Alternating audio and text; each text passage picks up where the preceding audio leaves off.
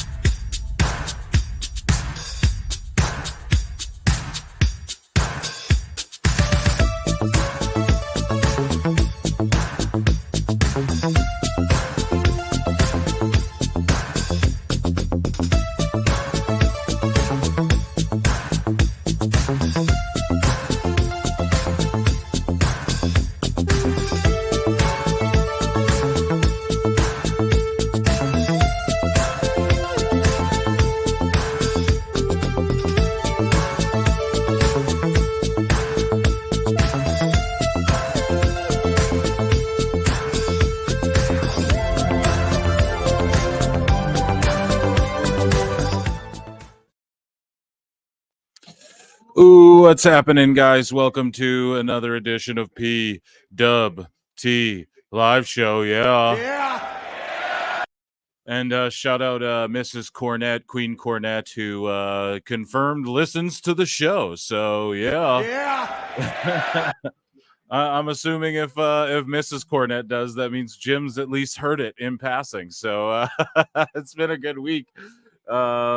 As everybody files in and the kickoff show goes on.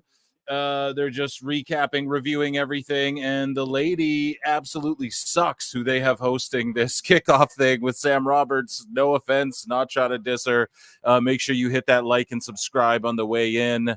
And yeah, it's true. Mrs. Jim Cornette DM'd me followed me again like a couple weeks ago or a week ago, DM'd me out of the blue yesterday early in the morning. It was like 10 in the morning and was like, hey, love your show.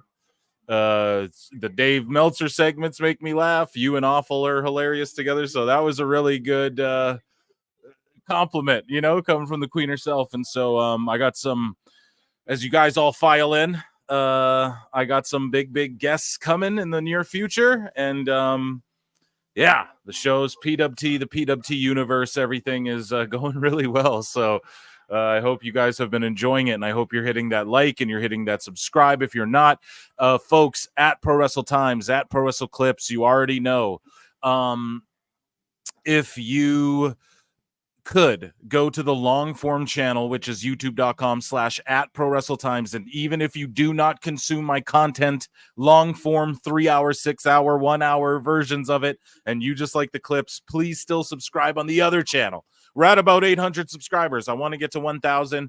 We're on the road to 5K here, but we're almost at 3,500. So I just want to give a round of applause to all of the good PWT listeners and folks and the PWT universe, man. Yeah, you guys are the absolute best, and none of it's possible if it weren't for you guys. So for instance, last night I got shittered. Shouldn't be cussing, only 4 minutes in, but oh well. What's up, YouTube? And yeah, I just played some Xbox and relaxed. It was weird not live streaming last night, actually, but I was excited. As the name semi indicates, the description rather for the video. NXT versus TNA versus sort of AEW, although Ethan Page is signed to NXT officially. We have a weird scenario where it's like, okay, Sexy Red is hosting.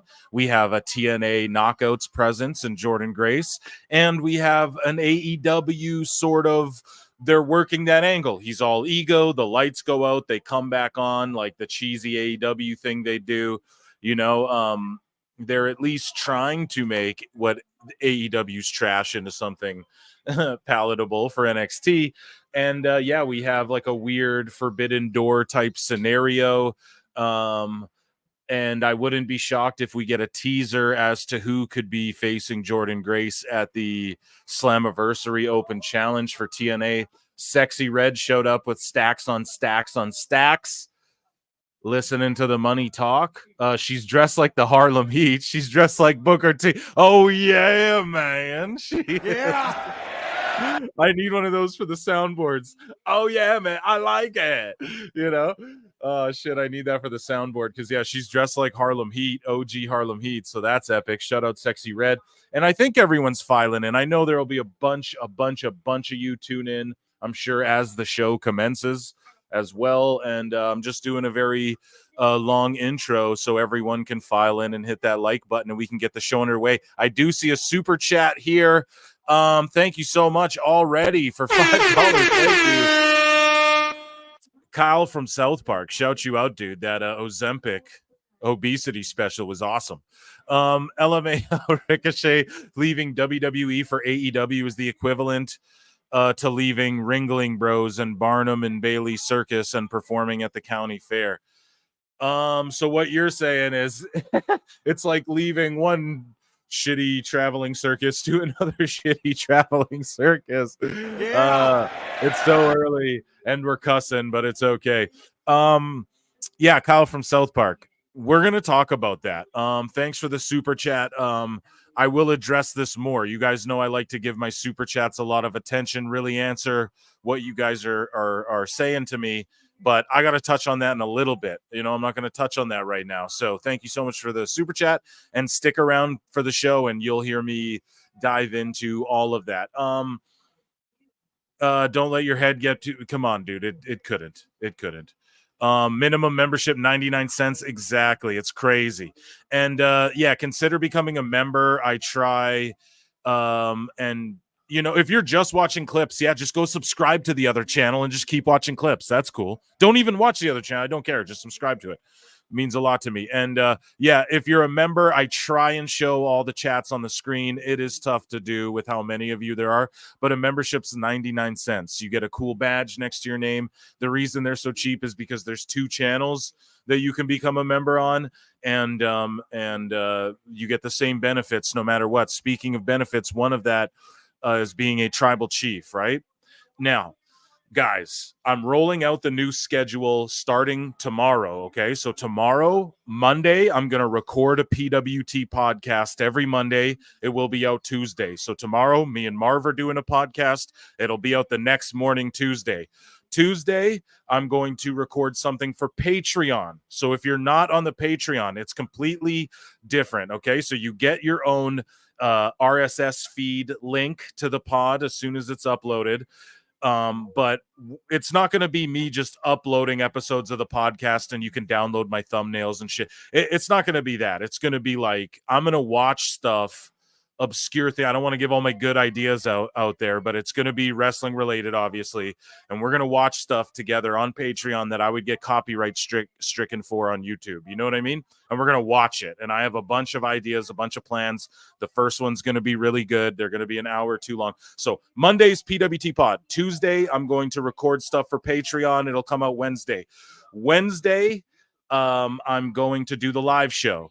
Thursday, I'm going to do members only show. So if you're a member, if you're not one, you're going to miss out on the Thursday show. So become a member. What's the member show going to be about? Whatever you guys vote. I'm going to throw out like 3-4 things. There's going to be a poll tomorrow for members only. If you guys want to partake and tell, hey, Phil, I want you to talk about this. Okay, you guys are going to get to vote. on those things. Now it will be a little different. We're going to EFAP stuff mostly, and I'll react and answer your guys' questions, like Q&A, basically. The members, you guys, whatever you guys want to do. And you can send me clips. I'll watch them, right? That doesn't matter what it is. It will be different than the Patreon thing, though, because the Patreon is always my choice, and the Patreon will be like, YouTube membership videos or streams. We still have to go within the copyright parameters of YouTube, right? You guys get that. So just to reiterate, catch you guys. So Monday, regular podcast. Tuesday, Patreon. Wednesday, live show. Thursday, members only show. Friday, I ain't doing dick. I'm editing clips. I'm uploading clips. We ain't doing nothing. Saturday, live show. Sunday, I ain't doing dick. Now, if there's PLEs, like tonight, the PLEs on a Sunday, we're doing Sunday instead of Saturday. You know what I mean? If it's like, there's no PLEs, but there's like a TNA event on a Friday, we're doing TNA on a Friday. You guys know what I'm saying? So that's the new schedule starting this Monday. And don't worry, George Captor, my head will never get too, it's already too big as it is, but no, but I got really cool guests coming on and stuff lined up that is all, everything's growing, everything's expanding, and things have had to change. That's why there hasn't been another PWT pod in like 2 weeks, because it was just, I'm sitting here going, okay, let's realistically figure this out. New schedule, new everything, new ideas, new concepts. We got a bunch of members only shows coming, Patreon shows coming. Awesome. I hope you guys love. That's all my plugs. And speaking of members here, quickly, I will read the Tribal Chiefs, and then we'll get into Phil Mark's bookmarks. Don't worry, guys. Scully Vibes, Andre Adams, The God King, Bob Gilgamesh, LK, Sask Prophet, Peter JT, Chris Benoit, Jamie Earhart, Cruz Madrid, Derek Hans, Liam McBlain, Eric Galperin, Ninja Boy.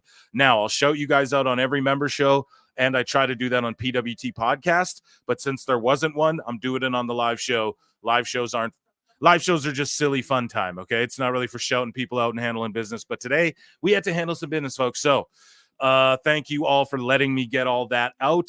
And just to bring it back, we can talk about it a bit. We'll dive in. We got another from John JID here, and then we'll talk about Miss Cornette here. I hope tonight and for $5, thank you so much, John JID. It's good to see you here, man. Maybe later on you can tap in with me or something. We'll see. I hope tonight with Vince out of there, Triple H and Shawn surprise the hell out of us. They have the option to make this an occasion. Hope they take it. Well, here's what we got to talk about, and let's dive in. Thank you so much, John JD, for the super chat, and let's dive into Phil Mark's bookmarks here, because I have the card pulled up, and it's like the fact that this card and like this event has so many people talking and are excited, and like, when's the last time people were this really excited for an NXT, and it's got TNA presence, and we have all these folks online in the IWC coping like, oh you Fed fans pretending you like, guys, 51 of you watching, only 17 likes. Let's get those up to at least like 30-40 likes, you know what I mean? But I already dove into Phil Mark's bookmarks for you guys. Come on. And you never know who will pop up on the show as well, so you better hit those likes, or they might not show up. But just the fact that like we have all these people in the IWC going like, who you guys didn't care about TNA until now and shit, and it's like, it's just false. And like, I don't know. It's just false, man. TNA used to have 2 million people watching. I remember I used to beg my dad, can I get the TNA pay-per-view? And he's like, tits and ass? What? No, no, you can't do that. And like, I would order them like when I was younger, I'd like beg my dad. I'd be like, no, you take my allowance, like put the $10 on the pay-per-view or whatever, like I used to love watching them. So it's just bullshit, just because like everyone wants to see AEW thrive too. Like Eric Bischoff's talked about it. Like even the people in the back of WWE when he worked there wanted AEW to thrive, but they just made everyone their enemy and shit. We have Mia Yim showing her Instagram stuff. She's a dime. Shout out Keith Lee. And she's, just doing media and all that before Battleground. And Battleground, I think, goes down in like half an hour. So we're just going to babble. We're going to do some news. We're going to talk about some stuff. But John JID, they have the opportunity to do something really special.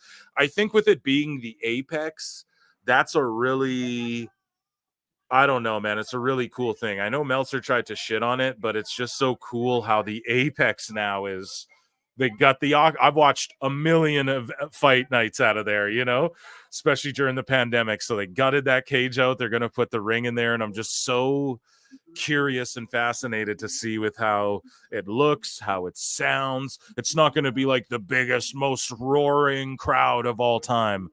But yeah, I don't know. I think this is really cool. It just gives it a different look than the TV every week while still maintaining like what aesthetically is pleasing about NXT. I don't know. And yeah, let's give some predictions here. And let me just, before I do that though, I'm just going to check, make sure I sent the link out to everybody who may be wanting to hop in tonight. I think people are just waiting until the actual event starts. So, all right, we're good on that front. I hope you guys are hitting like. I'm about to get my prediction, Phil Mark's predictions about and thanks, guys. You're getting those likes up. 62 of you in here. We're at 25. Let's get 5 more. You hit that like. Let's get to 30. You know what I mean? So, Mia Yim, yeah, Scully Vibes is all about it tonight. So the Apex are a month in Arlington. I'd take the Apex and the Capitol Wrestling Center every time, man. One of the WWE hater pages is saying if AEW couldn't fill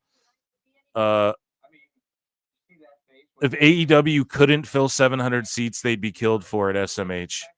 Yeah, well, what about that, Scully Vibes? Like, WWE can fill 700 seats, no problem. That's not it. Even Dave was like, yo, it's dumb they're in the Apex because they could sell 5,000 seats to this event. It's like easily they could, but that's not the mission statement. They're trying to set up a residency in Vegas. How do you do that? Well, you use the UFC's plugs and politics in Vegas, and you show like a hotel. You show everyone in Vegas, hey, this is how we would produce a high-level PLE show in Vegas. You know what I mean? Like, we'll do our level up shows in Vegas, and then once a month, you'll get the PLE out of, or once every 2 months, the PLE will be out of Vegas as well. This is how it's going to look, and we produce it. They're going to take this video, and when they show it to the hotels and the places that pay big money for residencies, folks, they're going to show them this and go, this is what we did out of the Apex. If we had a similar place that we could build in, or we can just use the Apex and produce da-da-da-da-da. So like anyone boo-booing this, they just really don't understand showbiz. Now, provided I might have a little experience on that end, like, maybe not high level like WWE, but it's like, this is just very obvious with what WWE is trying to accomplish here with this. So anyone boo-booing on it's just completely foolish, man. Completely foolish. Let's predict what's going to happen here. I'm going to drink some soda water first. Is that okay, guys?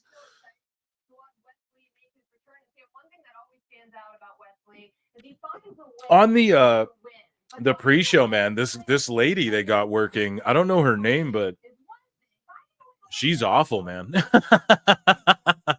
And not our friend of the show. Like, this lady's terrible, and she's reading a fucking prompter, and she doesn't know any of the wrestlers' names. It doesn't seem like. Seems like she's guessing. Yeah, who else? Perry Pack tonight. It's a Sunday. Hey, Phil and everyone. Casting Couch. No.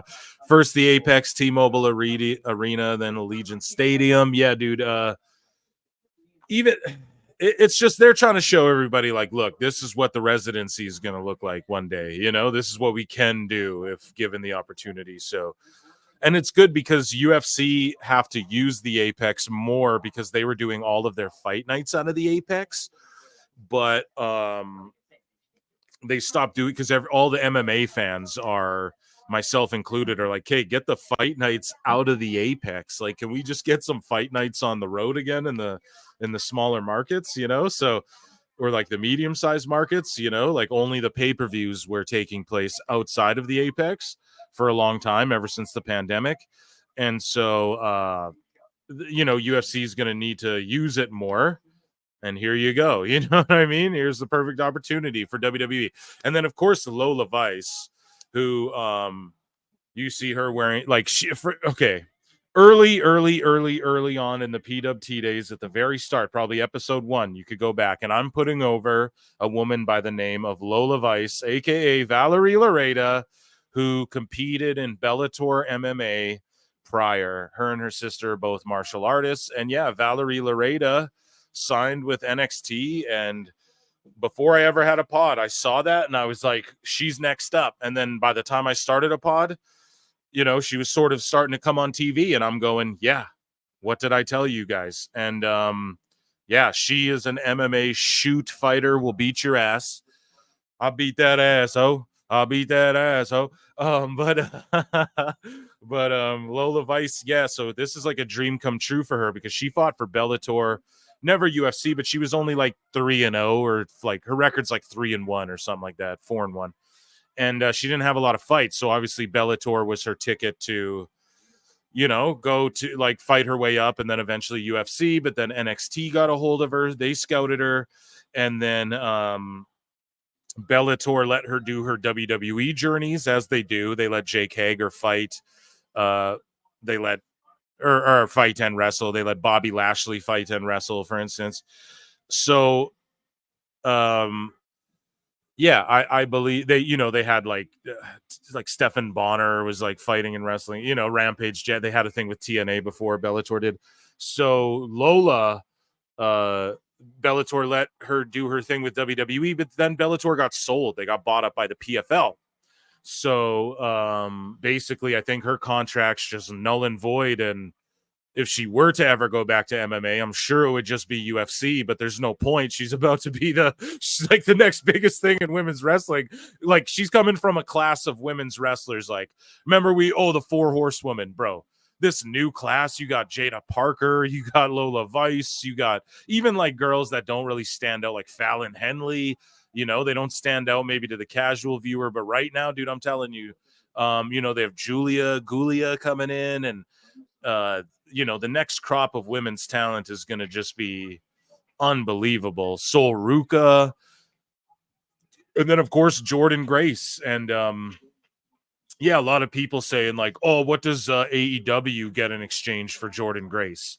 Or I mean, what does TNA get in exchange for Jordan Grace? When AEW did an exchange with TNA, at least Kenny Omega got ratings. And then I saw Marv, I saw everyone ratioing these idiots online and showing like, you know, Kenny Omega got record low TNA viewership despite Kenny being on the show. And no shots at Kenny. We love Kenny here, but it's just like, you know, it's not like what does I've just seen so many people like AEW Latin America fans. Like that's the account, right? And Matt Hardy even called this account out and was like, you guys are fucking weird. And they're just going under every tweet and being like, what do they get? What does TNA get? What Raw or SmackDown superstar will show up in TNA? And it's like, that's not the exchange, stupid. You know, like you PWT Universe, you guys know. Yeah. But that's not the exchange, stupid. The exchange is NXT TNA, which is appropriate. Now, who's the Raw SmackDown? When Natty shows up in TNA, is that not a Raw SmackDown star also? But she's also in NXT. So it's like these guys are just coping so hard with all of this. Yeah, we're gonna give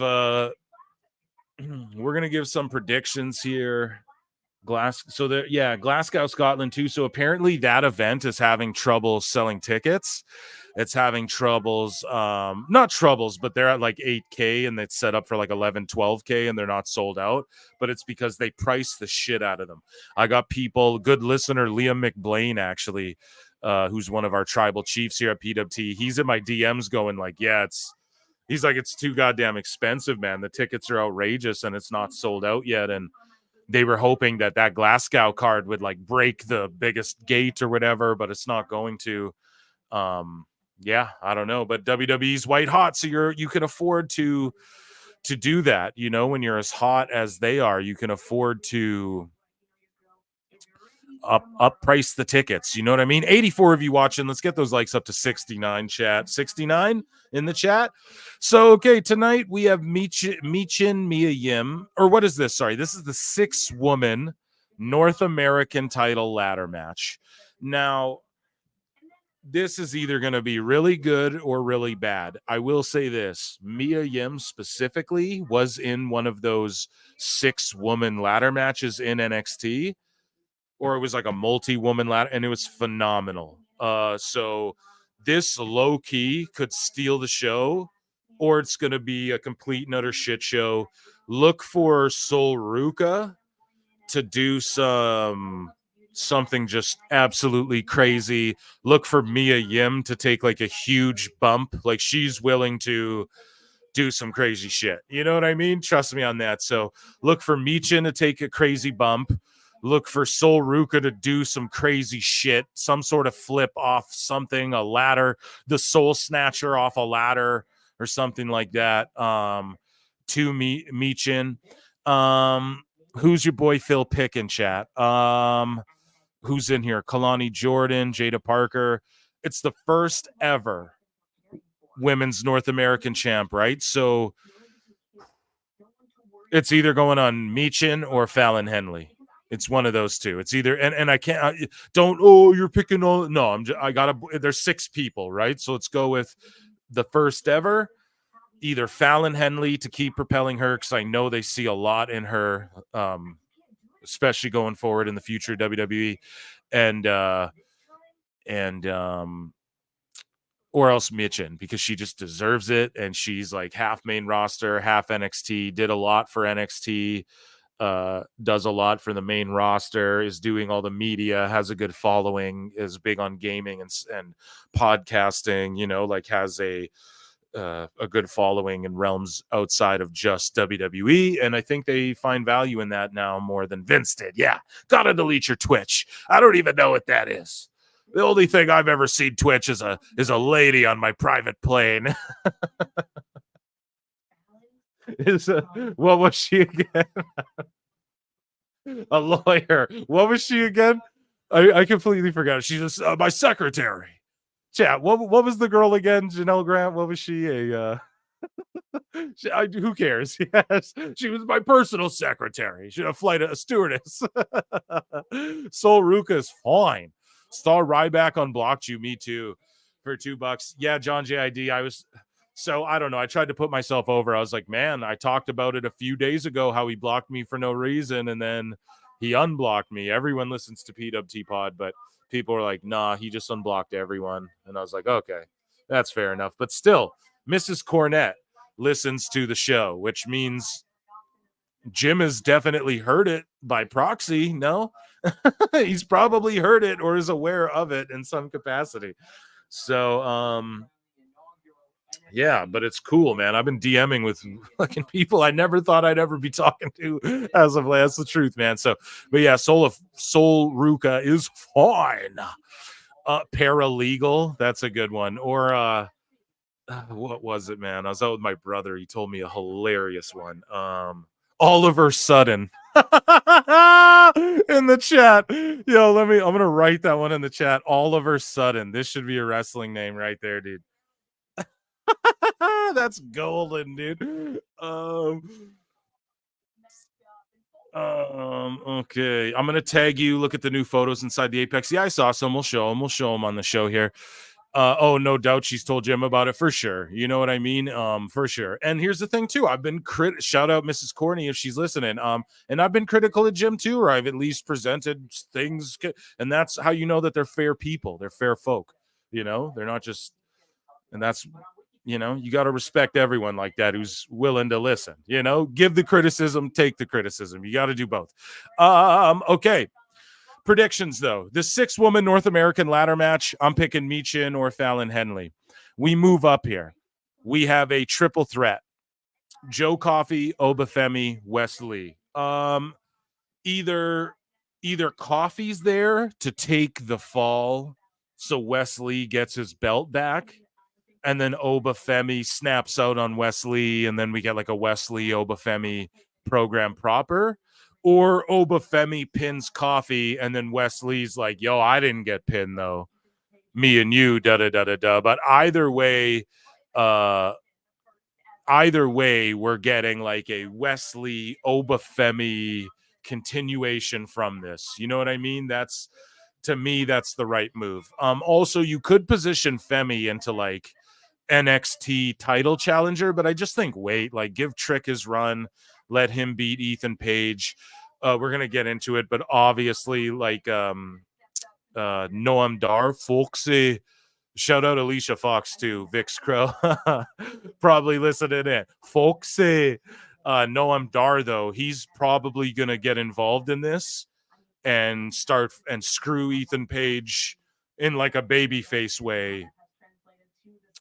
You got to think, because Ethan Page and then like Oro and the Metaphor, they all got a feud now, right? Because like Ethan Page is beating them all up and they're getting over, so it's time they babyface turn, especially with Lash Legend being like dating Trick Williams and shit. You guys know what I'm saying? So that's the progression of it. But I jumped ahead a little bit there. Let me look. What am I looking at? So Lola Vice, I covered that. Her dream come true. Former Bellator competitor, taking on Shayna Baszler in an NXT Underground. Now, I'm not a big fan of like the MMA style matchup in pro wrestling. I feel like that's what makes pro wrestling great. Like, you can explain why wrestlers pin for 3 seconds, and you can explain why you can't punch or you don't want to punch with closed fists. You can explain why certain techniques are illegal because or wrestlers don't punch with closed fists because they have to fight multiple times in 1 week, whereas an MMA fighter might only fight 3 times in a year. A pro wrestler might have to fight 3 times this weekend, Cole. You know, so like that's where you can use pro wrestling to differentiate that. But this is like a way to get Lola over, show some skills, do the shoot work, shoot style. Shayna Baszler and them just did Bloodsport, you know, GCW, Josh Barnett, Bloodsport.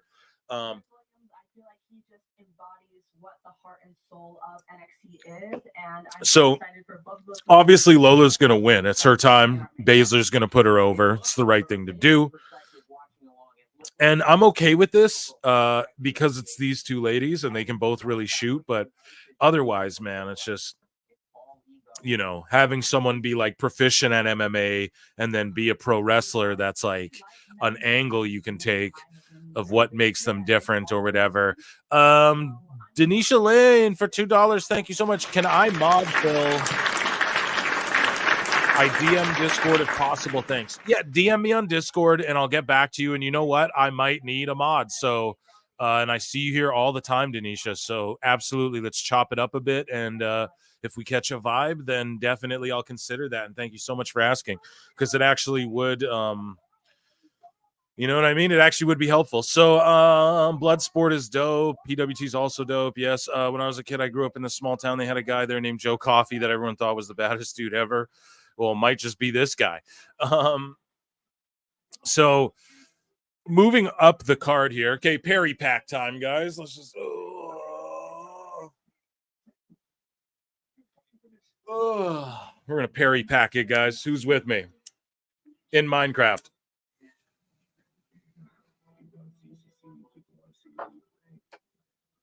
Oh yeah. So moving up the card, we have the NXT Tag Team Championship. Axiom and Nathan Frazier versus the Good Brothers. I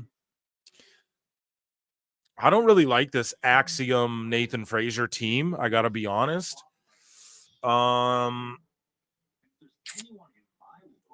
Let me think here. I'm trying to just think of the story thus far. And then the Good Brothers kind of beat. So like this week, I think the Good Brothers like jumped them outside of like a signing or something.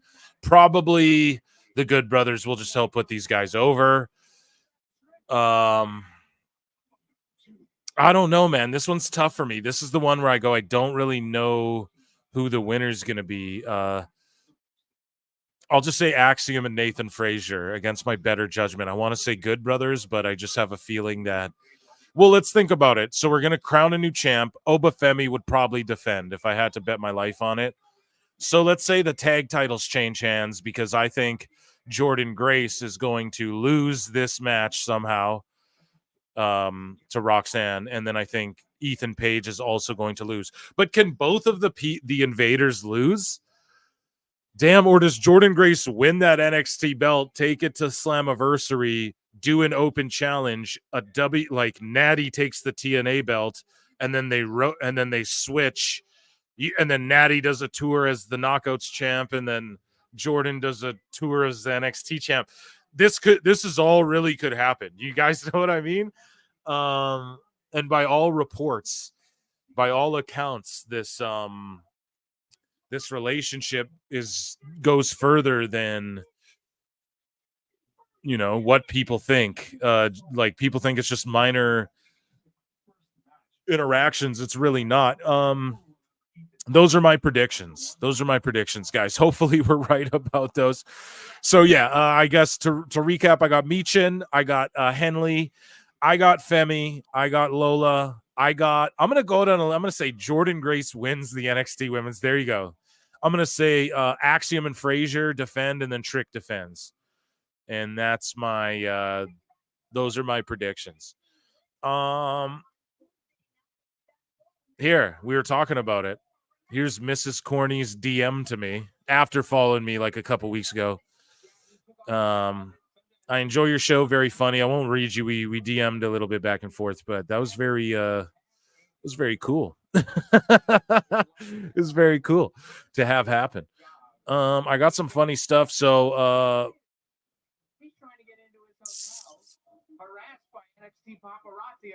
here, sorry, I'm just watching. So Ethan Page got jumped at the hotel by Metaphor. So he's pulling up at the hotel, he gets jumped, and they're all throwing blows and trading punches. So that's pretty funny. We have a lot of Dave to get to, of course. Of course we do. I'm sure you guys can see by all of the news I'm clicking on. So speaking of TNA NXT, though, here is a couple of fellows crapping on, I don't know, people are sharing this, and Top Dollar was like, man, these guys give bitches zero orgasms or something. But I don't know, they're shitting on Tony D'Angelo and AJ Francis, I guess. Let's hear what they have to say. My goal here is to book the worst Heritage Cup match ever seen. Tony D'Angelo versus Top Dollar.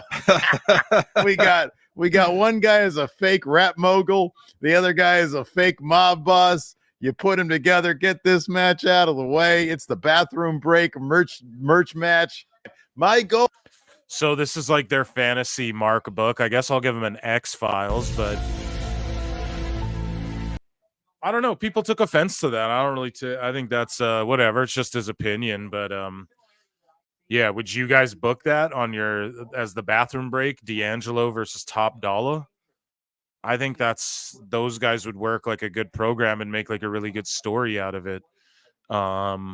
Personally, right? If you had NXT writers and shit, and you had D'Angelo the character and Francis his character, and it's like, I think that would be an awesome program, actually. So yeah, fuck whatever these guys. I don't know them, but fuck whatever they're talking about.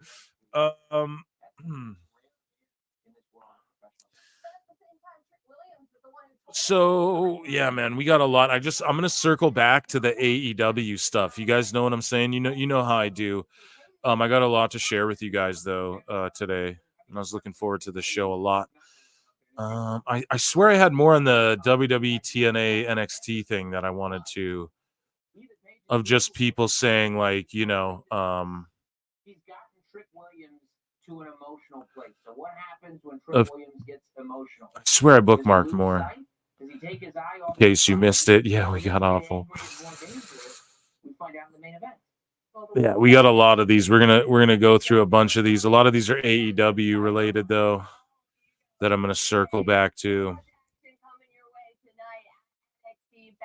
Hopefully the show, 3 minutes here until it starts. 101 of you in here. If you're just tuning in, we're just sort of sifting through the bookmarks, and you guys hit that like on the way in and out.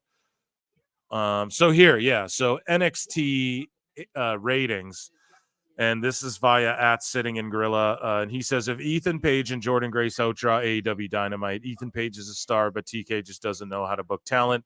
And here's like their ratings, right? So look at like how NXT's, you guys, we look at the ratings all the time for AEW shows. Like it's always high, then it just collapses to the earth, then it goes up a bit, then it sort of goes down, then it slowly just goes down.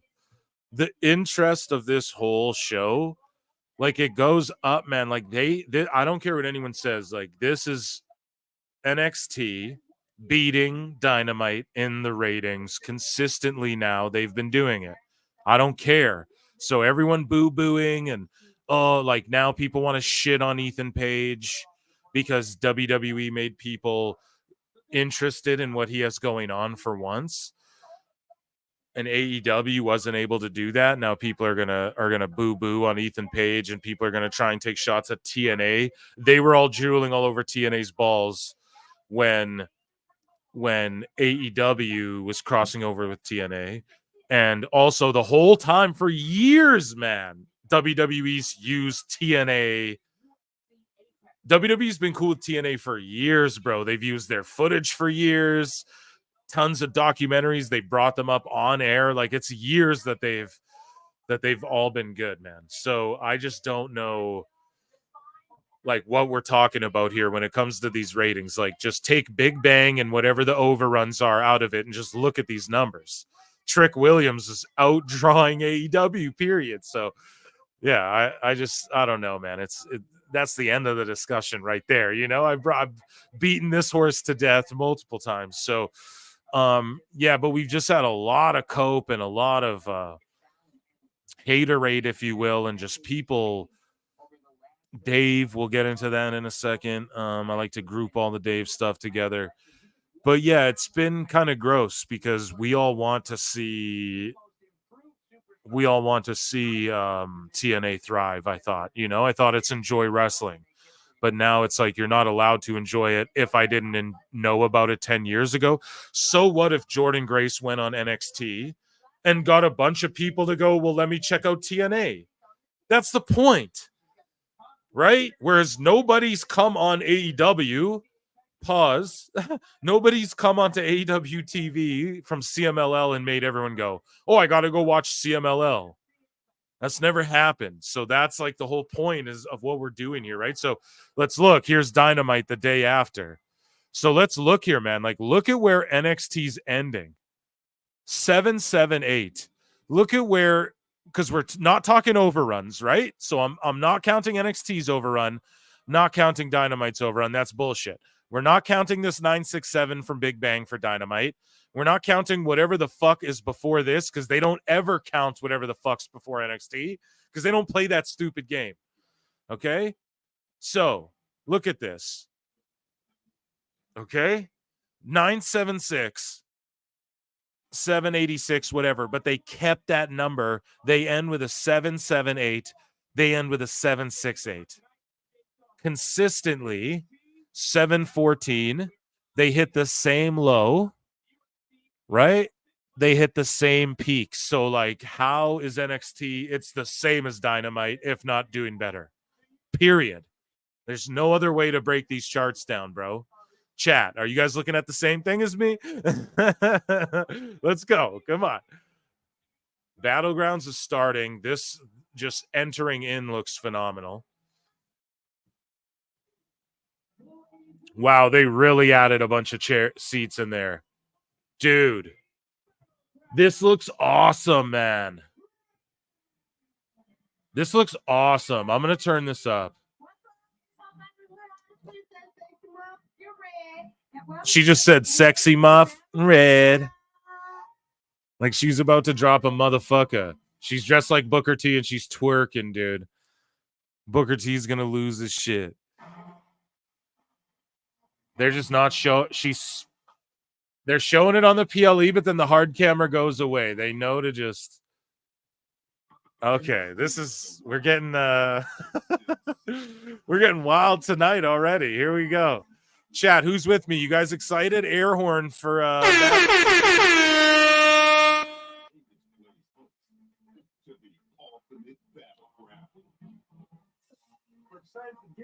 So I want to talk about some NXT talent and TNA talent while we are, on the topic of it. So, and WWE talent. So this is a funny video. Here's Liv Morgan, like trolling Dom. She literally went or paid someone. There's a war going on outside. No man could run, but you can't hide forever from these.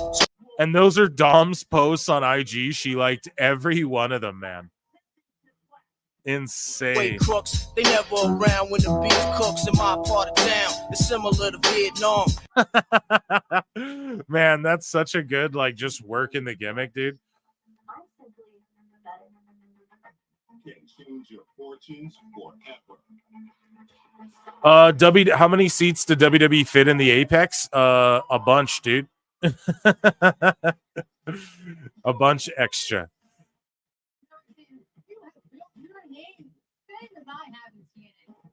Yeah, they've stuffed a bunch in there, dude. Lucky guy. Yeah, dude. Dom is he's just killing it, man. So we have some more like just WWE and TNA talent news and AEW talent. Alicia Tout, MJF's girlfriend, Canadian, I believe, looking gravy. But the cat's out of the bag. She officially works for AEW every Wednesday for Dynamite, and that's MJF's girlfriend. So a little nepotiz. And then here's neckbeards. How times have changed, and Alicia Tout famously tweeted from a AEW show, "The body odor in this arena tonight is putrid."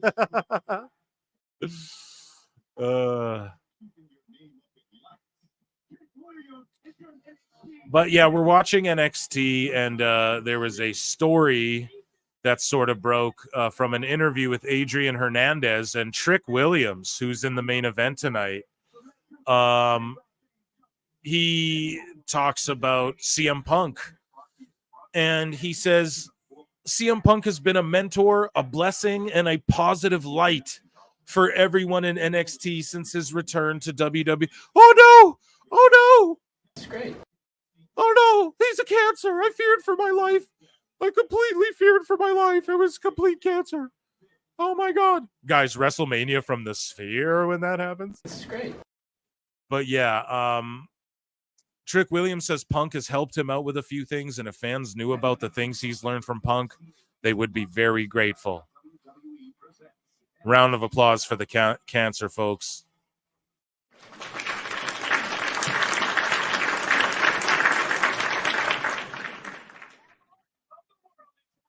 So crazy how just the perception on Punk has changed so much. Booker T, next pod will be funny. Shout out Hall of Fame. Shout out Hall of Fame. Yeah, I love that show, dude. I love that pod. Shout out Book. He's going to be going crazy here. They put a bunch of seats in here. The marketing's great. They made the building look great. The way that they're showing, like, oh, look, we gutted out the Apex and filled it with WWE. People were hating too, and they were like, oh, there's going to be no appeal. There's going to be no crossover. I don't think the crossover exists there's no overlap anymore. Dummy, yeah. It's like, yeah, there is, dude. When you're doing sports-based wrestling, there's a lot of overlap in WWE. There's a reason so many professional athletes and sports players fucking love WWE. Here we go. Sol Ruca, we're kicking it off with the ladder match. Let's go. I cannot wait.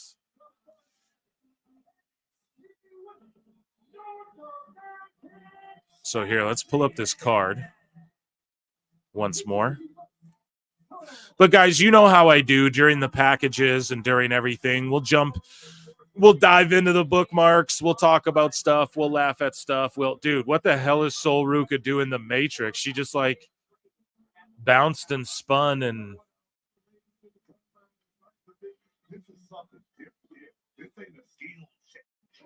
yeah, Sol Ruca's just incredible. She could win it too. Andre Adams, what's up, bro? Yeah, Sol Ruca is mighty fine looking. All these ladies are, bro. All these ladies are. And fellas, for the ladies who here we go, out the mud, baby. So that's why they stuck Jada with OTM, was because Scripps was like, I'm out of here, you know? One book where you've gotten to know certainly has the it factor, as you point out. Yeah, I mean, she has that it factor, no doubt.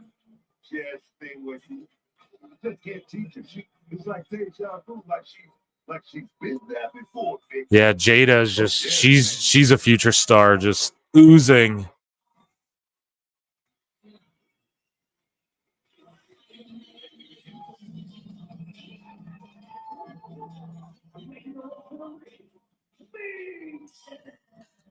Meechin's got it too, though, man.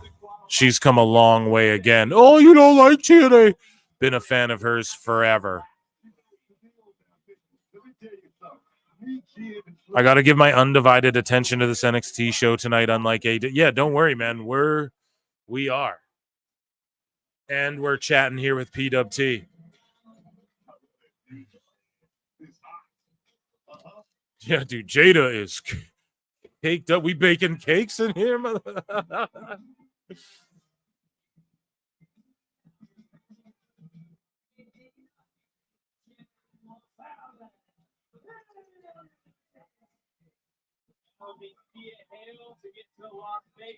Now, I'm saying it's going to be...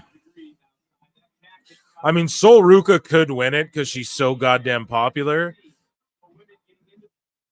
But to me, I just think WWE has tremendous stock and, like, plans for Fallon Henley moving forward.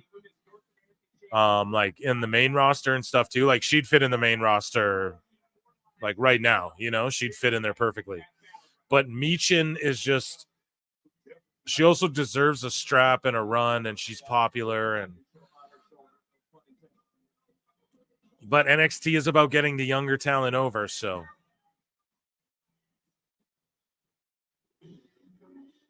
Yeah, all these girls. We're just going to thirst over all these girls, bruvs. It's what's going to happen. All these ladies, man. They're all...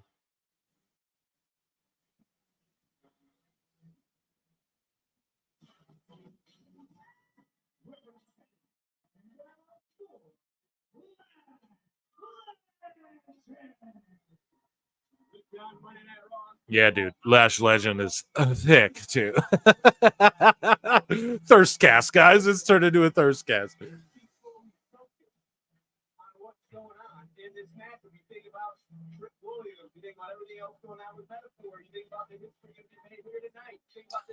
I just hope no one gets hurt. I get nervous when, and it's not like a sexist thing, it's just like when the ladies start doing these ladder matches and hardcore, I get nervous. You know what I mean? And it's just, I don't know, that protector, and I don't know what it is, but it's like, I know they can handle their own, you know what I mean? But it's just like, God damn, you know, I get nervous when these ladies start flying off furniture and hitting each other with stuff, you know? They don't even need to be doing all that to get over, but I think this will blow our expectations away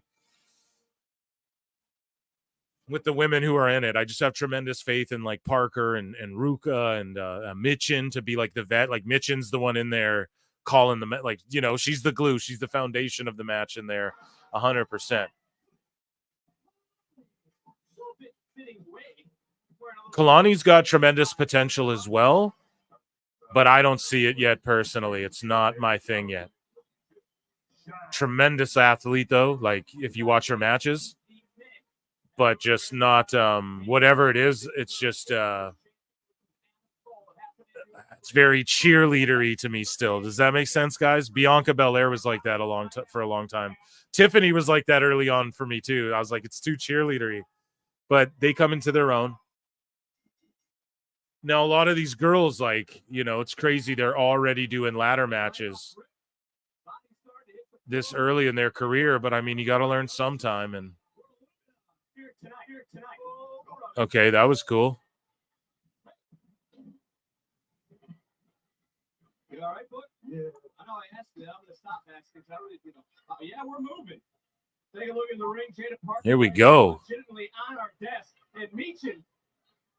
They should scale it to size for women I'm seeing in chat. Yeah, that is not a bad idea. That isn't a bad idea at all, really.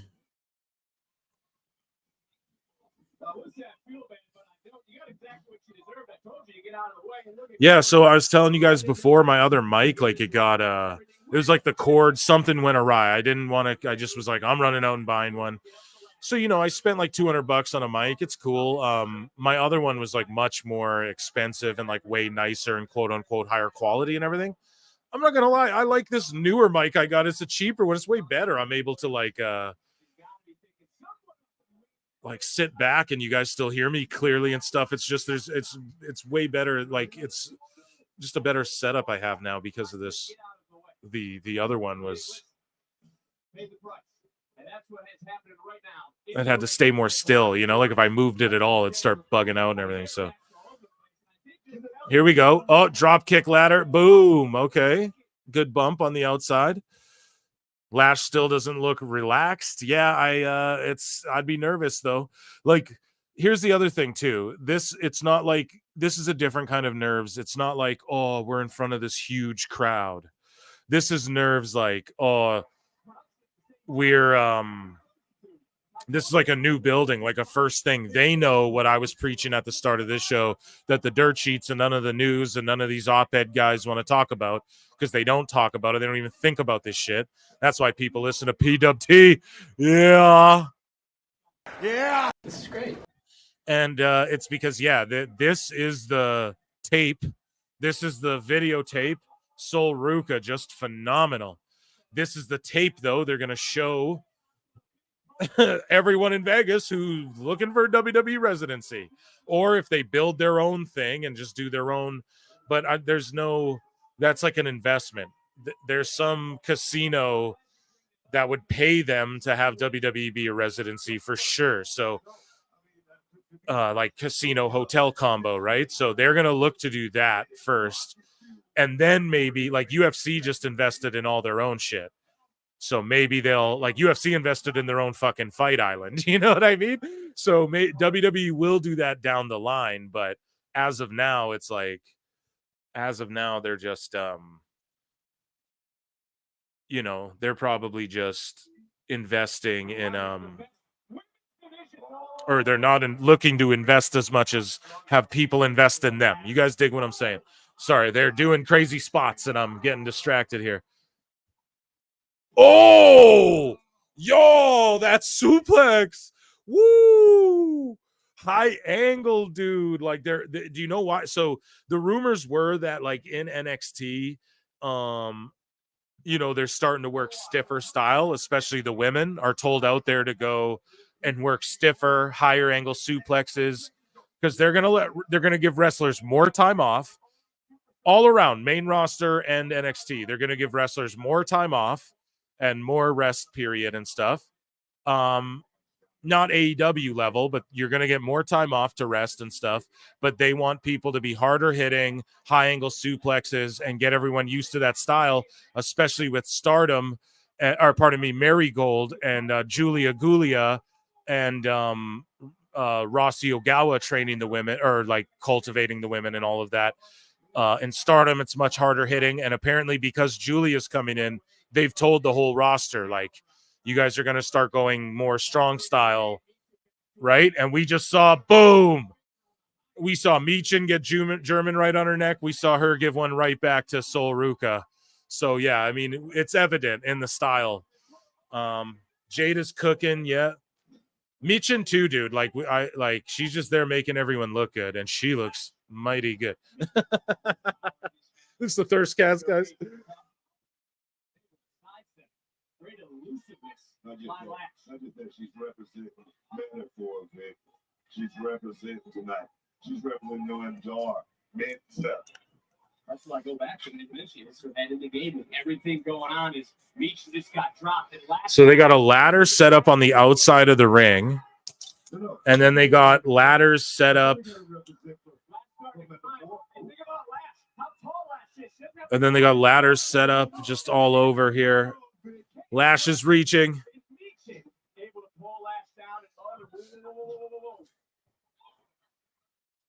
Nice counter. Yeah, she's able to put down Michin. She's able to put to sleep. That's one less superstar that Michin, if she's out, the Lash has to worry about. Yeah, not the right strategy right there. In a matchup like this. Okay, they got a 3-way sleeper going on. A 4-way sleeper. And I was going to say that Michin is a taller lady, but Lash is even bigger than her, which is awesome. There's a lot of ladies with size, too, in NXT. And just WWE in general. This is a bit fake. Yeah, I mean, that spot, I mean, whatever. They go back to it. They're going to climb the ladder with 3 people. See, they're just trying to, with the ladder matches and shit, they've just ran out of stuff to do. Like, realistically, the Hardys and Edge and Christian and the Dudleys did everything. So what else is there to do? You know what I mean?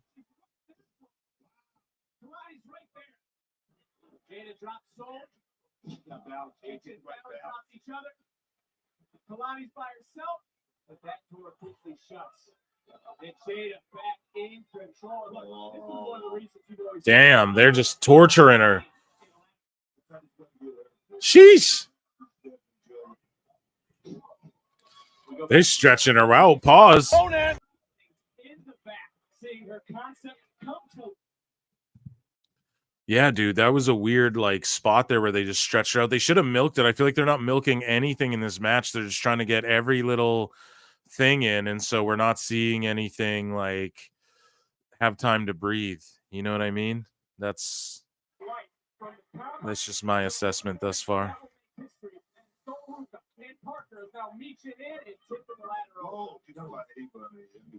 What's up, guys? W, yeah, dude. W's in the chat. Yeah, super kick. Here we go. Oh, dude, Sol Ruka. Getting bulldogged.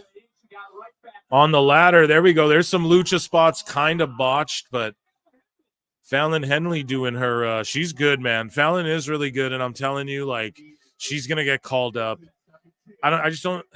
She might win this belt, but I don't even see them giving her a belt. I just see her being a call up that just gets called up right away, you know?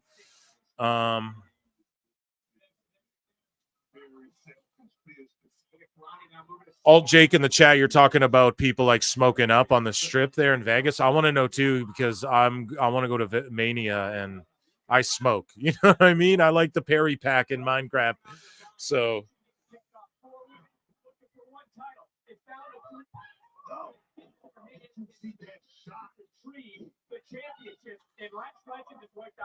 transitioning to a new laptop, but still found time to check out the live for PWT. That's what it's all about, baby. Yeah, thank you.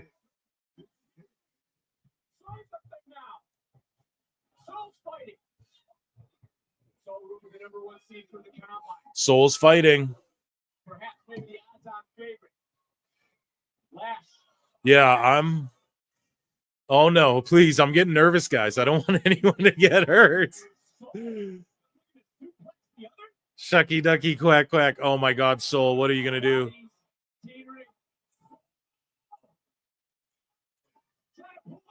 Okay, what's happening? I'm so nervous. Jeez, that made me nervous. That made me nervous. Ladies and gentlemen, joining us on the show, your friend, my friend. Oh my God, they just murdered Lash Legend. Your friend, my friend, and believe it or not, Mrs. Cornette is a fan of Awful. She told me that she thoroughly enjoys, specifically when myself and Awful get together. Here he is, Awful Wrestling. Round of applause, ladies and gentlemen.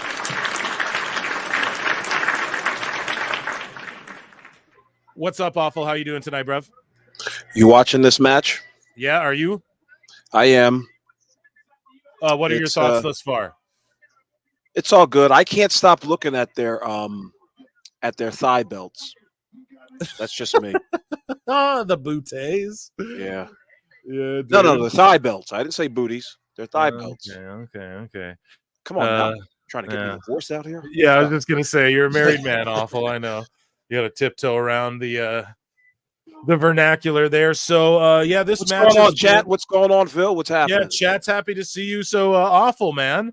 How you feeling today? You know, Mrs. Cornette, man.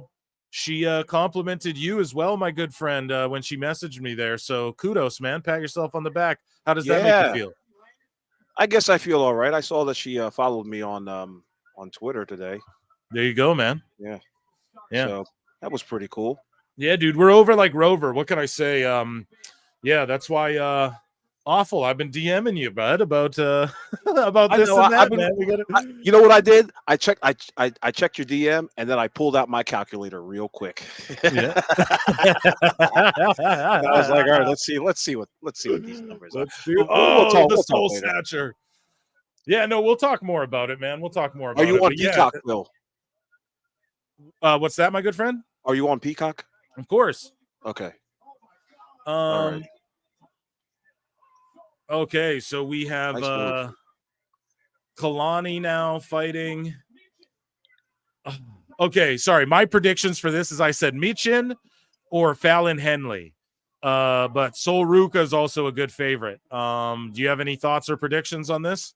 Yeah, see now, of course, I don't watch NXT because I gotta do the Toonie Talk Wrestling.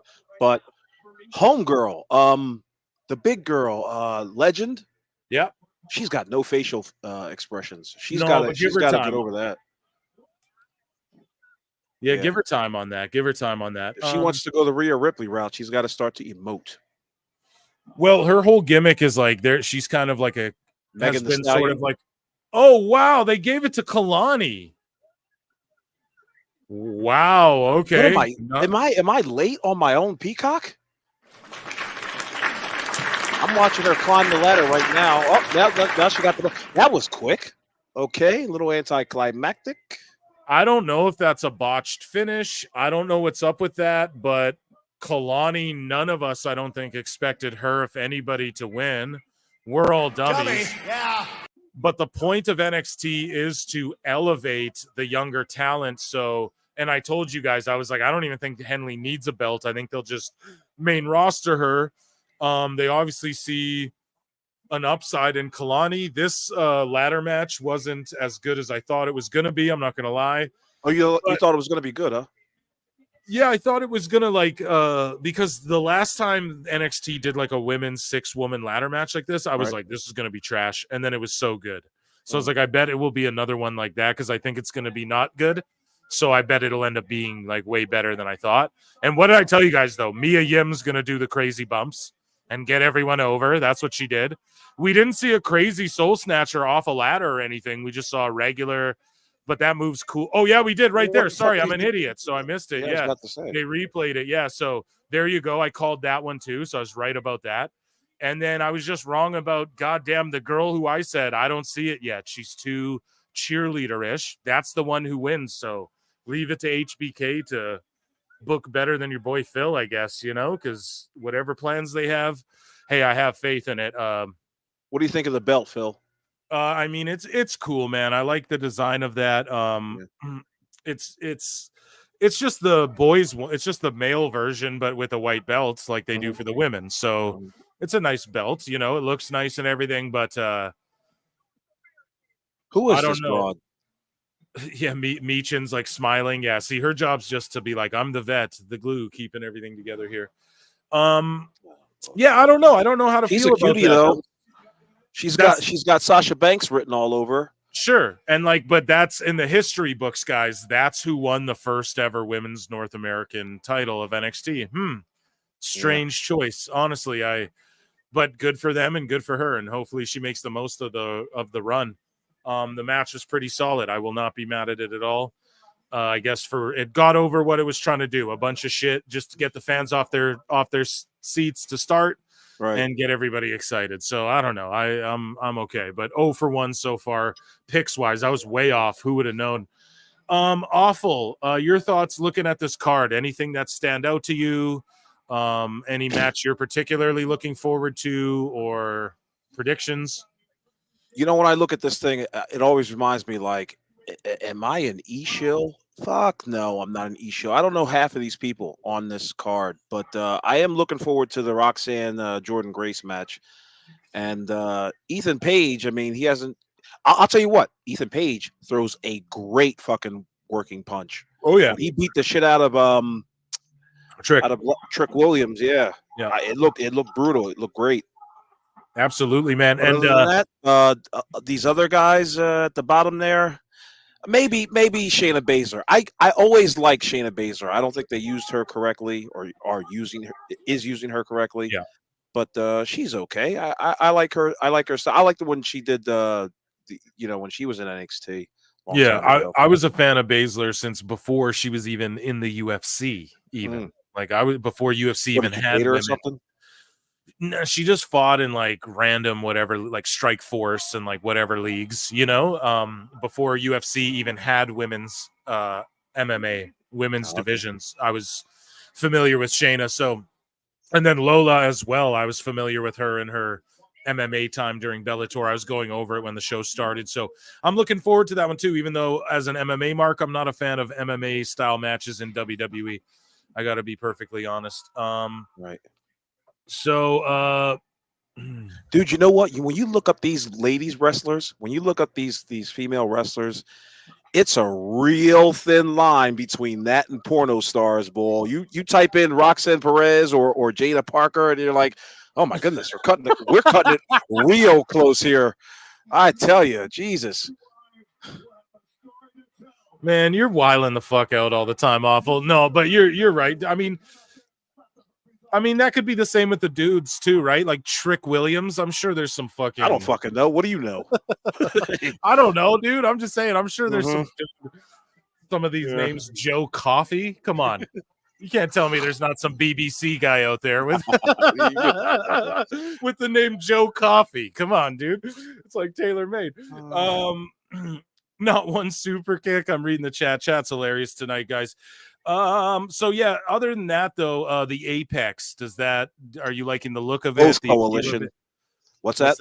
The UFC Apex. Are you do you like the aesthetic of it, the way it looks, the way it feels so far? It doesn't strike me as anything different than what they got going on in Full Sail. Right. I think they could have danced it up just a little bit. Those walls in the background, the gray walls or whatever, that line the top near the ceiling, those should have been darkened. I mean, it looks like a warehouse. But then again, I didn't really look at the full scope of the arena. So, yeah, I think that's sort of like what they're going for a little bit too. Do you know what I mean? Right. As far as looks, sorry, I'm just okay. So, I don't know what match is next, but we should talk about it because everybody's talking about it. Ricochet has given notice, awful, that he intends to leave WWE when his current contract expires this summer. He's expected to be ridden out of WWE storylines very soon in advance of the contract expiration. Some people made the joke, what storyline? Also, Andrade just beat Ricochet for the Speed Championship, if you pay attention to that tournament format that they do on Twitter. Ricochet leaving. How's that going over anyway? It was pretty good. They get millions and millions of views and stuff, right? But it's not like anyone's really talking about it. But ultimately, though, awful, just your thoughts on Ricochet leaving WWE. Will Ospreay was saying, "Oh, I love Ricochet," and so obviously they talked behind closed doors because why was Ospreay just putting that shit out there? And obviously they were talking, and Ricochet's like, "Yeah, dude,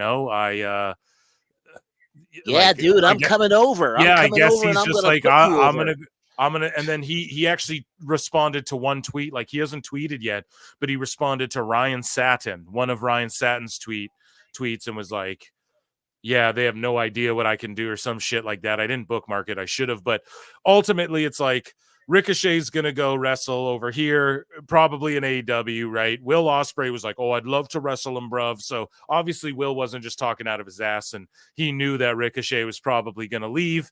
A lot of people are saying, oh, but Samantha Irvin's his fiance. And it's like, so, dude, wrestlers work different companies all the time. Like, that's not that big of a deal. But do you think, like, my prediction is Ricochet, I think this is good for him because anywhere else he goes in the world, he's going to be treated like top shit, and he'll make tons of money.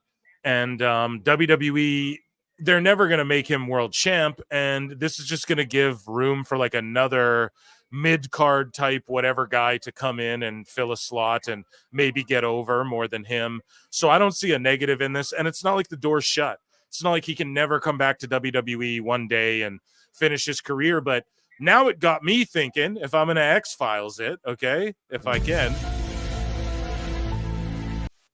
it got me thinking, well, shit, is Tony Khan just going to actually job Swerve to fucking Ospreay? Because no one gives a shit. All anyone's talking about is Ospreay versus Ricochet at All In or on the big stage now. Finally, we can see their flip match that they did in the video game match they did in Japan in 2016. We can see it now in AEW. So like now I'm thinking that Tony Khan's really going to have Will Ospreay beat Swerve at Forbidden Door and then have Ricochet versus Ospreay at All In, because I think I could just see Tony Khan being a mark enough to do that. But I also don't see Ricochet just exclusively going to AEW, folks. So anyone wondering what your boy Phil thinks, I don't think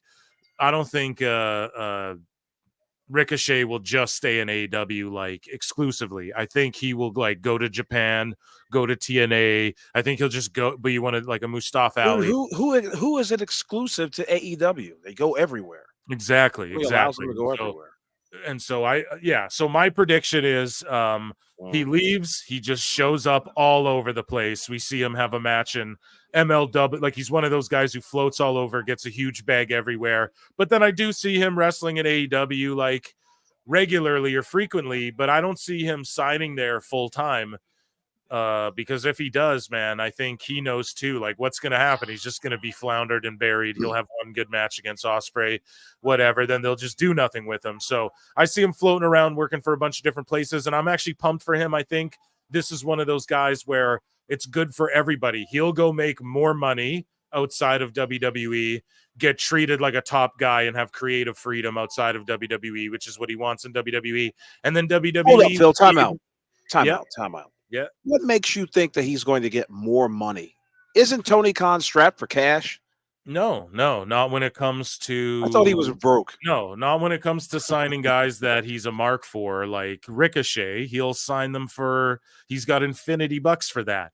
And what I'm saying is that he'll get more money by, like, if he just does like a one-off or a few dates for TNA, they'll give him a bunch more money.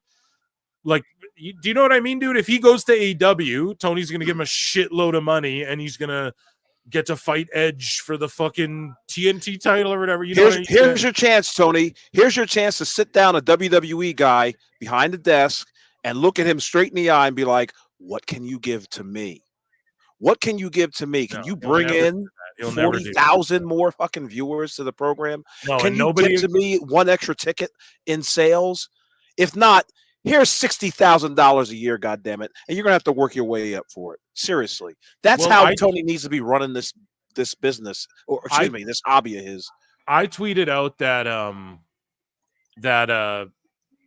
I don't want to hear no talk about Ricochet is gonna be a game changer, or oh look, Ricochet didn't draw no viewers, because no one's ever expected that from him in WWE or anything, man. All we expect from him is to put on good, like, holy shit moments on a TV show. He's like the flippy match not break, but like he's the guy so they who flip it and make it and put it on Rampage. I mean, my goodness. No. Well, like AEW, I'm just saying, like WWE, bro. Like, I don't know if you've ever been to a WWE show, but Ricochet comes out and like fans love his shit. Women love watching him flip around and shit. Like for live shows and for the show. Like, dude, you can't lie. I'm sure you enjoy flippy shit sometimes too. It just can't be the whole goddamn card is flippy, false finish, flippy. So it's like Ricochet's good for that. He can put that match on for WWE.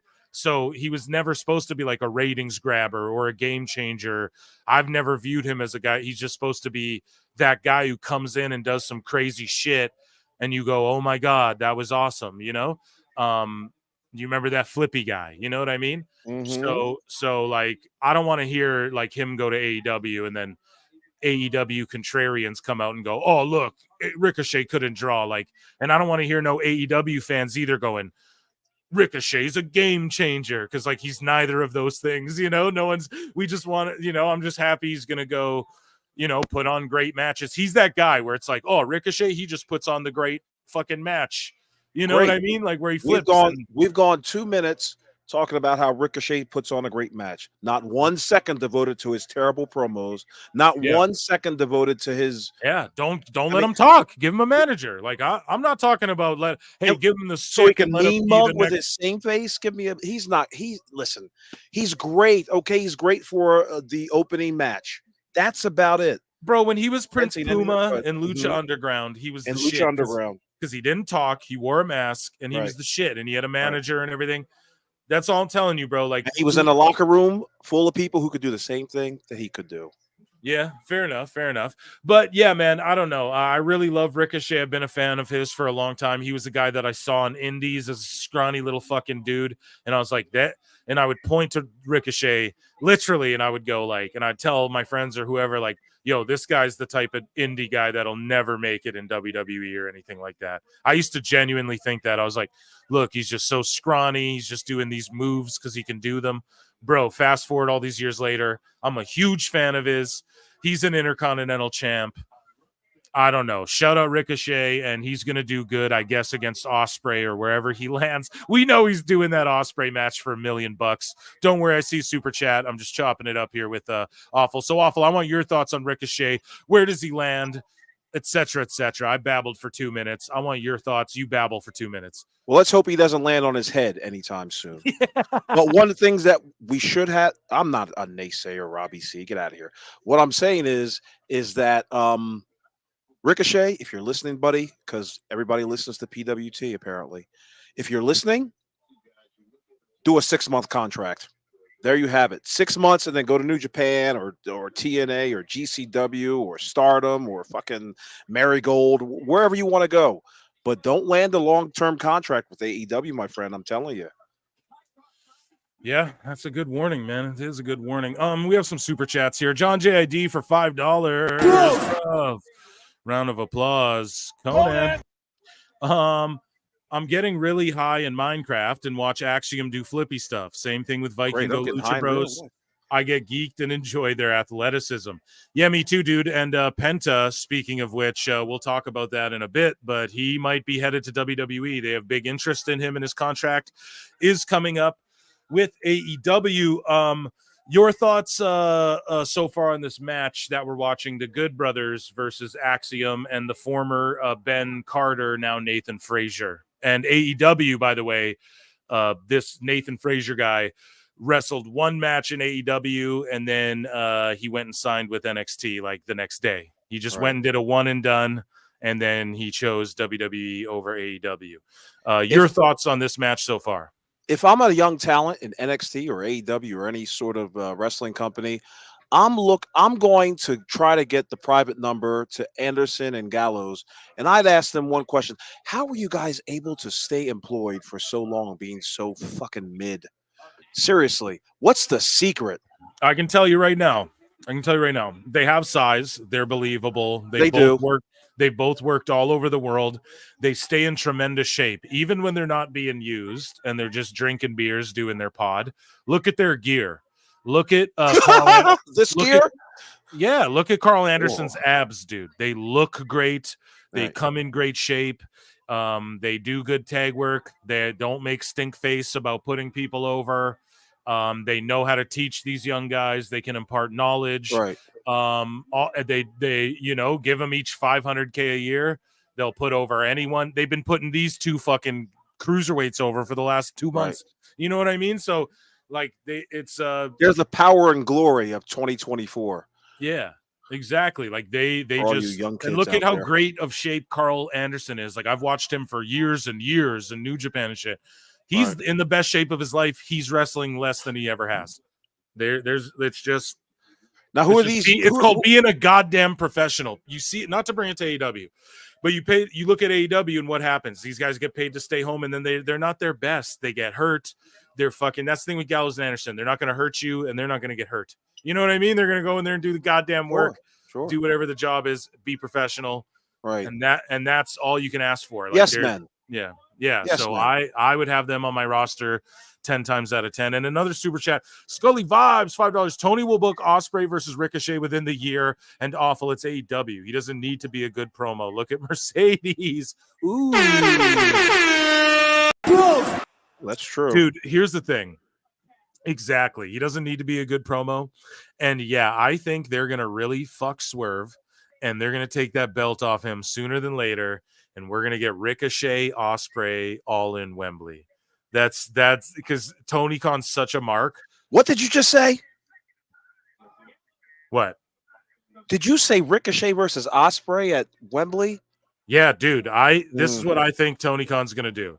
He's going to have Swerve lose to Ospreay at Forbidden Door. And then I think that we get Ospreay Ricochet at all in Wembley. Because and he's pushing MJF right out of that picture, huh? Give me a break. It's going to be Will Ospreay versus MJF if they're smart. Right. If Maybe they're you're smart, right. But you're right. Swerve. Because I just think Tony's such a mark that that Tony thinks that, oh, if I can take that match they did in Japan where they did all the flips, and if I put it on the big stage, and it's not the big stage. That's the thing that they don't get, man. That's the fucking thing. Like they seem to think, and Jim Cornette tried to warn everyone about this. Like Tony thinks that if he just showed everyone, oh, if I put them on TBS and there's 1 million viewers and I show everyone the Young Bucks, they'll all be like, oh, what's this new thing, and fall in love with this indie wrestling or whatever. Like that's what they think. And Tony thinks that if he puts on Ospreay Ricochet on a big stage where they do that same match, like the masses will fall in love. But then at the same time, these dummies are going, oh, the numbers don't matter, and the viewership, I don't care how many people watch fucking wrestling, and I don't care what the attendance is, and I don't care. I was watching 83 Scully Vibes. Thank you so much for the super chat. Round of applause, man. But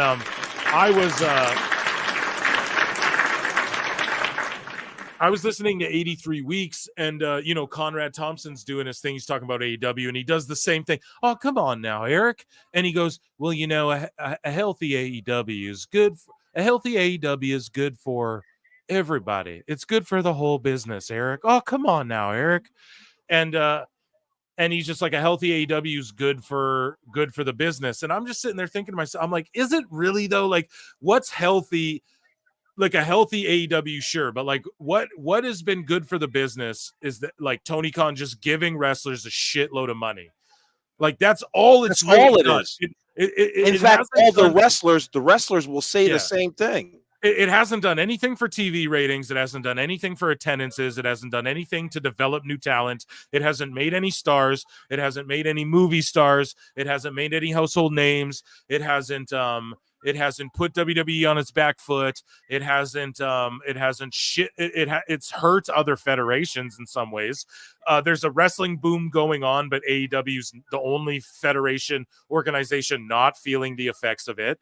So it's like, what did it really do? Because all the people who would watch AEW, if AEW didn't exist, they would still, the same amount of people that watch it would go get their fix other places anyways, dude. That's the whole thing. It's like, and these are the same people, mind you, who goes, well, fuck the TV ratings and fuck the attendance. None of that matters. So those same people, like, getting pro wrestling on what? Like, there's no house shows.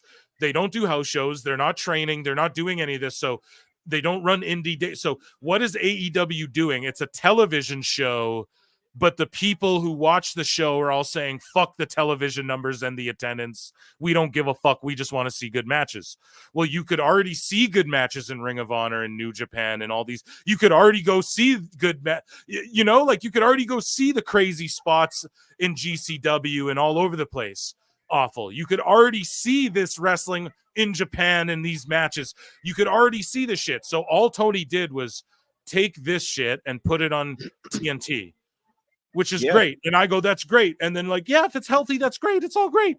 But they don't care. But the people, just let me get this off. The people who like, so AEW being on TNT and all this shit is so great, right?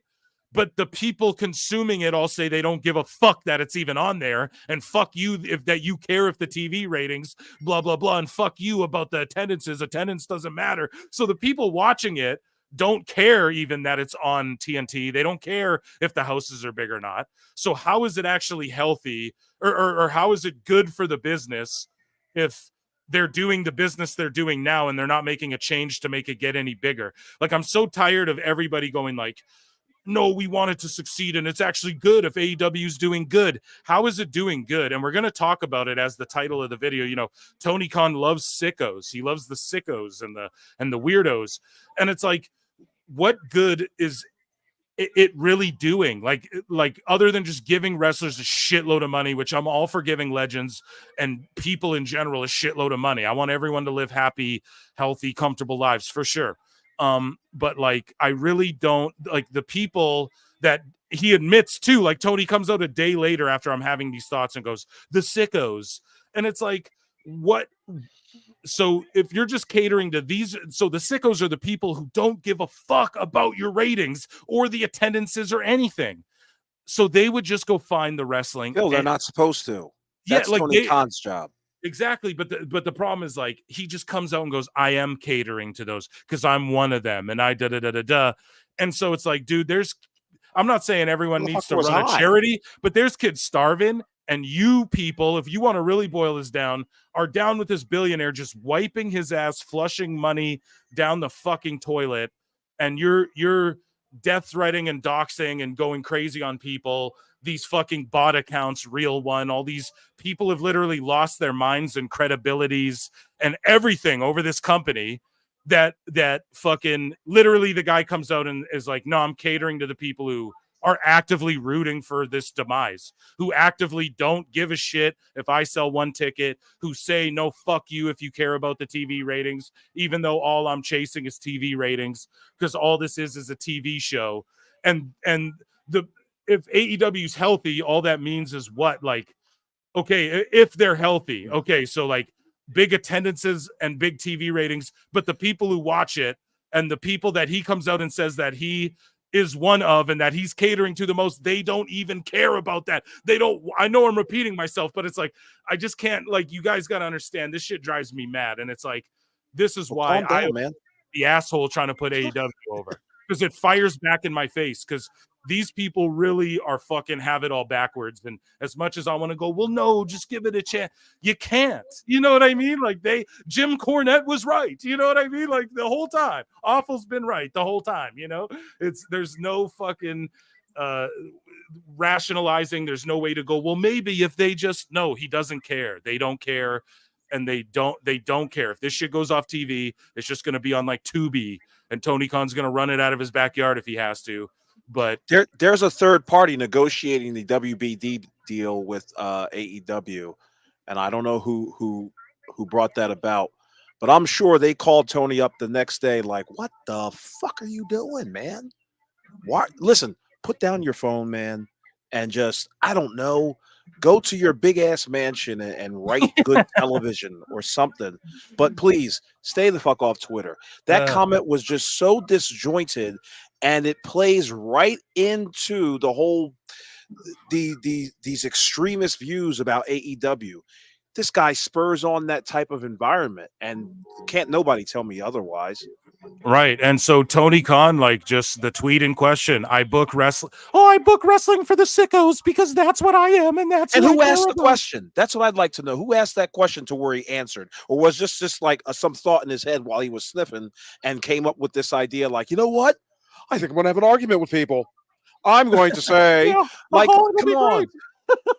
Yeah, I can't do the Tony Khan, so I'm just going to you do your own thing, man. But I raged, guys. Chat, I'm sorry too. I just snapped. But it's like, this has got to be said. Like, what are we fucking what? And Conrad Tom. Oh, come on now, Phil. Come on now, Phil. That's not fair. That's not fair, Eric. How can you say that about AEW when they're trying so hard? And might I interest you in some car insurance? But like, you know, man, I'm just tired of this whole like, well, a healthy AEW is good for the business now, Eric. Like, I'm just so tired. Phil, when has AEW to you? When has it been healthy? At the start, it was very healthy. I think that paying someone, like if you're an upstart and you're going to pay someone like Jericho $5 million a year, you're going to give, it's an upstart and you're going, Kenny's the guy we're going to build. We're going to bank on him. Let's pay him like a star. I'm cool with that. I'm okay with all of that, right? Like at the start, it was really good. And it was doing like 1 million in the ratings. It was doing, it was 1.2, 1.4. Dude, it was, and the TV was better. Even back then, like the little things they fucked up on, you gave it, like they did a weigh-in, for instance, and it was a little different. And it was like with Jericho and Cody or whatever early on, and it was a little shoddy, but it was a little, you give it a pass though, because you're like, well, watch a UFC weigh-in. I've watched weigh-ins where like the guy almost kicks the scale off the stage by accident. Like it's it made it feel live, and like I can't miss this live. Like I remember the fan tried to hit the ring on MJF and Jericho and all that, and the security was on them and shit, like right instantly. And it felt like a big deal. And it was a sport and anything could happen. Like it felt like the old Raw and stuff like that. And once the pandemic hit, even when the pandemic first started, dude, I was like, no, AEW has got it right. Like they put the wrestlers around the ring sort of in kayfabe, and like, the wrestlers are going to sit around the ring and play cards or watch the matches, and they're, like even that, I was like, that's innovative, that's different. WWE's not doing that. They have Stone Cold out there doing ironic fucking segments with empty chairs. So yeah. AEW's catering room has a bigger audience than the actual audience that's watched the show. Like now, and then they lost the plot. Like during that pandemic era, it was just Tony completely lost himself. Cody left the company because he saw the writing on the wall. Everyone saw the writing on the wall. You know, Punk came in, they had a second chance, they fumbled it. When Punk came back the second time again, it was already like hopes out the window. But then like his second return, and we're like, damn, dude, they made Collision. Maybe we get the Elite versus Punk and all this, like what everyone wants. No, they fumbled it. They didn't do it again. So they had another opportunity, and it's like 3 strikes, you're out, my friend.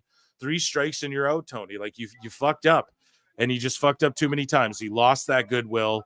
He didn't do things sports-based. WWE started beating him to that. WWE's way more sports-based than AEW is.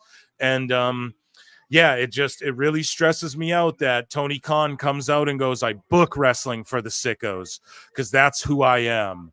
And then he tweets up like, wake up the bots and tell them that we're having fun over here in AEW. Tony Khan better come up with the Sicko network, because WBD is not going to be having that type of atmosphere going on for too much longer. Yeah, man. And like Tony's been caught, like him and Meltzer, like they've been caught with bots, like supporting their goddamn. I pointed it out extensively on this show numerous times to where my listeners don't want to fucking hear about it anymore, because I've covered how the reason Tony talks about bots is because he uses fucking bots. I broke this shit down. Okay. And then him saying like, oh, I cater to the sickos. Well, Tony, the sickos. So basically what he's saying is, no, fuck all the day ones who want this to be good. Fuck the Phil Marxes and the people who are like trying their best, because these sickos are the people who actively, this is who the sickos are, Tony. They're the people who actively turn on every wrestler who doesn't want to work for you. So you're endorsing them. So you're a little petulant bitch who's turning on every wrestler. Deep down, you're offended when people don't want to work for you. What about the people who don't re-sign that you ghost, Tony, that they turn on too? So the people who were critical of the CMLL shit and, oh, no, that's rumors from day. No, turns out it's all true. And all the people saying, oh, shut the fuck up and fuck the Lucha Bros and all them, like whatever, CMLL guys, you're advocating for them. You're advocating for the people who go, we don't care about the TV rating, and we don't care about your fucking pay-per-view buys, and we don't care about the attendances as long as I get my matches.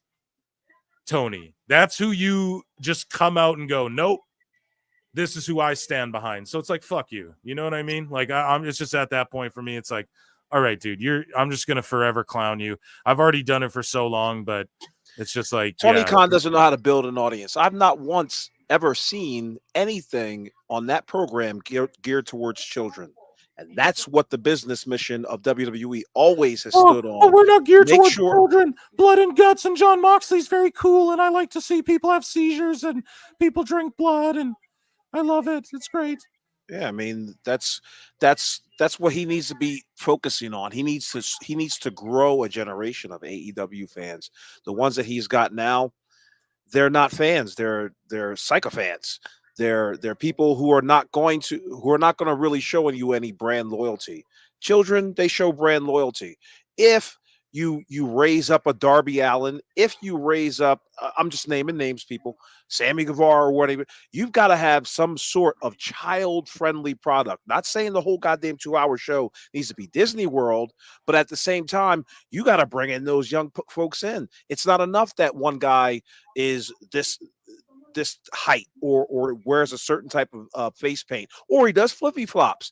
You got to have more than that. You got to have it on a week-to-week basis. And Tony just doesn't know how to book past the 5-week mark. I've always said that. He doesn't know how to fucking do it. Yeah. And then it's you see aggravating that motherfucker's got so much money. I know, dude. It's crazy, bro. It's crazy. The and so goddamn industry 20 years behind. For real, dude. And like not being innovative in anything, like just doing old shit that he's already seen. Yeah. Bro, two things that stuck out to me that WWE came in the middle of the night and snatched right up. Two things. One was the drone shots. Yeah, the camera work. Like, bro, I don't know why Tony Khan did not pick up on that. When Kevin Dunn was fucking up for years, Tony could have did something new, and he could have did it. Just copied them.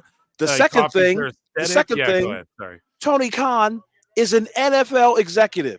Why the hell did he not produce his own fucking wrestling belts to dole out to all these other teams before WWE got to him? WWE at the time was just sending out their world championship, and he didn't have any sort of flair or like it was crazy. Aaron Rodgers holding the world. What is he? The world heavyweight champion of wrestling? Yeah. No. But it's because Tony Khan wanted wrestler cards because WWE did that, and he wanted wanted quit to following, start innovating. Yeah, he wanted cards, and he wanted to do a video game because WWE did that, and then he wanted to do toys, even though WWE has that whole market cornered, even for legends, and then the people who don't like even like the indie talents had that market cornered and still do better than AEW. Ethan Page's, who's in NXT, mind you, his figures sell better than Chris Jericho's AEW figures. Right. The ones that Ethan Page makes them goddamn self sell better than Chris Jericho's do for AEW. You understand what I'm saying? So this is like Jim Cornette figures sell better than AEW figures, right? So like he wanted to do all the stuff WWE already did instead of innovate anything. Khalil Roundtree Jr. and Jamal Hill, other UFC fighters in the crowd tonight at the Apex here. Yeah, let's call this match, Phil. Well, I mean, so fuck. Let's do it. Right well, just the last thing on Tony Khan's silliness. So, basically, the last tweet he had during his meltdown is he tweets out this match: Kyle O'Reilly and Orange Cassidy, and this guy quote tweets and says, "Reminder." So these are one of the sickos. Tony Khan is best booker when we bully him to be so. These are one of the sickos. And then Tony goes, I also respond well to positive reinforcement. You certainly. And then here's real one. You're the best king. Keep cooking. Keep cooking, king. It's like, bro, you guys. And then it's like, what is this booking here? Orange versus O'Reilly. Going to set the world on fire. Like, what the fuck, man? Like, this isn't even no one cares about this goddamn match. It's nothing. It'll do a fucking $300,000 rating, and you're catering to these sickos who fucking want to bully you, Tony, openly. It's just gross and weird. That's our Tony segment. Sorry. What were you going to say? No, I'm done. I'm done. Now that you're done with Tony, I'm done with Tony too. This atmosphere right now looks pretty cool. From a production standpoint, I like the black ring, the no ropes on the side. Absolutely. I like that they showed the fighters. They showed Brandon Moreno, former 125-pound champion. I hate that Shayna Baszler throws a better left jab than I do. I saw her warm-up video. Yeah, but this ought to be so. Please, you know what? If I were both of these broads, I'd say, you know what? Let's lay it in. Let's just fucking lay it in. They're going to. Watch, so? They're gonna. Oh yeah, they're both shooters, man. And I like that Lola's wearing her gi. That may just be for entrance purposes. I like that. So that's why we had that prolonged break. I was like, damn, we did that whole Tony Khan segment. Shout out us for fitting that in perfectly. So right now they're throwing some jabs at each other, working. Yeah. Here we go. But yeah, it was that was because they were taking the ropes off and getting all the people surrounding the ring. I don't like that aspect. Right. I think the fight pit concept is good. Shayna Baszler wearing her. Now, I just watched her fight in this style of match, which is GCW Bloodsport, Josh Barnett's league. Shayna Baszler showed up with Zoe Stark, and a bunch of people were in the crowd, like Baron Corbin and shit, were all there watching her. And yeah, this is going to be cool to see how they do that style of match. In WWE, we've seen underground matches before, but this is sort of unique considering it's Lola Vice. John JID, never seen a match like this. Next one, I'm interested. Okay, well, it's an underground match. It is different. It's a different style of match. You know what they should have done? What's that? They should have gotten one of the UFC, like one of the well-known MMA refs, Herb Dean or Right. Dan Murgliata. Why, so he can roll his eyes the entire time at this shit? Or Big John McCarthy, or they should have got one of the well-known referees to announce this match. You know what else they should have done as well? Maybe in the future. Maybe I'm saying all the stuff that let's not. That was an awful fucking move right there. We don't want to blow our loads on the first like Apex show, but maybe they could have got Bruce Buffer to announce everyone tonight or something. I don't know. Nah, don't do that. Don't do that. Okay. Because what you're trying to do is you're trying to mix the two. And obviously, even without Bruce Buffer or any of these announcers, you can just see the difference. So like, this is super working right now. Yeah, for sure. But see, back in the day in Japan, they'd have these shoot work matches where they were hard to tell, but nowadays, this match looks way better with real shooters. Yeah, they at least know the techniques and like what they're doing and when they're doing it. But yeah, they should have laid their shit in and maybe got some color or something. And I wouldn't have done like they went outside the ring, then she threw her into the stage. Like, why do that when the whole concept of the match is shoot? That kind of muddies it up. But thank you, Scully Vibes. This is good to see you chilling. Chat. I'm giving this everyone match... hit like, man. If you guys like this shit, we better be at 100 likes. There's been like 120. We're at 60 likes, guys. Let's get 9 likes, so we're at 69. Then let's get to 100. There's 118 of you in here. Sorry, Awful. What were you talking about? You know that basketball game called Horse? Yep. Yeah. I'm about to do the same thing with this match. I've got the A and I've got the E, and all I need is a W for this match to really stink. Because so far it's not all that great. No, I'm not a big fan of this concept in WWE. If it was me, I would have had them do like the fight pit match because it's like half shoot, half cage style. Also, I would have had Lola Vice just go to one of Barnett's blood sports, and I would have just given him a bunch of money to have her win it while twerking on everybody. And then they can show footage like, look, here's Lola Vice at Bloodsport, like she took out 2 or 3 competitors tonight to she beat Baszler. Nice. Yeah, those are the hits that I'm looking for. She gave her a couple of stiff ass lefts to the side of the head on the table. By the way, Sexy Red, what the fuck was that bitch doing? That was awesome, dude. That was. You thought it was awesome? Okay, I guess you're 25. Yeah. I don't know what the. I'm not 25, motherfucker, but close, close enough. Yeah, 24. But yeah, I mean, my goodness, just the shit was no. I'm an old man, an old curmudgeon. And so, see, dude, like, I don't want to see your taint right before they go to the NXT logo. Hey, now the hard cam cut away from it quick enough. Okay, they tried to, but it looked like she was working upward. But yeah, I hope that's the last we see of Sexy Red in NXT tonight. As Marty would say, the culture and the streets like Sexy Red, and it brings that appeal to it, and HBK knows how to tap into that. So I definitely John JID goes, awful. You just don't get it. Sexy Red is awesome. I'm 20, so I like her. Okay. What the fuck? John, what does that even mean? No. She's old enough to be my kid. How about that? He loves going at you, man. He loves. I know.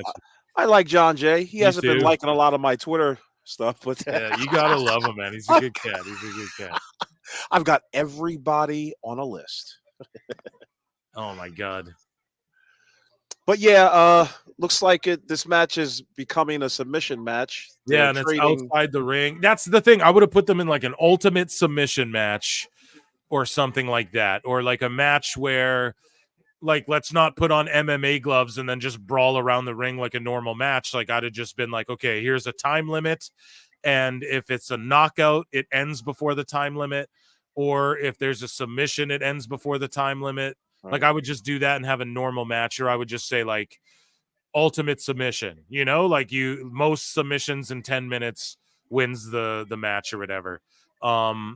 Because I'm just not so far. Yeah, I'm kind of sucked out of this match, but I love Lola. I'm never gonna bury her, and she's making the best of this scenario. And shout out Shayna for, you know, basically this is a crowning moment for Lola here. So old head awful, don't like the twerking salute. No, I like twerking on me, but when you're doing it in the middle of the ring out in Las Vegas, I mean, goddamn, I can't reach that far.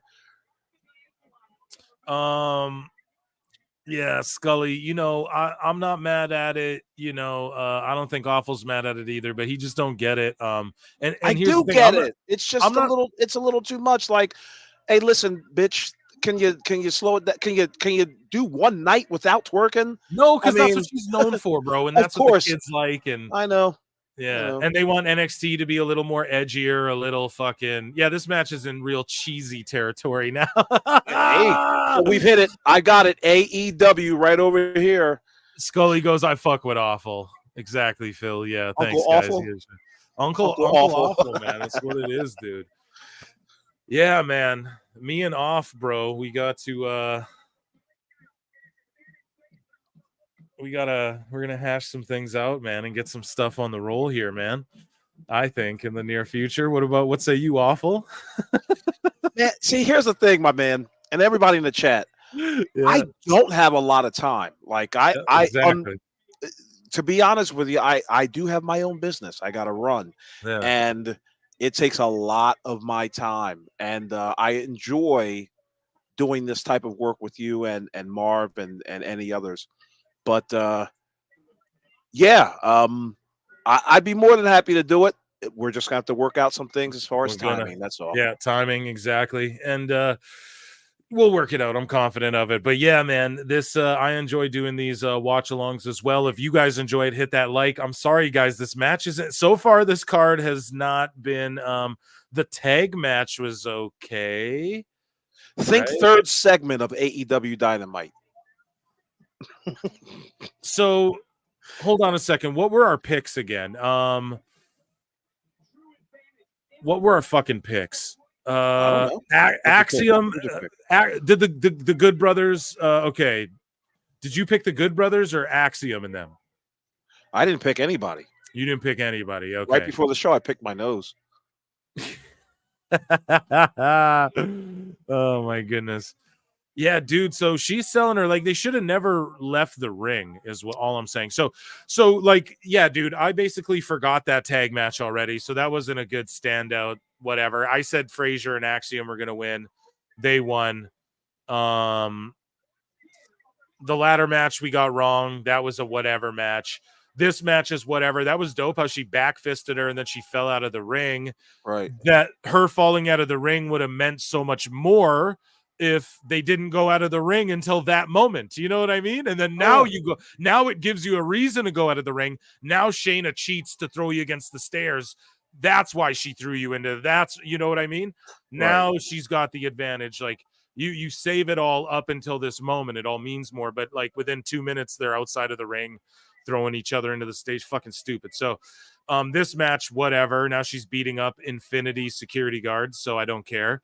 And then the tag match was whatever. So ultimately, this Perez Jordan Grace, these main events, if you will, better live up to the goddamn hype is basically what we're banking on. Because what do we have left? The triple threat and I don't know. I think spinning back fist. I think Oba Femi will get some big reactions because he is a I don't know. He's got it. Whatever it is, there's guys like him and Trick where they just sort of got it. The world is stage. Get Vince McMahon on the creative team at AEW. Yeah, I know. I'll call Tony Khan. I know his cousin Nick. Yeah. And what I'll do is I'll take over. Yeah, we'll fly on my private plane. Yeah, Tony, we have something in common, pal. We both have NDAs from people we work with on our planes with women. Yeah. And if you don't join the kiss, I'm going to hire Tony. And then I'm going to hire Tony just so I can Tony. Yeah. I have a new creation. AEW Raw. It's going to be great, Tony. Yeah. I'll even manage I'll manage all my former wrestlers. We'll do an invasion angle. And then I'm going to puke. Sorry. That's okay. For the super chat. Okay. You need an airplane crashing sound effect. I really do. Damn. Do you guys want to hear a funny stat? The first TKO victory with the new UFC gloves that they're wearing. All right. Came in a WWE match. Oh, that's so nice. And there hasn't been one in UFC since they introduced the new gloves. And people are like, oh, why aren't these new gloves knocking people out, Dana White? And they're trying to do the sell where like Shayna's so knocked out that she's still trying to wrestle the ref, which happens in MMA a lot. So I like that finish, but like, damn, man, they could have got there way better. I'm not going to boo-boo all over this, but it was pretty like that's a great finish. They should have built up to that a little better. And then I like how she like tried to wrestle out of it because and then she's like arguing with the ref because that's very MMA-ish. You know what I mean? Right. I have to tweet this out though. Fun fact. The first KO/TKO with the new UFC gloves came during a WWE match between Lola Vice and Shayna Baszler. A1 content, chat. You get to hear him tweet out his fucking thoughts. Yeah, dude, the chat loves it, man. What are you talking about? Oh, they love it? Okay. Hey, listen, I'm new to this whole YouTube thing, so I'm just going to shit on everything until I'm proven wrong. Dude. No, that's why they love you, though, is because you come in and boo-boo on the stuff. Yeah, dude, you know what I mean? That's a crazy little factoid, and that was like a cool thing to do in the Apex. Like, it's almost like they should have just, like, you remember how they filmed Halftime Heat, and it was like an empty arena, or you know how they film, like, the Lion's Den match, or like the match between Shamrock and Owen Hart in the dungeon, and they filmed it in the actual basement and aired it at whatever pay-per-view that was. They almost should have just had that match in the Apex, in the Octagon, or just in that ring setup, like as a whole separate thing. You know, I don't think it really needed to, like, I get it, the PLE's here, so I'm glad they did that match here, but that the concept's cool, but the execution, save the fucking falling out of the ring. And like you have the Heritage Cup match. I got to sit through that bullshit every week on NXT. Do those rules for this match or whatever the fuck, you know, like sort of just rein in the. That's my only criticism of HBK's booking. You know, it's just rein in the whole concept of like the MMA stuff, you know. I like her Harlem Heat outfit, though. I'm talking Here's about my guy, Sexy Eddie Red. Thorpe. Hold on. My people right here are speaking. This is my guy right here, Eddie Thorpe. Who?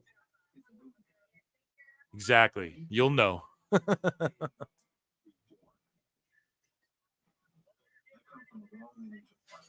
Wahoo McDaniel, Chief J Strongbow, Tatanka, Eddie Thorpe. You know what I'm saying? Oh, okay. He's not. Is he any relation to Jim Thorpe?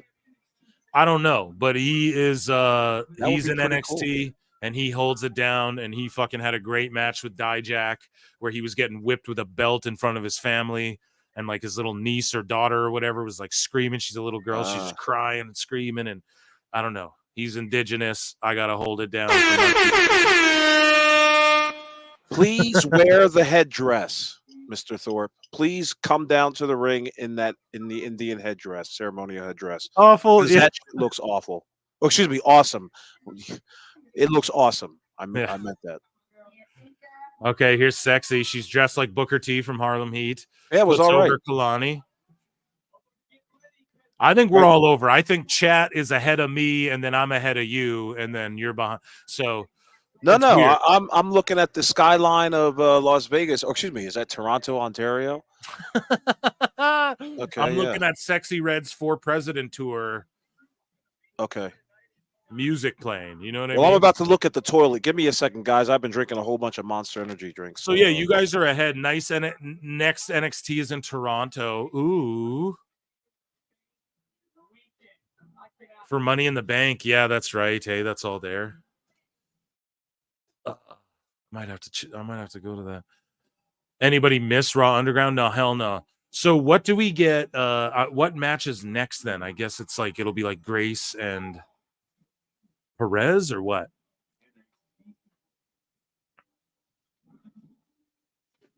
NXT Heatwave in Toronto. Yeah, I might have to go check that out. So Ryback. Yeah, I'm behind you guys, I think. I'm a bit behind you guys. Anyways, though, Ryback unblocked me after the last show where I was like, he blocked me, whatever.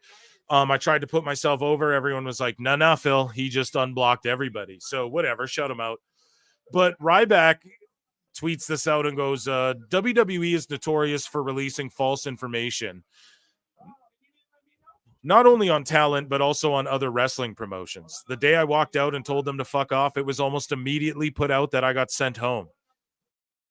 Then they used their partner publications to push out false information about me and damage my reputation. Much of that got pulled after legal action was threatened.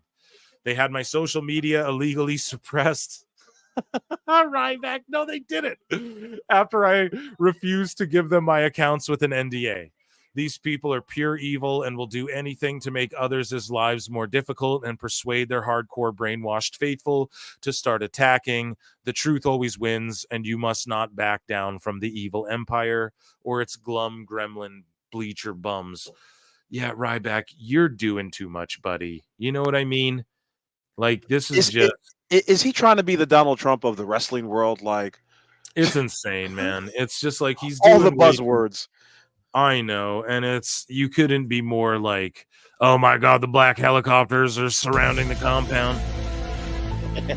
Please state 3. Please state right 3 now. Yeah, it's like, come on, man. Great video, by the way. So, I don't know. He's saying that, and it sort of supports. Like, is he trying to get a job with AEW? I don't think AEW ever hire his ass. But what happened? We were talking about Tony Khan before. And this sort of ties into Dave, but Dave deleted this. So we'll get into it with Dave. But Dave just said, or Tony says, these are the same predatory business practices that Jim Crockett Promotions plus many former wrestling territories faced in the 1980s. I'm very grateful to all of you wrestling fans who watch AEW, and AEW is here to stay. See you tonight on TNT for Rampage, blah, blah, blah, blah. I swear that's a shot at me. And Dave Meltzer, so this isn't Dummy of the Week yet, but man, he tweeted some shit out and he deleted it. Now we're going to cover that in a bit, but it's because he knew what he said would get his bitch ass sued, being a fucking dummy. And I'm going to give him a dummy for that. Where is it? Dummy, yeah. Because Dave is talking shit and he deleted that when Tony Khan retweeted it because he went, ooh. And if there's not more proof that Dave is just a fucking little troll himself. Do you have what Dave tweeted? Yeah, I have it. I'm going to cover it later in the show. I do have exactly what nice he said. Tease there. Okay. Yeah, so the sizzle to the steak, as we call it here in the PWT universe. But Tony Khan, I just want to talk about that and Ryback, right? Like Ryback sort of trying to support Tony's conspiratorial claim as well. And I quote tweeted this with Alex Jones putting on the tinfoil hat. And it's just like, it's always conspiracies with these guys, man. Like it's always a conspiracy theory. It's always pour us. Everyone's out to get us, the big bad empire. And it's just like, man, everyone does the same. I don't know, man. It's all, you're in the rat race. Like this is what you wanted, Tony. You wanted to be in the pro wrestling biz. Like, or did you just want WWE to say, oh, there's a new guy. Let's just quit. Here you go, AEW. Here you go. Pack it up, fellas. We're done. We're done. Here you go, AEW. Have fun. You know what I mean? So I just don't know what they expected, and it's always just conspiracies with these folk, and it's just disappointing. It's really sad, actually, a little bit. I'm not gonna lie. Yeah, and speaking of AEW talent, so Camille of people deleting tweets, at Camille Brick, who was signed a long time ago, and I told you guys, everyone's like, Phil, is she signed to NXT or AEW? It's like, well, if she was signed to NXT, she would have debuted in NXT, guys. She's clearly signed to AEW because everyone's talking about how she's an actress now, and she didn't have to debut right away. But someone tweeted out, do we have to wait 813 days to see you in a ring again? And Camille tweeted out, at this point, that may be a possibility, and she deleted it. And Tony famously, forgot that who did he forget was employed? I think it was Camille. I don't know. Tony's forgot that people work for him. And didn't he forget that Swole was employed as well? Yeah, like he's forgot that people work for him, and Camille's one of them. I guarantee it. Forrest Griffin's in the house. That's his name. We got Jamal Why Hill did I keep there. thinking Rich Franklin? Well, he could be there too, but UFC doesn't really like him because he was part of that big lawsuit. And somebody said Ryback has 1.3 million followers. Yeah. Do you want to know why your fucking account's suppressed? Ryback? Dummy. Yeah. Because you bought a bunch of fucking bot followers. That's what happened. Okay. And we know that by your Twitter activity. And I can tell that shit with my naked eye, by the way. And so it fucked your account up in the whole algorithm. Don't buy bots. Shit fucks everything up. Don't do that. So that's what you did. Ryback. Brendan Schaub does the same thing. Oh, we're being shadow banned from the... No, you're not, bro. You fucking bought a bunch of bots, and now your algorithm's fucked up, and now YouTube and everything doesn't know. They suppress it because they think you're a bot. But yeah, we have like the AEW kinfolk, man. They're like turning on each other. So here's Dav Boro 123, the most... I do want to say that these accounts, I know for a fact they used to block me. Now they all unblocked me. And I think part of the reason, and I'm going to toot my own horn a little bit, is because I've got more followers than them and they want to see what the action is. Yeah, absolutely. But anyway, who are these guys in the ring now? Who are we looking at here? Oh, I'm just hydrating with a little soda water. Yeah, we got Joe Coffey. Jim Beam now. We got Joe Coffey in the ring, or coming to the ring. I think I'm a little behind everyone, to be honest. They should have changed that fucking name. Joe Coffey. Yeah, and it's Coffee or JoJo. His other brother is Mark Coffey, and then Wes Lee's in the ring, and then Obafemi's about to come out and have a glorified squash match, more or less. Okay. But here's Dav Boro, right? This guy's just like truly one of the most if you guys see this guy, just block him. It's just a complete one of the most disingenuous weirdo who just does weird shit. He's just a weird person, okay?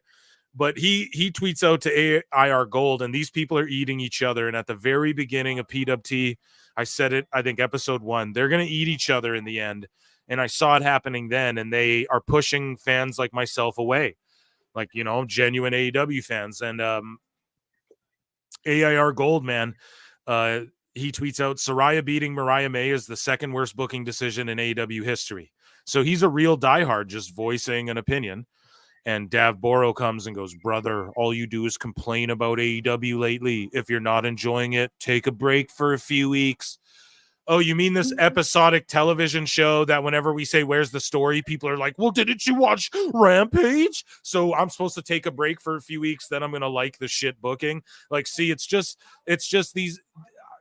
disingenuous, gross, goobery shit like that. But John Draper comes out and just goes, now the final nail in the coffin. The cult members are turning on each other publicly. It's what they do, man.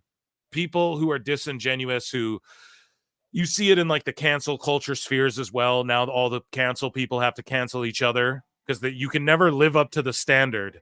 You can never, it's cult-like behavior. And yeah, they just all are weeding their own selves out. That's how fucking dumb it is. I get bumblefucked. But they AEW in their very first press conference developed an us versus them mentality. I'm actually writing chapter 1 of the book, Phil, and Let's go. doing the research. I was just like, boy, it started even back then. We're gonna change the face of professional wrestling. We're Yep. starting a revolution. Shut up. Yeah, awful. There's a video I'm gonna EFAP with you that I made a long time ago called 10 Minutes of Tony Khan. And I just uploaded it randomly on the channel, and I went through the reality television show called AEW All Access, and it's on the Pro Wrestle Clips channel, guys, if you guys want to check it out. But there was a reality show they did that nobody watched called AEW All Access. Well, I watched it, and I watched it multiple times, and I actually recorded it all, and I chopped out every time Tony Khan is like mentioned or appears in the show, and I made a compilation of it, and I EFAP'd it with Marv once, just because I love getting people's reactions and I love visiting it time and here and again. So you and I'll watch it with you, because that's what that whole show is, just like Tony Khan gave us the platform to revolutionize the sport. And said, and I don't know, we're going to watch it together one time. You're going to get a laugh, but yeah, man, these people are just eating each other. And that's what low IQ people do, dude. They just stoop to each other's level and they just start attacking each other. It's so crazy. It's what's going to happen until eventually AEW's running shows out of garages. Sorry, go ahead, dude. My Twitter page is one that doesn't really fuck with the AEW fans. Like, I don't really disparage them or all that. My vitriol is usually reserved for Tony Khan, but it's so incredible to me how these guys dick slurp Tony Khan to a point where it's just like, I've got to speak up for the man. I've got to say something about this billionaire that's going to – no, man, just leave it alone. I'm not going to answer your question. Why do you hate AEW so much? I've already answered that 7 months ago. What's the problem with AEW? I'm not going to answer that. You're going to have to come in the PWT or Toonie Talk Wrestling and hear the full details, or until my book comes out. But guys, if you're listening, all you AEW fucking fanatics out there thinking that you're going to get me on some sort of, nonsense in the comment section, just don't do it. Don't waste your time. You'd be better off promoting AEW, retweeting all of their fucking tweets. I used to have a challenge 4 months ago. I said, for all these fucking diehard AEW fans, show me your ticket. Show me a t-shirt. Show me how you spent your money with AEW. If you they don't, and we covered it too. Like they get illegally streamed. Like you can go to sites. I don't want to stooge them, but there's the pirate ships that circle the interweb seas, and you can look at the numbers, man. Like some of those Ring of Honor shows have bigger numbers than WWE PLEs and shit, and dude, and it's like, come on, man. So there's you got more people, and then people will say, well, WWE's PLEs are on Peacock and stuff, so it makes sense more people could just watch them for cheap, whatever. But it's like, but look how many of this. Imagine if all these people had Honor Club. There was like 20,000 people subscribed to Honor Club or something. There's like 60,000 views on Final Battle last year, or whatever, on this pirate ship site. Like, if all those people bought fucking Honor Club, and a lot of that vocal fan base, they don't even really support anything, dude. It happened to comic books too. The same thing happened to comic books. It's all these fucking vocal weirdos, like even like the MCU, all the vocal weirdos on like Twitter crying about, oh, Marvel should be this and blah, blah, blah, blah, blah. But then you look at the numbers and they're not even paying, like all the people crying, why aren't men going to see the Marvels in theaters? And then the numbers come out and it was 80% of the people who went to see the Marvels was men. So it's like, you guys are crying about this shit that doesn't exist, and then they cater to you, and you're not even the people spending money. Like, it's like comic books are super shitty, and everyone's going, no, the characters need this, and they're all these shit writers like in self-insert characters and stuff, and then they go, and then these fucking books don't sell, and they wonder why, and it's just like, it's because they're catering to people who don't actually even buy the shit. And it's the same in wrestling. Like, you're catering to people who don't even buy, like WWE caters to the people who buy shit. That's Phil, why they would have. that's why their business is through the roof and because they're catering to people who buy shit and actually want to support a good product. You know what I mean? These guys should have known better, and I'm gonna keep repeating it. I'm gonna say it till the day this company folds. They should have ran more pay-per-views before going on television, so that they can get a better idea of what their audience was going to be. They come to find out they do one pay-per-view, and their audience is nothing but a bunch of redacteds. Yeah. So, and that's what you're going to get. Redacteds don't pay for things. Yeah, dude. They Tony want you just to pay wanted for to be WWE as well. Just I'll have a TV show. It'll be great. Like that. It was so stupid. But yeah, we have Bully Ray like going underneath this, laughing at it because even he knows, and these people give Bully, you're just an AEW hater, blah blah blah. So I don't know. Even people in the business see it, and this concept we're talking about, like, or I don't know if I should play this. I'll get fucking. Yeah, I will. I'll probably get pulled here. We'll try and play this here, but don't play it. It's just the concept of wrestling that we're talking about is so simple. And like Hulk Hogan breaks it down here in 24 seconds. And it's just such an easy concept to get. And it's worked for over 100 years, for 200 years, or however long it's been. Pro wrestling has worked a certain way. And certain people think, no, we can make it this other thing without being. Like, people will say that AEW's innovative in the wrestling aspect, but I disagree, man. I think spot that was. Holy shit.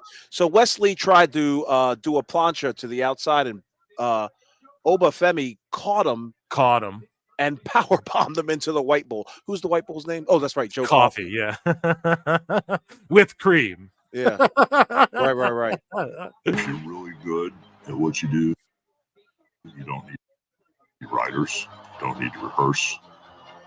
If you're really good at what you do, you don't need writers, don't need to rehearse. If you're really good at what you do, you don't need writers, you don't need to rehearse. Right. All you need to know who's going to win or lose. All you need to know is who is going to win or lose. It's about creating emotion, having people cheer. It's about creating emotion and having people cheer. Yeah, I'm doing this so I don't get pulled, guys. Hate you, take them on that roller coaster ride. It's a complete arc from beginning, middle to end. A complete arc, a story arc of what's going on here. Not, let me get Doomsday Device on my neck outside the ring and then stop selling my neck 10 minutes later or whatever. And you're telling an amazing story that everybody understands. Everybody can understand. Not Did you just hear hardcore, that, Tony? Not just hardcore marks who have to go back, like Alfred Konowa points out, and this guy in New Japan was awesome, but then this guy in New Japan was even better because Dave Meltzer gave him 6 stars. No, shit that everyone can understand. My girlfriend, Awful's wife, children, grandmas, shit that people can understand. The guy who fixed your car last week, that's who you need to attract. The fucking clerk at Turkey Hill or Wawa or wherever you may be. Yeah, dude. That's who you want to bring in to at least be intrigued by. No, I like the Sickos. No, we want the Sickos because they don't buy merch and they don't really buy pay-per-views, but they're sick and they like wrestling. And they would actually stream wrestling before all the time anyways. So if AEW wasn't here, they'd still be able to see awesome wrestling, but I'm just going to spend $1 billion catering to them because shout out to AEW Netbirds who actually gave a who screenshotted the Google definition for sicko, and it's perverted. Yeah, that was the word that stuck out to me, and I was just like, yep, a bunch of them are a bunch of perverts. But if you really, yeah, I've said it too, dude. They're gross. These people, and like people, anti AEW can't. No, dude, I watch more AEW. I've turned more people on it, but it's just the sycophants who are exposing themselves. And the reason this is a topic of discussion when we've sort of laid off the goof, we were like, dude, these goofy engagement farm accounts are dying out. They're done. Like, you just can't defend it anymore. And then Tony comes out and goes, nope, I stand with these guys. Like, it's like you said, Donald Trump. And like, I don't mean to make it like a political, but imagine Donald Trump goes, yeah, actually, no, I fuck with the Proud Boys. Like, we're all cool, dude. This is like, yeah, dude, no, I'm down with these guys. Like, that's almost what it's like not to call people. Like, I don't like people throw, oh, you're a Nazi and stuff. Like, people throw shit. I'm just saying, like, I'm relating that to, like, imagine you just come out and go, no, yeah, this group of, like, literal, the word sickos is awesome. And Right. I'm a sicko, and that's who I want to, and fuck the business. You know what I mean? Defend me and my That's what he said from frivolous day Toy one. Story It's been activities. fuck the business in Tony Khan's head. He's the only one that doesn't know it, though. That's why I say he sent the wrestling business back to at least 20, 30 years. And people go, oh, you don't care if hockey does, blah, blah, blah. Yeah, dude. Yes, I do. If the owner of the Edmonton Oilers came out and said, I'm a sicko, fuck you diehard fans, I'm a sicko, I'm trading away Connor McDavid and I'm signing fucking, I don't know, name a guy. I'm bringing Jaromir Jagr back, even though he's 50 and playing in Russia. I'm going to bring him back because I'm a fan. And fuck Connor McDavid. Yeah, that would be crazy. I'd be like, no, this guy's a redact. Get him away from my hockey team. Right. You're fucking up the NHL. You know what I mean? Yeah, I would do the same thing. So I don't want to hear none of that bullshit. This match is okay. Some good spots, but it's just that, like, I like the big man spots. Yeah, me too, man. And that's what Obafemi stands out for. I feel like this doesn't need to be a triple threat. Beautiful. You know what? He's all right. He's not bad. This is the first time I've seen. Are we talking about Obafemi? Yeah, Obafemi. He's the shit, dude. He's incredible. And the crowd's behind him. Plenty in pixel art for $5. Thank you so much, Bez.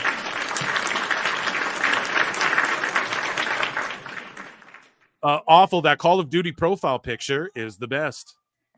Yeah, that's my wake up picture. That's what my wife has to look at every time I wake up. Like, yeah, I'm mad. Don't talk to me. Don't fucking talk to me. Oh, where's man, my breakfast? Funny. Yeah, I'm the same way. Yeah.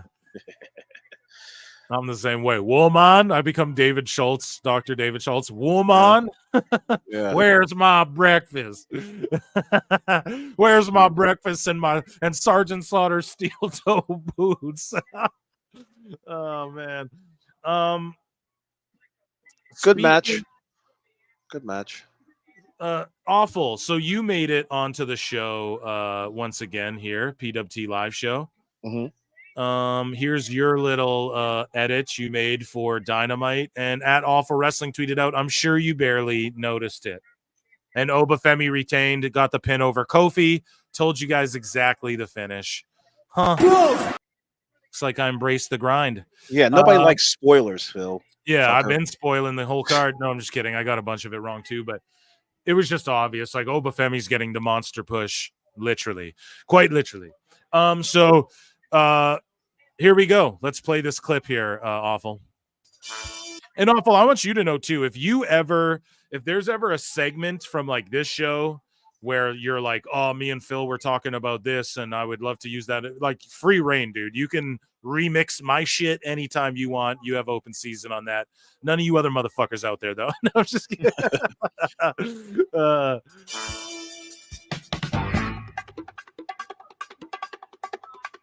So this popped like a subliminal message, like, for real on the screen. Is this really what happened, Yes. Awful?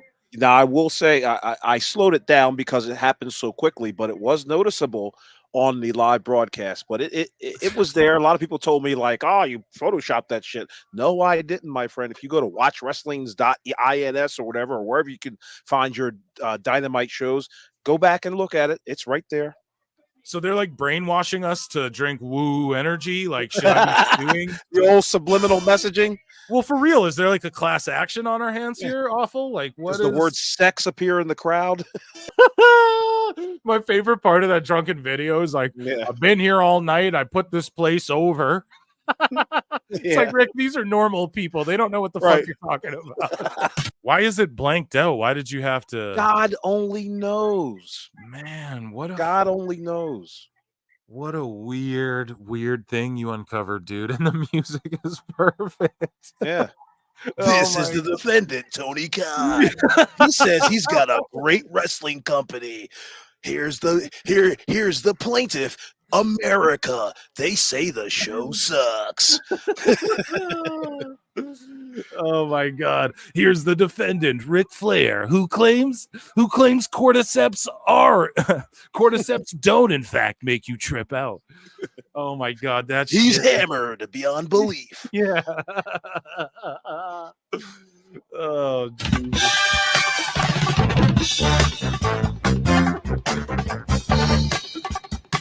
Some Bush League quality.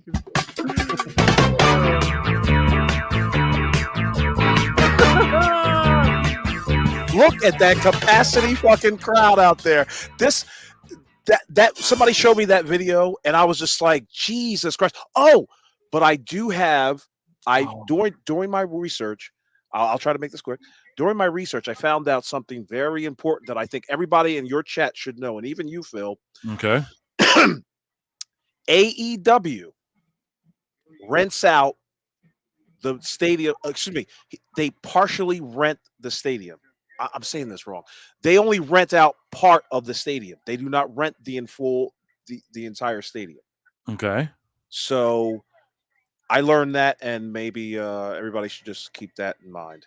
Because I used to think that I used to think that they ran the entire. Excuse me, that they rented the entire building and were selling tickets on all the floors and all that, and they just weren't doing it. But apparently, they rent out part of they partially rent, and then they tell the stadium like, "Oh, we're only expected to get about this many people," and so apparently the venue allows that sort of thing and gives them like a discount. Do you think? Yeah. There have been discounts up to 50%. There have been discounts. And you know that for sure. Like you can. Yes. Okay. Yes. Well, I don't know. I'm not. Why would a stadium do that? I had got no idea. I'm still trying to find that out, guys. Maybe because they're like, oh, it won't fill up otherwise on a Sunday or a Wednesday, pardon me, anyways. Yeah, possibly. I mean, they know they can't put 10,000 people in that arena. So maybe, hey, listen, this is part of the connections, the wheeling and dealing, the network and all that. They're probably Tony Khan's probably like, listen, man, let me get half off on that bud. And they give him half off, apparently. You know, who knows? Man, that is funny. That's crazy. So yeah, we're watching this package build up here. So I don't know. This card so far has been, I don't know, pretty good. I mean, like pretty decent, like as far as sports entertainment, but it's not like seems like just a regular television pretty show. Good. It's been like a fair. I won't even say like fully solid, but hopefully these main events really steal the show. But see, we've been talking our heads off and not really watching the matches, Phil. So yeah, I mean sure. Yeah, we can't say we've been giving it our full attention. Tony Khan has taken up quite a bit of that bullshit. Can I hop on the show after the pay-per-view? So far, it's fire. Maybe John JID, just stick around and maybe I'll send you a link here. Thank you so much. And maybe we are wrong because we are yapping our heads off. I mean, I have been watching the whole time, but I guess I'm not getting. And when I say we, I mean you. Yeah, I'm not getting the full crowd vibe, maybe, but it's just been. I don't know. I feel like I've watched episodes of NXT that have blown me away a little more than this, but I think they just did too much in that shoot fight match, but I'll put that over. Tag match was solid, just a good wrestling match. Ladder match was good, short and kind of abrupt ending. Took me by surprise, so that always gets an A+, just for like being able to catch me off guard with how much wrestling I've seen. Let's think. All right, here we go. It's the NXT Women's Championship. Sure, video package is on its way before the match, but yeah, absolutely.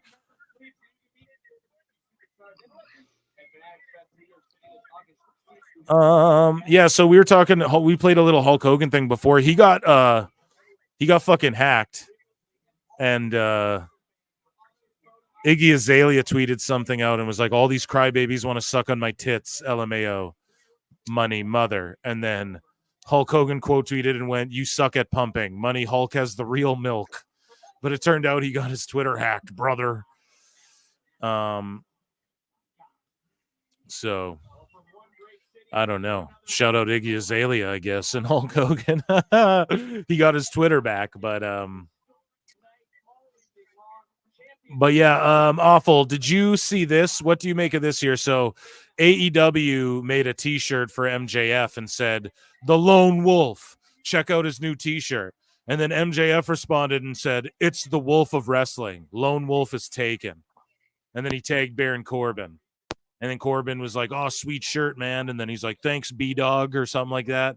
But even just, it's weird because MJF, like, just public perception, you can't afford to look like you're undermining the company too.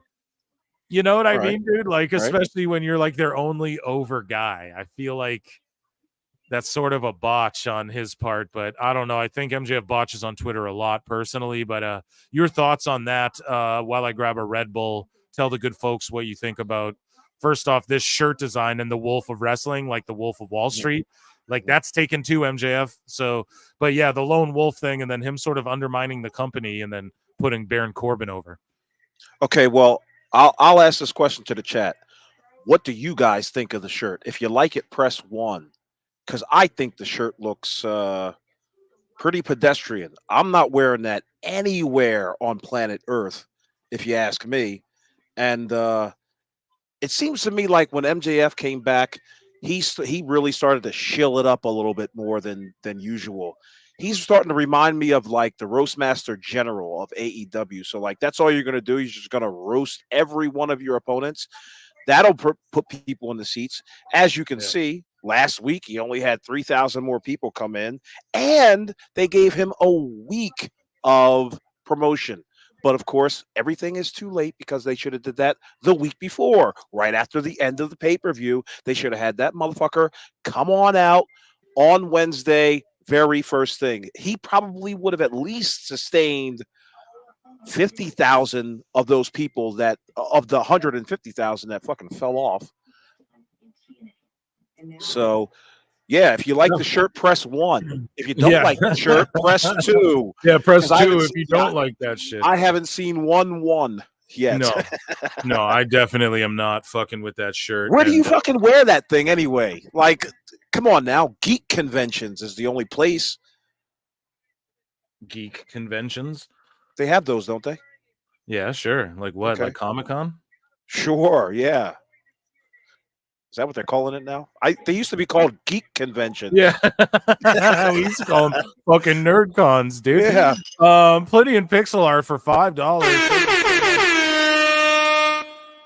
It's a bad EA Sports create a team logo like the Golden Knights, but worse. Yeah, see, I hated the Golden Knights hockey team name until literally last night. I was playing EA NHL 24 actually for a little bit. I had a brief moment and I was like, let me play a little bit of video games. You know what I mean? And I was like, damn, I hated the Golden Knights name and everything until last night. It dawned on me. I was like, you know, there aren't a whole lot of two named teams. You know, like there's the Golden Knights, there's like the Blue Jackets and the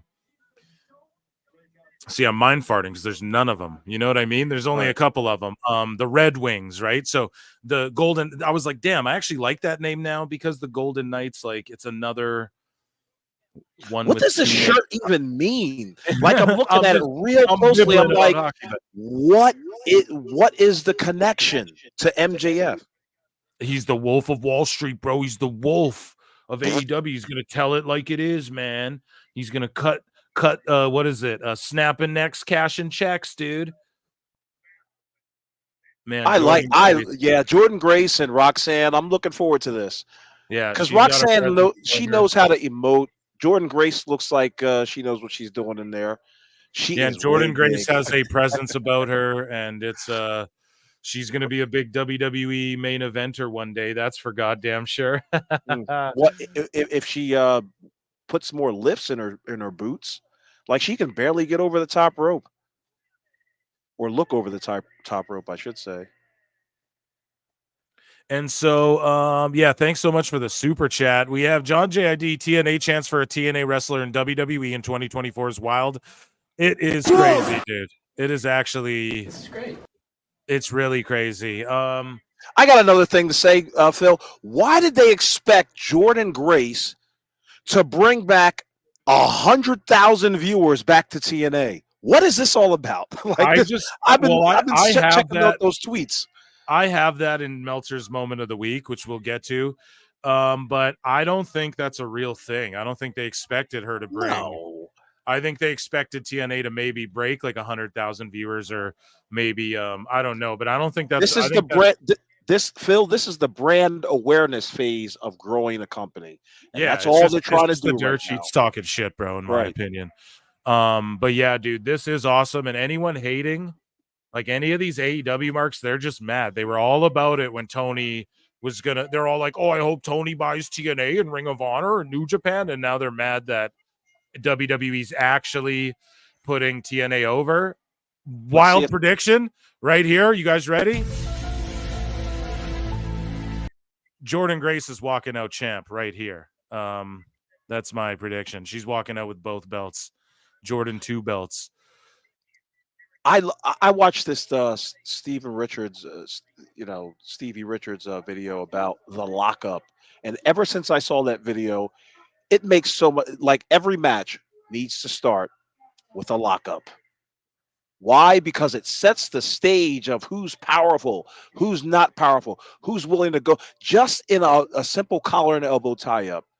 And while this one was quick for Jordan Grace and Roxanne Perez, it was effective because it showed right off the bat who's stronger, as if you didn't already know. But anybody who has not watched this product and is watching this match for the first time, that's the type of things that you need to incorporate in your matches. It builds intrigue, interest. No, absolutely. And how she just tossed her too. Yeah. It's good booking, Daddy.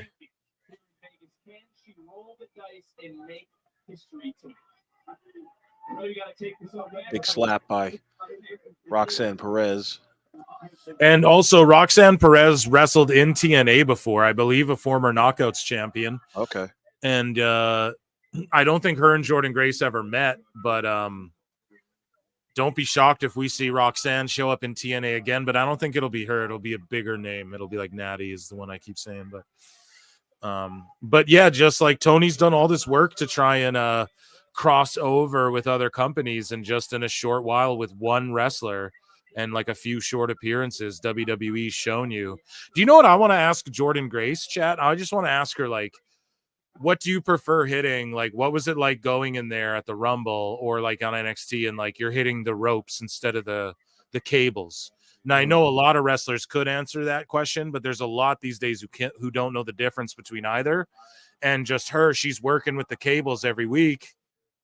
The crowd's super into this match too, guys. Like, this feels like a main event. This is a double main event, if you will. And how about Ethan Page relegated to Ring of Honor, and he's about to main event this whole ass Battleground out of nowhere? And and they Jordan Grace, a little bloody on the ear, right side.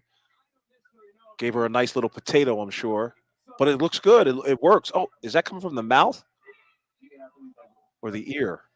Who knows, but it's color, brother. Yeah. The hard way. And it's working. Who needs Mercedes Moné when you've got women like Roxanne Perez? Seriously, who needs her? Oh, awful. You are brutal, man. But it's true. So Marvin, the movie monster, we speak occasionally. He said that he did research. He said there are 185 motherfuckers on the AEW roster. I don't know 185 people. That's crazy. That you can name by first name, Right. Like, come on now. Tony.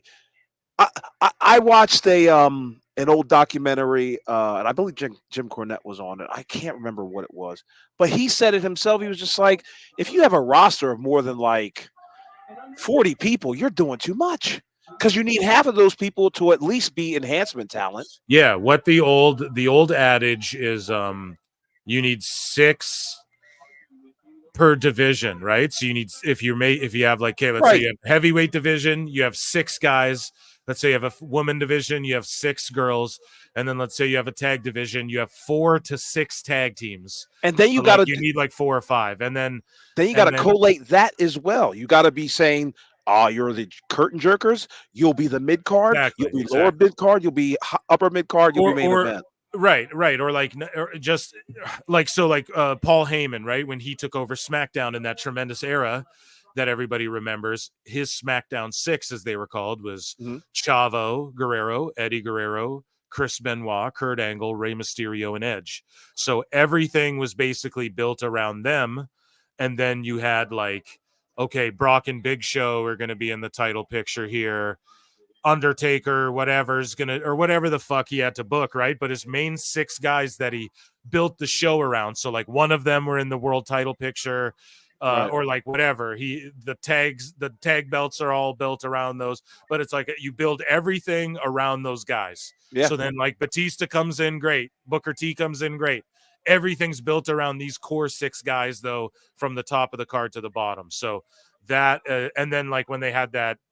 When they like had the WWE tag titles, those 6 were the guys who fought for those to get those belts over, right? So that's what you need, right? And you just have to have a core 6.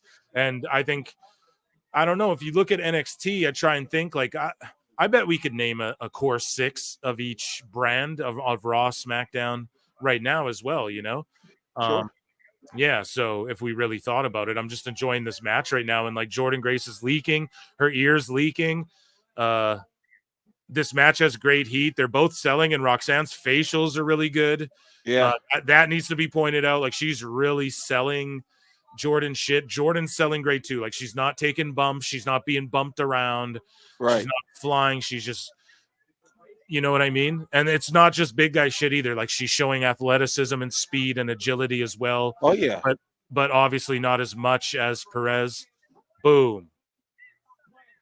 And she's showing like veracity and boom. Yeah. Like, they're both attacking the mat. Yeah. And I don't know if the youngsters in the chat know what that means, but it just means simply being quick and snappy with your movements, kind of like what Stone Cold did before he got his neck injury. Like, you can see it in certain wrestlers. They attacked Chris Benoit, a great example of a person of that. Yeah, he attacks the mat. Yeah, him and Eddie were like my 2 all times. Like, obviously, I don't condone real life Benoit outside of the wrestle, whatever happened to him in the obviously, but like just but you know, like in wrestling in kayfabe, bro, he was like one of my all time. Like, I had like shook that man's hand, you know, like multiple times. It's the reason why I like Bayley versus Sasha at TakeOver so much, because they both attack the match and it's a struggle. It doesn't feel choreographed. It feels like these guys hate each other. And that's kind of like what I'm seeing here. But yeah, that's good. Good body slam. It's been a while since we've seen a body slam. that middle rope torture rack spin bomb was a little choreographed, but right. It should have been quicker. But to your point though, yes, Jordynne Grace does have that. Guys, are we at 100 likes yet? My word, we're giving you the prime quality content. We're at 76. Guys, go like the video. There's been like a bunch of yous. Yeah, come on, guys. Over 24 people. All you got to do is 24 people hit the like button. Yeah, please. And then I'll stop requesting it. So, did you hear that, chat? He'll shut up for a minute. Okay. Yeah, I'll shut my blithering lips for a minute if you guys.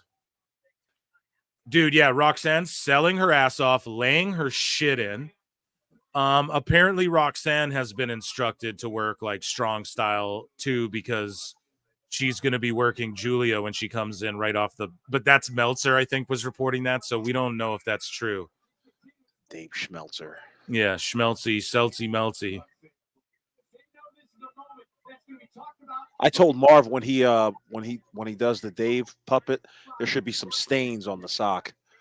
Ugh.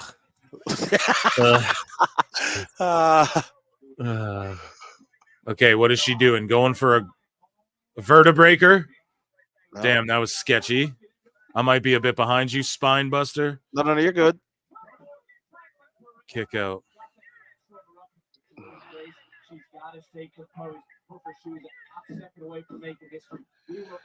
Oh my goodness, this Monster Energy is going right through me. My piss came out the color of my grandmom's old refrigerator. Yeah, dude, that's what happens. Yeah, I'll be right back, gentlemen. Yeah, no worries. We're here. So I'm going to put a poll in the chat because these are or should I do it after while we do this? No, I'll do it now. I'll do it right now. I want to put a poll in the chat, and I just want to ask how you guys are feeling about Battleground. Obviously, the ending is still yet to come. 82 of you, man, a bunch of you guys hit that like, so we just need a bunch more of you. You know what I mean? We're very close. 18 more of you. Thank you so much. Hit that like. And yeah, I'm going to put a poll in here. Pause.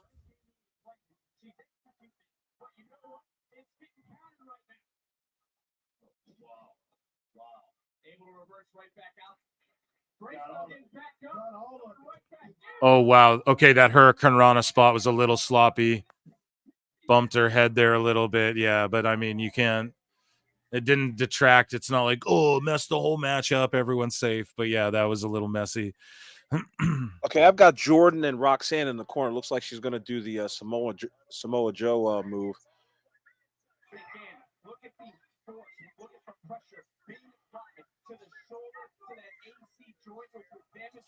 My wife was so impressed that Jordan Grace actually has her real hair. I was like, what's the big deal about that? She was like, nothing. I just see all the other women wearing weaves. And my girlfriend points it out too. And then she gets mad at all the opponents who pull at her hair. It's so funny. It's just like, oh, don't do that. Don't pull at her hair. Did you see that Jada Parker spot where she lost her fucking attachment to her? Yeah. No, I might have missed it. Oh, that was great. Yeah, this match is phenomenal. Someone in the chat saying this is one of the best women's matches I've ever seen. Yeah, I agree, dude. And they, like, I'm just super intrigued, and just like the build, like it's not that it was an invasion, but like, man, oh my god, the way they brought Jordan Grace back out of nowhere, like after the Rumble too, like how they booked her in the Rumble. She didn't get one elimination, but she had like one of the most standout performances, you know. Because she was different than everybody else. Even in WWE, she stood out. Muscle Busters, shout out Samoa Joe, kickouts. God. Yeah, okay. Yeah, Phil, when they right before that Muscle Buster, did you see how long it took for them to set up that spot?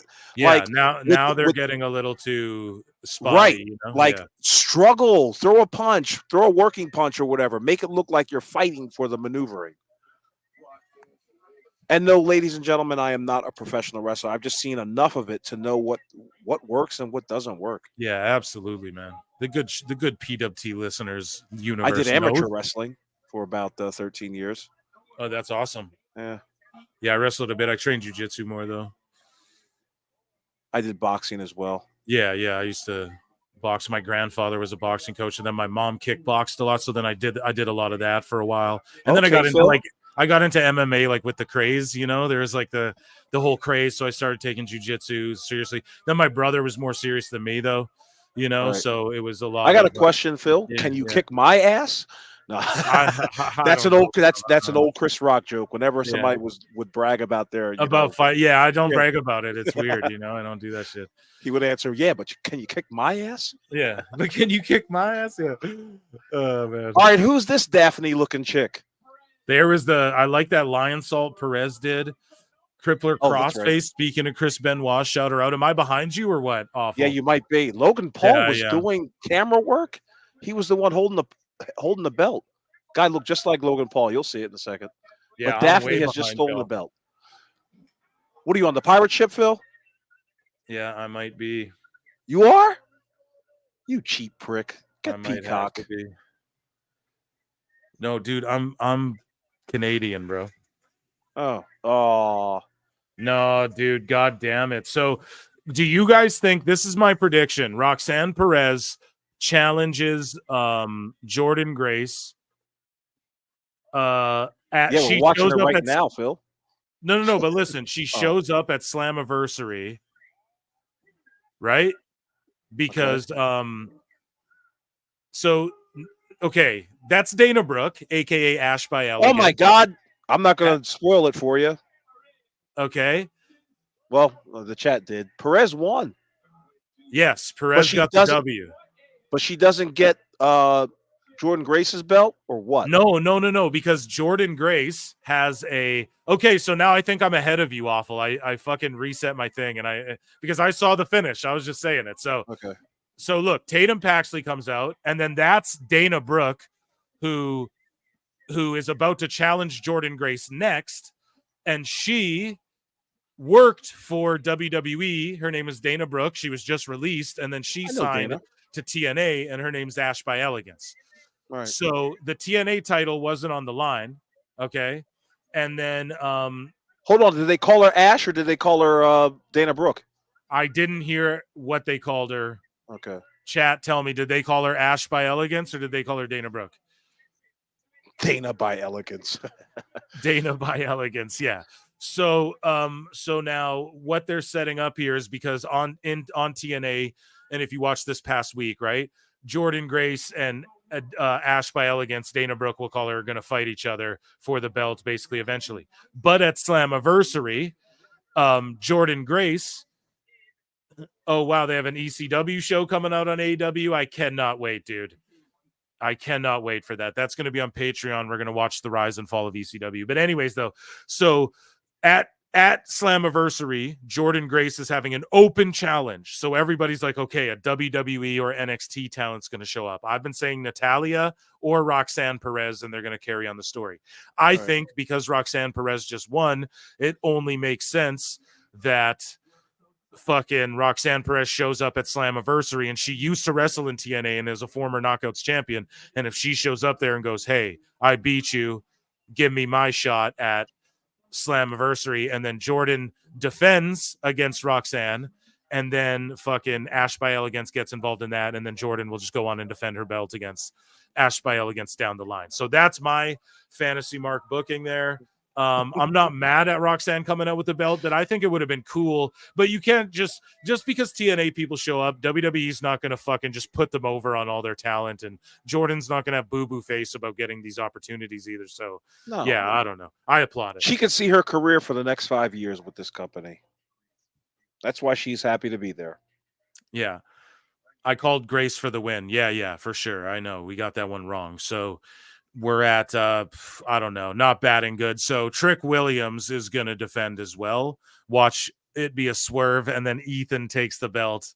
Ethan Page, which would be insane actually if they pulled the trigger on him. So they're going to treat Trick like Swerve, huh? No, they wouldn't do that. That's the thing. They just short order championship run coming right up. You just can't do that. Why can't they? Trick's way too over, and Ethan just came from AEW. You can't just like reward people who like. I know they did that for Cody and sort of Jade, but like they're special attractions. Like look at Cody; he's like the biggest babyface since John Cena, and you got Jade, who's just like an attraction. So, right. But I don't know. It's weird that they let Dana Brooke come in and everything, but hopefully, like. I don't know. That's weird. Is she pulling double? Because the thing with TNA right now, guys, too, is that they have like their core talent on like long-term deals, but then other people are just getting paid for like shots, you know, like right. Yeah, so you get paid for like appearances and stuff. They're like more open to that. So you know what? So far in this pay-per-view, there haven't been too many rewatchables. It's not like I'd be fired up to see the last match again. I'm gonna rewatch it was good. I'm gonna rewatch the women's match again for sure. That Jordan Grace one. Yeah, because it was good, and just all the schmoz shit. I like to psychoanalyze that stuff. Like the ending to WrestleMania 40. I've rewatched that shit probably 400 times at this point already. Awful. The night after it happened, I fucking rewatched that shit 700 times, dude. And just like stared at different each person throughout. You know what I mean? Like I just watched different things the whole time. Like, yeah. So can you still explain to me the Jade Cargill, Bianca Belair, Naomi entrance, please? Because I didn't get that shit at all. I don't know. They were just trying to be lit for WrestleMania, bro. Yeah, but like the opening set, it was just who's like more over, Swerve or Trick? The numbers don't lie, my friend. Scully vibes. It's Trick Williams. I'm sorry. Right. The numbers do not lie. We can pull those charts up again. Awful was on the show earlier. We had his charts. I think I unbookmarked them, but the numbers don't lie. No, they you know. don't. So it is what it is, man. People can. They be showed mad. a Subway commercial for some sort of burrito, like some salad, I guess, chicken burrito, whatever. I got nothing to say other than the fact that Subway sucks. Yeah, you're talking about food. and every fucking that's all. Listen, man, I'm happy to be here, and I'm just talking. No, you do your thing, man. I love having you here. So Kip Sabian voiced some frustrations over his AEW booking. I don't know. There's a little Who? Yeah, the guy with a box on his head for like a year. He's underutilized and on hiatus, and he voiced his frustrations. And I'm not going to read Ringside News article because it's Kip Sabian. Like, shut him out and shut up Penelope Ford. I put over their faction with Butcher and the Blade, but Sexy Red's on TV, so I'd rather talk about that. Although there is frustrations, speaking of buildings and stuff like that, I will read this one. AEW COO Kosha Irby has taken a shot at the Mid-America Center, the host venue for last night's Collision. Irby posted a message thanking the city of Council Bluffs, Iowa, and its fans, but labeled the venue subpar. When questioned if he meant superb, Irby doubled down by posting a GIF saying, "I said what I said." So AEW struggling and renting half the Lola Vice and Sexy Red just twerked on us there. I'm not mad at it. Booker T had I his bet you dream one of come them women true. smells like a pound. Booker T, keep manifesting moments, please. Don DeMarco. But yeah, dude. So Kosha Irby taking shots at the building that hosted Collision, calling it subpar. I mean, you guys aren't even renting out the full building, so who's subpar here? Your thoughts on that as this brawl takes place backstage? Kosha Irby, I believe. No, I'm sorry, that was somebody else. But Kosha Irby, you've got to do better at your job. There's no logical reason for you as a business person, a COO, to be tweeting like that. Stay the fuck off Twitter, especially when your boss is on Twitter and he's doing all the wrong things. You should learn a lesson from that. In fact, you should be a perfect example for that, because just stay the fuck off Twitter. There's nobody wants to hear from you anyway. You don't have too many followers. Why even bother? Spend time learning your craft, bettering your craft, and making sure more people show up at the arenas. It's a good call. And so Tiffany Stratton has signed a deal with the Paradigm Talent Agency, and she said that by the time she's 30, she's going to be trying to become the next Rock and stuff in Hollywood. What do you think about that? Okay.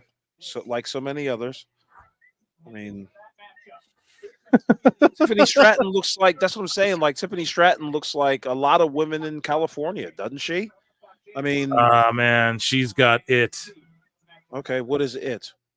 It's just that it factor, dude. That thing you can't teach. Jamal Hill in the crowd here. Former UFC Sexy light Red looks heavyweight like she went around the corner just to roll up a blunt and came back. Speaking of which, so yeah, man. Oh, they're showing UFC fighters here. They're showing UFC fighters. I was like, who man, are these Jamal no-name knuckleheads? Like, why are you guys showing me these people? No, okay, so no. they're UFC fighters. Gotcha. Yeah, former light heavyweight champion. We were talking before about ECW though, and there's going to be an ECW A&E biography. And here's what Jackie Redmond had to say about Paul Heyman. Shout out Jackie Redmond. And she also was doing the coverage for the NHL Stanley Cup playoffs and that. And yeah, here's her just talking about Paul Heyman on, I don't know, some mainstream stuff here. I know this name's going to make you smile, so I'm just going to say it. Paul Heyman.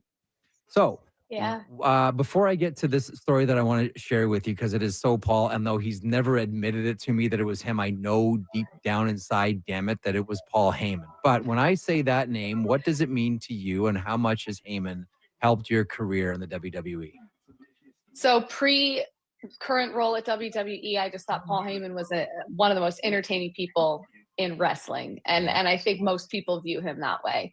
And I thought he was a genius then, just watching him, formulate words, put Sexy Red is the energy. Yeah, dude. Dummy. Yeah. I'm feeling it, man. I get it. I get why they brought her in, and she clearly loves and understands. She's got The that pro take your wrestling wallet thing while and- you fucking go to the bathroom energy. Yeah. Hey, man, but there's nothing. You know what I mean? When you're younger and shit, Yeah. sometimes that's fun. Shout out Poke Santi holes in Zap your and condom. Denise Salcedo, who just appeared on WWE TV. Shout them out as well. Thank you, Scully, for the chat. Yeah, shout out Santi Zap and Denise Salcedo. But yeah, here's Jackie Redmond. speeches together, Yep. you know, really orchestrate an entire scene, even when he's not the person speaking. So I've always admired him from afar, but going into WWE, I was nervous to meet Paul Heyman. I still am very intimidated by him. But what I've learned is that he is, like most people that are the best at what they do, he is a student of what he does. And he studies so much, not just within wrestling, but outside of wrestling, to perfect his craft. And I first started, and he gives me feedback all the time, which I love. Like, for any aspiring broadcasters out there, feedback is your best friend, good and bad, like you need it. And he gives me that. And I find it harder to get the more I go in my career, get honest feedback, and he gives it to me. But one thing that I'll never forget, I had only been on Raw for a few weeks at this point. He sat me down in Gorilla, and he put, and I wish I could remember the name of the song, but he pulled up an iconic Prince performance. And I think it was from the 80s.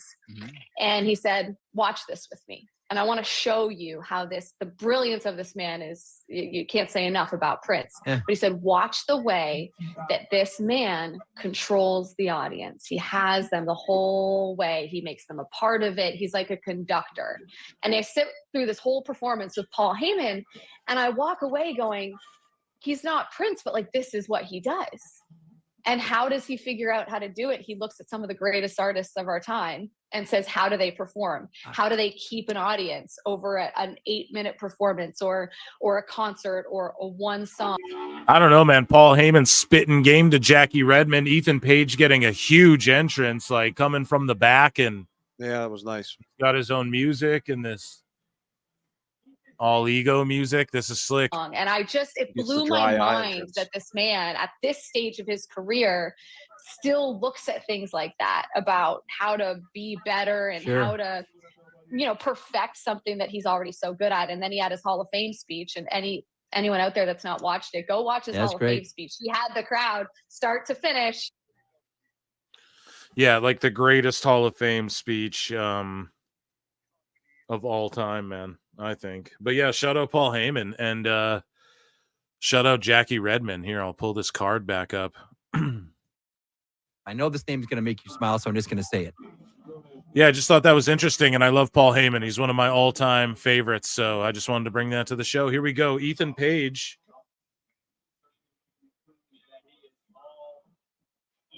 Trick Willie, though. Oh, yeah. Trick Willie getting the big entrance, too. Oh, yeah, dude. That place goes fucking crazy for him. Big fight feel is right. Oh, yeah. Let's go. Let's go.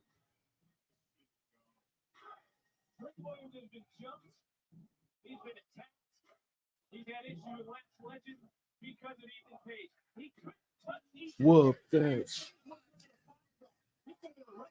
He could have been suspended. He could have been stripped of the title. Will Trick Williams come out the gate? And did you hear that? You forgot what it was. Trick Williams. Oh, yeah, dude. Yo, this crowd's going crazy for Trick, dude. Let's go.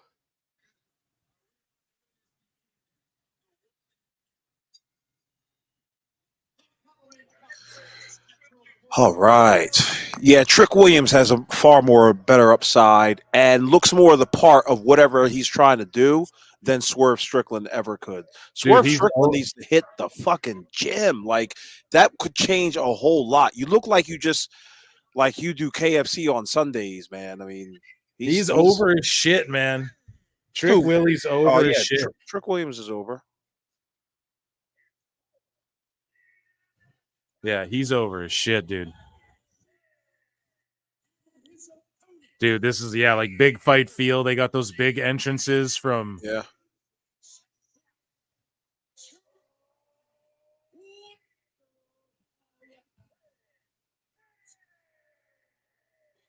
Damn. Anyone know how much a ticket from tonight was? No clue. Here we go, main event time. Whoop that trick. The whole place. Awful. Do you hear that shit? Oh yeah. Here we go. NXT title. They still have the NXT 2.0 colors on that bay. Ethan Page got a great entrance though, and he looks like a star. He carries himself like a star, and he's got size. He lays his shit in. I know you're liking these punches. The referee looks like a guy who made my pizza last night. Oh, you mean Luis Cardinal? Were you Cardaluzzo? Yeah, were you with me? Yeah, when I did that bit where I was reading like an old Italian guy. That was the funniest shit ever.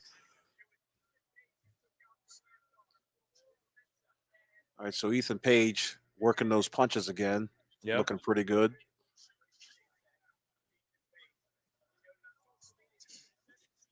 Anyone trying to predict Meltzer's ratings? Nah, who gives a shit about Meltzer's ratings, dude? We'll just make those fun of ratings them. died out 10 years ago. Exactly. It's only young people. If you notice, it's only young people that really tout that shit. I shouldn't say young people. Anime profiles. I don't know if they're young or old. Trick Williams should never throw another fucking forearm ever. You don't think? No. Nope. Damn, they're in the stairs already. I'm not that far. Oh, you're not? Yeah, they're in the staircase brawling.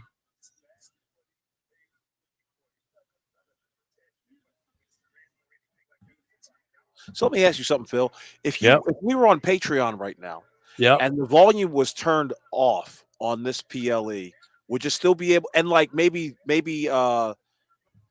shrink it down to maybe 1/4 its size? Do you think you could get away with it on Patreon? Doing a live, I wouldn't risk that for like a PLE or like a raw, like a full raw or anything like that. Right. But I would I'll talk to you off pod, man. I can help you with all that. You know what I mean? Like I'm very knowledgeable of like all the guidelines and everything. So just hit me up and we'll work that out. Cause I'm going over to, so starting actually Tuesday, I'm recording some Patreon content.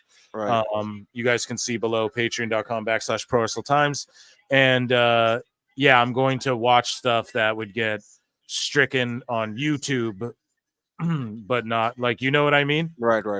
I'm not gonna like just full blown like show pay-per-views or anything like that, but I'm gonna like they're more relaxed. Like you can watch a YouTube video or like a song can play for more than 3 seconds without you getting pulled for the music or whatever, you know. So that's all. It'll just be more like if I want to show stuff from Kill Tony, or I want to show, you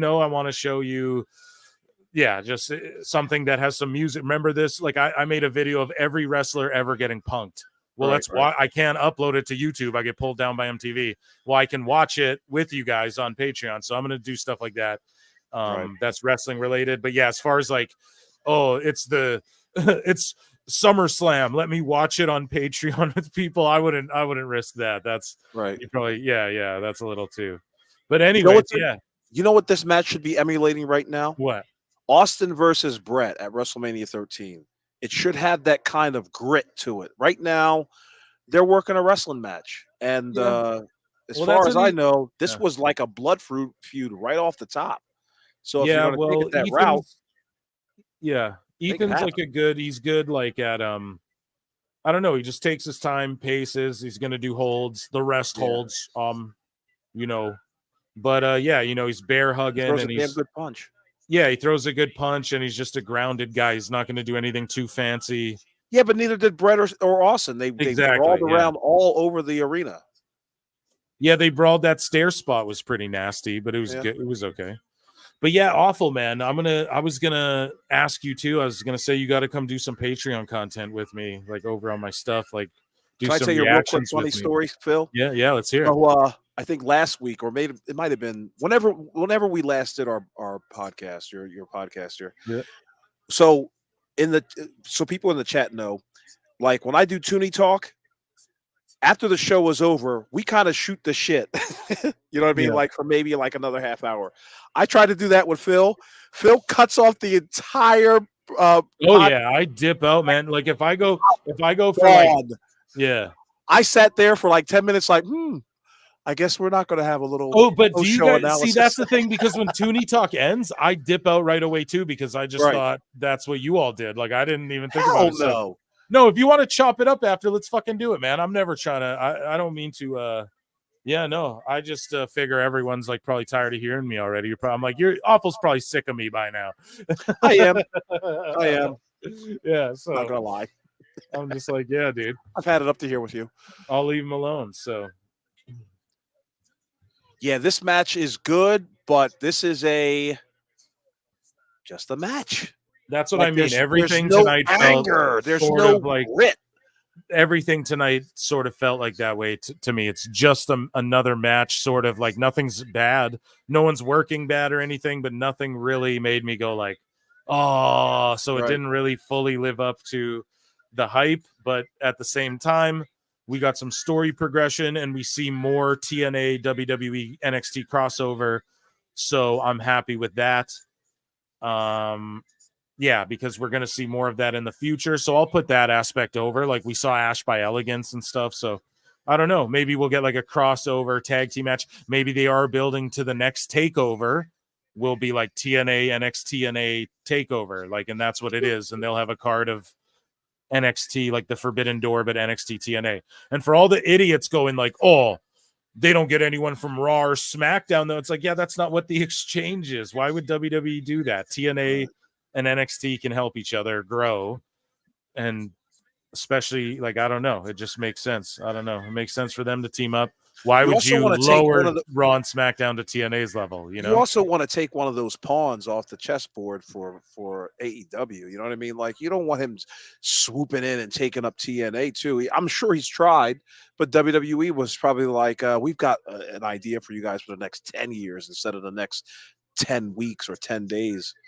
So, yeah.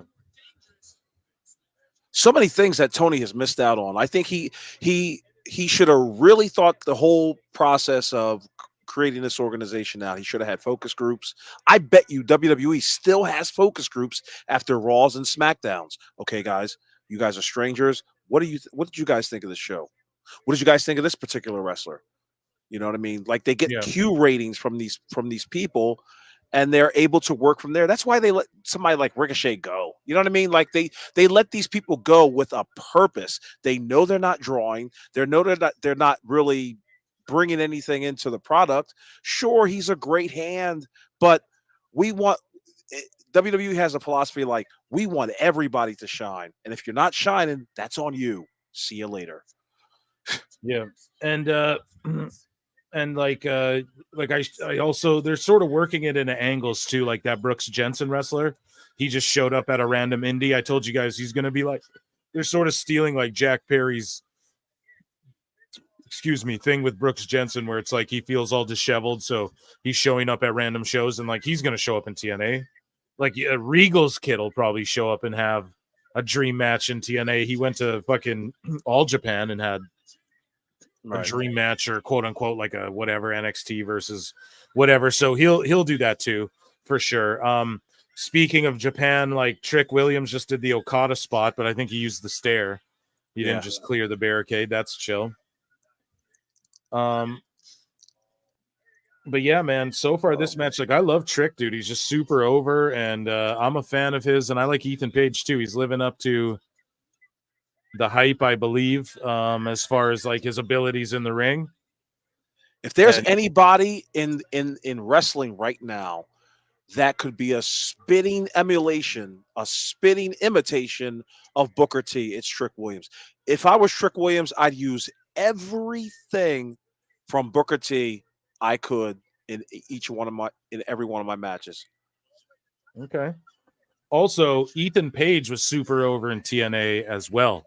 Like he was really over for them actually, and that's how he got over and started selling his own toys and doing really well on his own. Was because of that, and he took a chance on himself by going to AEW. Didn't pay off, but he's here in NXT, and oddly enough, he is wearing the black and gold and white. But those were NXT colors first. Let's be real. But yeah, I don't know, man. He's doing a good job, and I just think like they can use him to at least. There you go. You were talking about using Booker T shit. Trick just hit a bookend. Yeah. Boom, kick out. And I think, yeah, Ego will be good to elevate other talent, and he could be good in this TNA crossover too. So I hope we do get that card, NXT versus TNA. I think that'll be a yikes. I just saw the producer have to yell at the crowd to wake up. Yeah, that's shitty. Really? Yeah. That's the problem with Vegas, man, is that Vegas is touristy. Tourist, yeah. Yeah, so. In fact, they did an opening shot with Booker T and the other guy, and it was just it looked like a bunch of tourists behind them. Yeah. That's unfortunate. I didn't catch that. Clearing off the announce desk.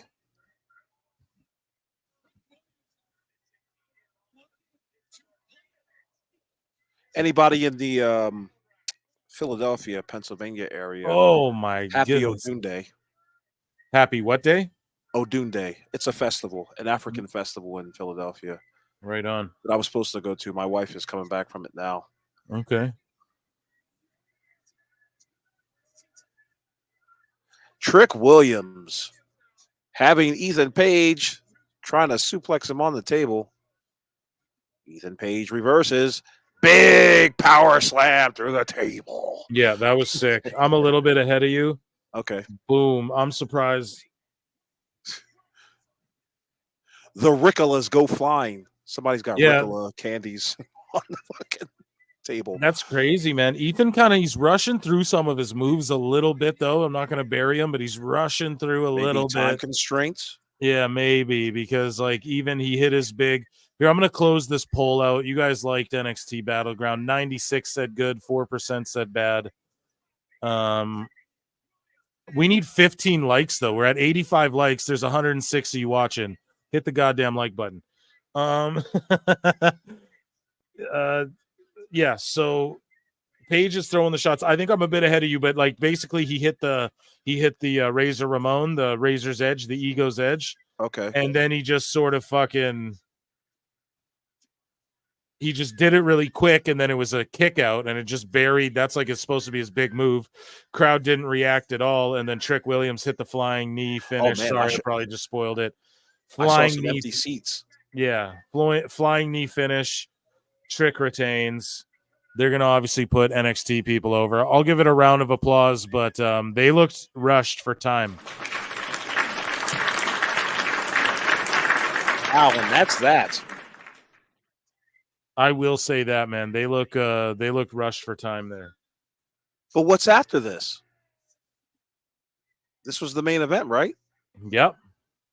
Okay. What is Sammy Guevara coming out or something? I don't know. Maybe we'll see TNA Invaders. Maybe we won't. Maybe Moose will come out.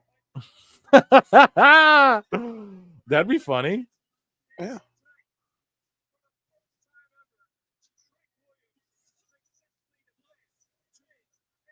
Let's see what happens. Maybe Uncle Howdy? No, just kidding. Oh, God. Yeah, hit the like I'm the button, only guys. one not looking forward to Uncle Howdy, by the way. You're not? Fuck no. Not at all. Nice Razor's Sexy Edge. Reds out here with Trick. Oh, yeah, smelling like a pound. Oh, man. You're a hater, Awful. I love it. I'm a realist. You're a realist. All right, so for all you AEW shills out there, this pay-per-view wasn't all that great. I mean, no, it wasn't the best PLE ever. That's because of the atmosphere. That's what I believe. It was an experiment, to say the least, as far as Yeah. like. Now do this 2 or 3 more times, and if the crowd doesn't come alive by the third pay-per-view, Yeah. you have an idea of like what people want, what people don't want. Look at those empty seats. Wow. So, okay, let's give our reviews here. Let's give our reviews. So NXT Battleground just ended. Let's start from the beginning here. We had the North American women's ladder match. Okay, who pulled it off again? It was Kalani. So I was wrong in my prediction on that one, and the match was okay. It was a little shorter than I thought, but that's not always a bad thing. But I was just very surprised by who they went with, and sort of an underwhelming. I was sort of underwhelmed. Your thoughts, Awful, on that match? It was okay. Listen, I gotta always consider the fact that these guys, these women are brand new. We are talking about the ladder match, right? Yep. Okay, Yep. yeah. That they are brand new. A lot of them probably have not been in this type of match, so I gave it a consideration. But if that's one of the considerations, you can overcome that by simply just being basic. You don't have to do too much in a match of that style to really, tell your story. But other than that, I give it a C. Wasn't bad, wasn't good. So we had the NXT Underground match, Lola Vice and Shayna Baszler. I don't know. I just thought there were some solid parts, but again, they left the ring real early, and then they didn't. I don't know. It just left a little bit to be desired. I feel like that's my recurring theme of this entire PLE here for every match. But I mean, the right person won, and it was what it was. I don't know. I'll give it like a C plus. Your thoughts? The AEW style matchup that didn't really mean anything, didn't really amount to anything. And if you're going to have that style of match, you're going to have to lay them in, ladies. You're going to have to lay them in. And when you don't lay them in, or when you start doing segment or spots where you're outside the ring and just doing just keep it ground and pound. You're going to have to take some bumps at the end of the match. You probably get a black eye or whatever, but it's going to be far more worth it than what we saw tonight.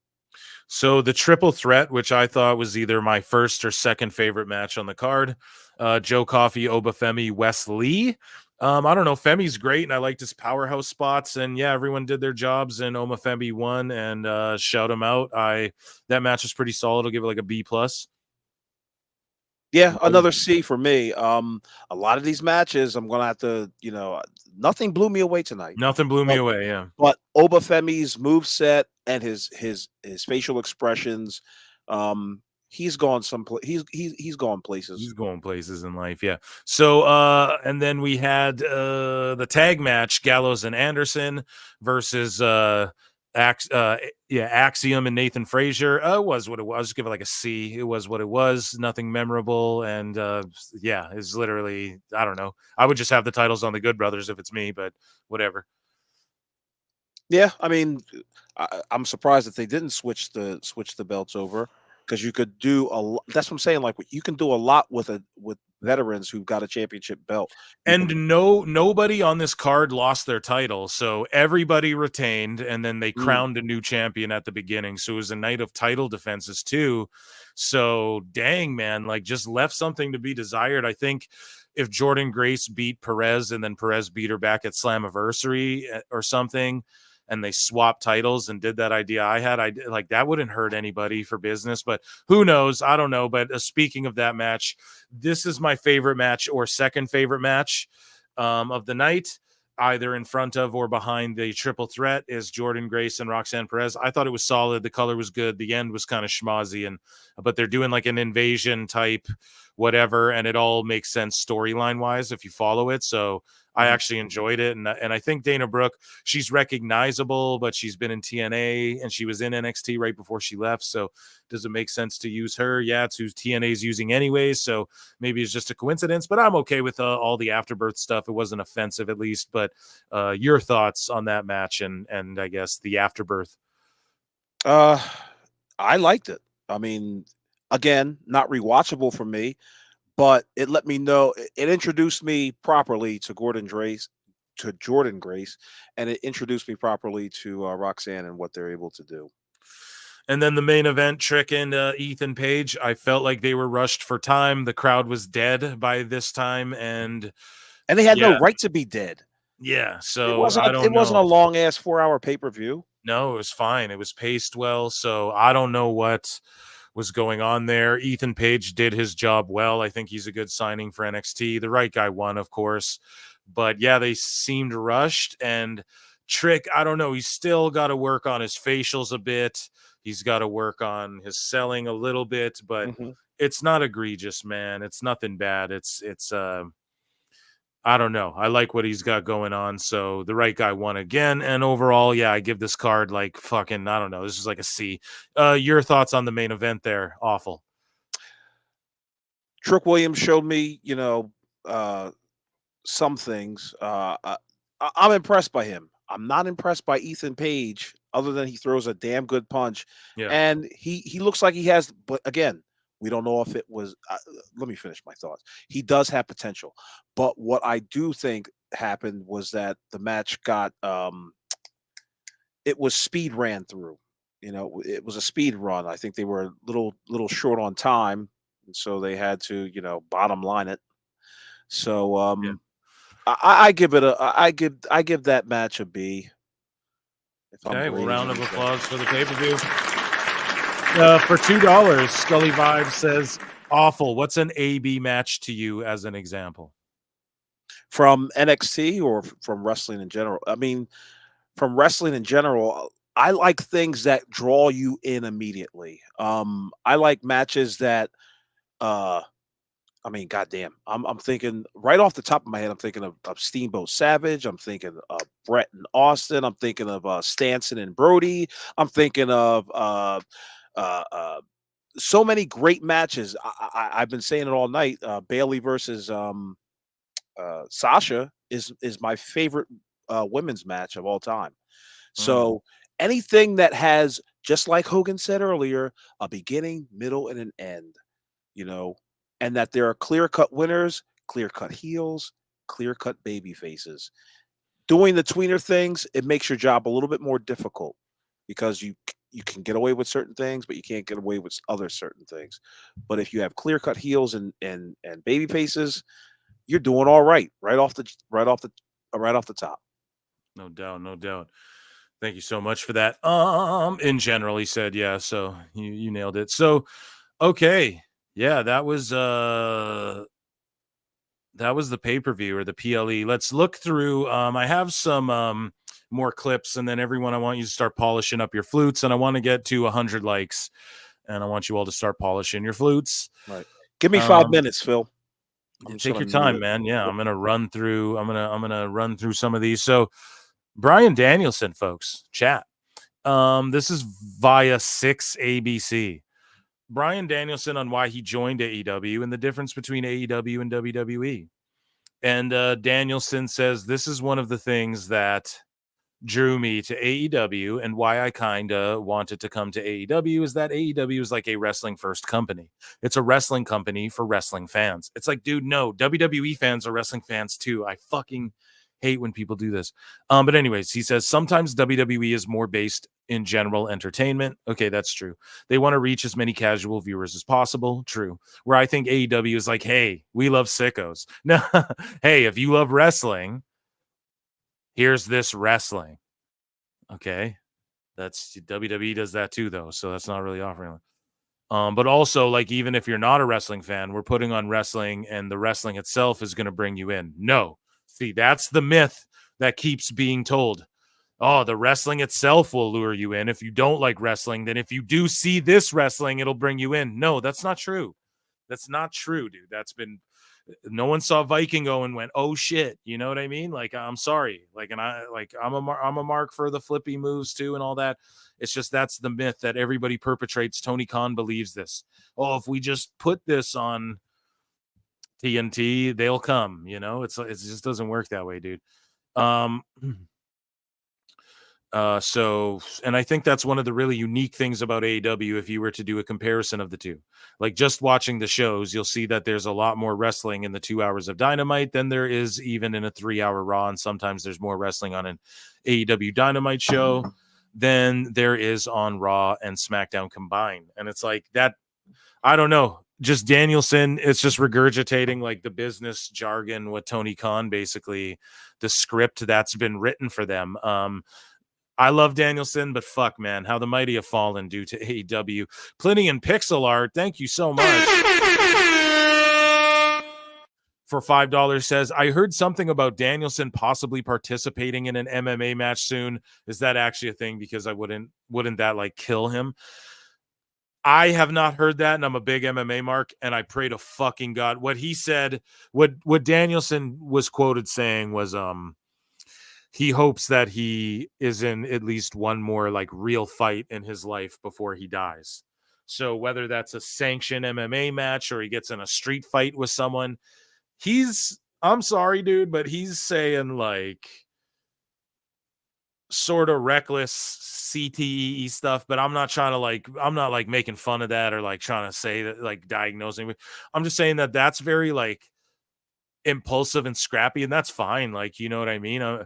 Whatever, dude. Sometimes it's like Kenny said, sometimes I need to get punched in the head, you know, or maybe you got to get punched in the head. That's the reality of the world.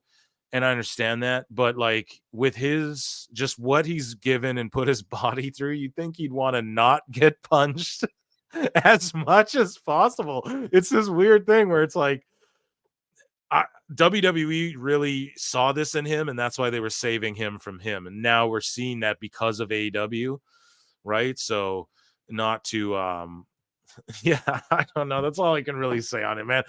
He's a man. He can make his own choices in life, but wowzers, he's exposed a lot about, you know, his mentality on this. And Danielson just really, I think, is one of these guys who likes getting knocked around for real. So, and there's just some people like that, you know. You know, there's just some people like that.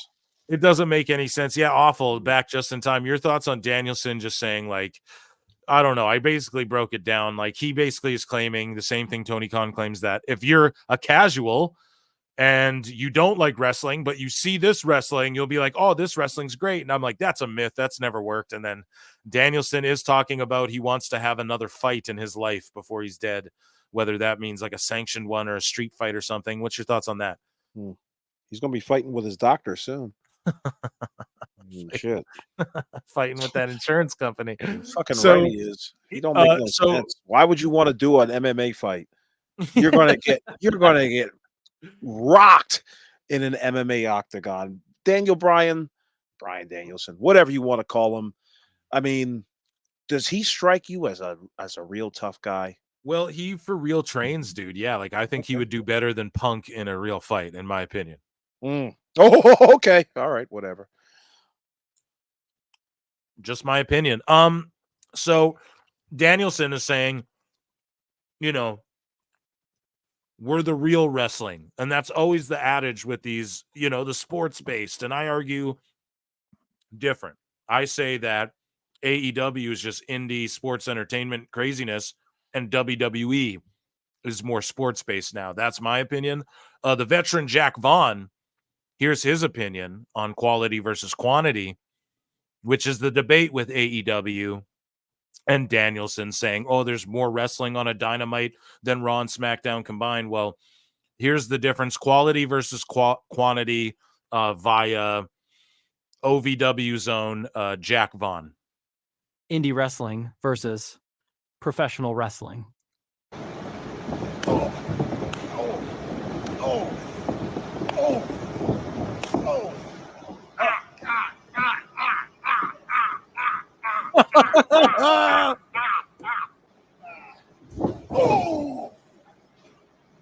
Indie wrestling versus.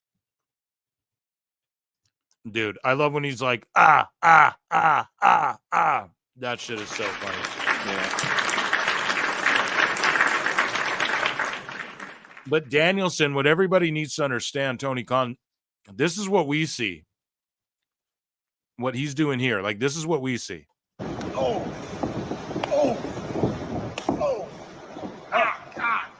Like, this is what we're seeing.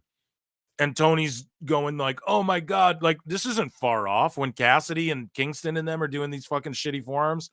Yeah, he calls them that too, shitty forearms. Like, This isn't far off. I've seen this spot right here 100 times. You know what I mean? Mm-hmm. Right here, thigh slap, boom. Like we've all seen this, and it just look at one kick he shows you, like.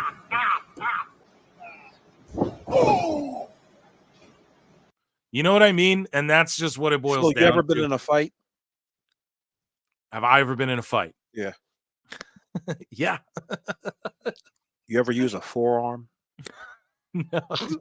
No, maybe on the ground. Maybe on the ground, you'll like shove a forearm in someone's face, or to separate, you'll like, you'll smack some forearms to try and. If you're on the ground though, when you're standing up, no, dude. Unless you're like real confident in your elbows, you're not really Tony John motherfuckers out and throwing forearm strikes. But here's the thing: I'm not even mad at forearm strikes in pro wrestling, because if the commentators were to go, and folks, the reason pro wrestlers strike with their forearms and their elbows primarily is because closed fist strikes are banned, and also pro wrestlers, you might wrestle twice in a night, you might wrestle 3 times in 1 week, folks, and so you don't want to break your hands. You know what I mean? You want to avoid cuts, and you don't want to break your bones, because then you'll be sitting on the bench and you won't be getting paid. Pro wrestling's different than MMA, so that's why we use forearm strikes. Like, there's a way to explain it in a sports way, but they don't do that. No one does that anymore. They just go, no, here's the Kenta Kobashi fucking strikes. And no one explains why chops and forearm strikes in wrestling would make sense. Well, that's not going to work with the gas station attendant. It's just not. I know, they but want to that's see. they want to see. I'm not saying it will. I'm just saying if you want to present it as a sport, that's how you fucking do it, to try and be different. You explain these things and go, "This is why MMA is different than pro wrestling." You know what I mean? Show, don't tell. Don't tell us about it. Show us. In fact, have somebody throw a working punch while the ref's back is turned. That's how you show us. Right. You see what I mean? I agree. I fully agree with that. I'm not going to argue that at all. I fully agree with all of that. It's stuff that they've only been doing for the last 60 years. I mean, I've forever. seen 20 different promotions. They all do it. For like fucking 100 years, bro. Pro wrestling's been a certain thing for like 100 goddamn years, dude. And now they just want to switch it up. But speaking of 100-year-olds, no, I'm just kidding. That's so rude, dude. How could I do that? Cyndi Lauper was on the Drew Barrymore show. Now, Cyndi Lauper here, if we click on this, she was on Jimmy Fallon though first. She's doing the rounds, the media rounds, and she's been talking about wrestling and just putting it over and how great all of the talents were back then. And she goes, she's on Jimmy Kimmel, and she goes, I feel you haven't gotten as much credit as you deserve for as incredible as your voice is, because of the hair and the jewelry and the wrestling and all that kind of stuff. And she goes, I know a couple of moves. And then Jimmy says, I remember you attacking Captain Lou Albano and Roddy Piper. And then Cyndi goes, yes, and I was a wrestling manager for a while with Wendy Richter and that fabulous Moolah. And she's putting it over. And then here's a clip of her on Drew Barrymore, just sort of talking wrestling. And I just thought this was a very endearing clip. And it warmed my old, cold, brittle heart there. Awful, as we polish our flutes. Are you a Cyndi Lauper fan? Are you a fan of her music? How old are you? You were saying you're like a dinosaur. Is this is she from your time or what? Yeah, Cyndi Lauper's from my time. Okay. Were you a fan? Are you a fan? No, I don't know one of her songs except for Girls Just Want to Have Fun. Okay. Well, one is enough sometimes. And what's up with the lion's mane on her head? I don't know. Let's find out. Is that over with you or what? I dressed up. Awful. You a fan of Captain Lou? Oh, I don't know if he's there. Okay. It was the first time that Ross Matthews was a Hey, that's Whiteface. No, I was just kidding. Oh my God. Everyone calm down. attracted to me. I am his. Dude, that's awesome. Next to her, looks like she's about to be behind her. She's so goddamn close. You know that they gave her that call 4 Drew, weeks you're ago. pretty fucking crazy, but I don't. People jump on Drew Barrymore, but like, man, they had her like drinking booze when she was like 9 and shit. You know what I mean? Like, yeah. So she's one of the like Spielberg, Geffen, and Katzenberg. That's what was doing that. Yeah, dude. Sick, twisted world. that fake Hollywood fucking. Yeah, I know it's sickening. Who's still still watches these fucking shows. I don't anyway, know these me big-time apparently, talk but I don't. shows. I just saw the clip and I liked it, but you know, it's just like what is? I don't, it's just such a weird way to. What a face on Drew Barrymore! Holy shit! Come on, man. She's banging back in the day too. Poison Ivy. What was that movie called? Come on I now. don't fucking know. I I might don't think be I've saying the seen wrong movie. any Drew Barrymore movie except for E.T. And she was 8. It always saves the day, okay? But that was Cyndi Lauper. She's doing the rounds because of her farewell tour. We were informed in the chat. What's Guys, next for Cyndi Lauper? Death. man, you're fucked.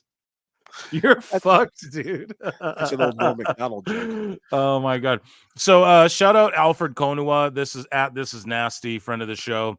I like to play his pro wrestling bits. Go and check out his channel.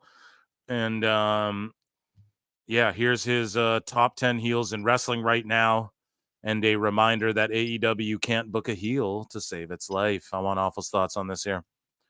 These are the top 10 heels in wrestling right now. Number 10 is any babyface going against Tony Storm, because AEW sucks at booking heels. Solo Sikoa. Gunther is a babyface on Reddit, but a heel on Raw. This time last year, Christian would be number 1. But as one of the only true heels in AEW, he checks in at number 7, followed by Liv Morgan, who's heating up. Drew McIntyre checks in at number 5, but he'll be a super babyface come Clash at the Castle. Nia Jax is one of the biggest legit heels in wrestling right now. Men's, women's, Samoan, you name it. Chad Gable is untouchable. This is going to sound crazy, but Alpha Academy is the bloodline right now, and Gable is a post-WrestleMania Roman Reigns. All Logan Paul does is get heat, and the number 1 heel in wrestling right now is Dominic Mysterio, because...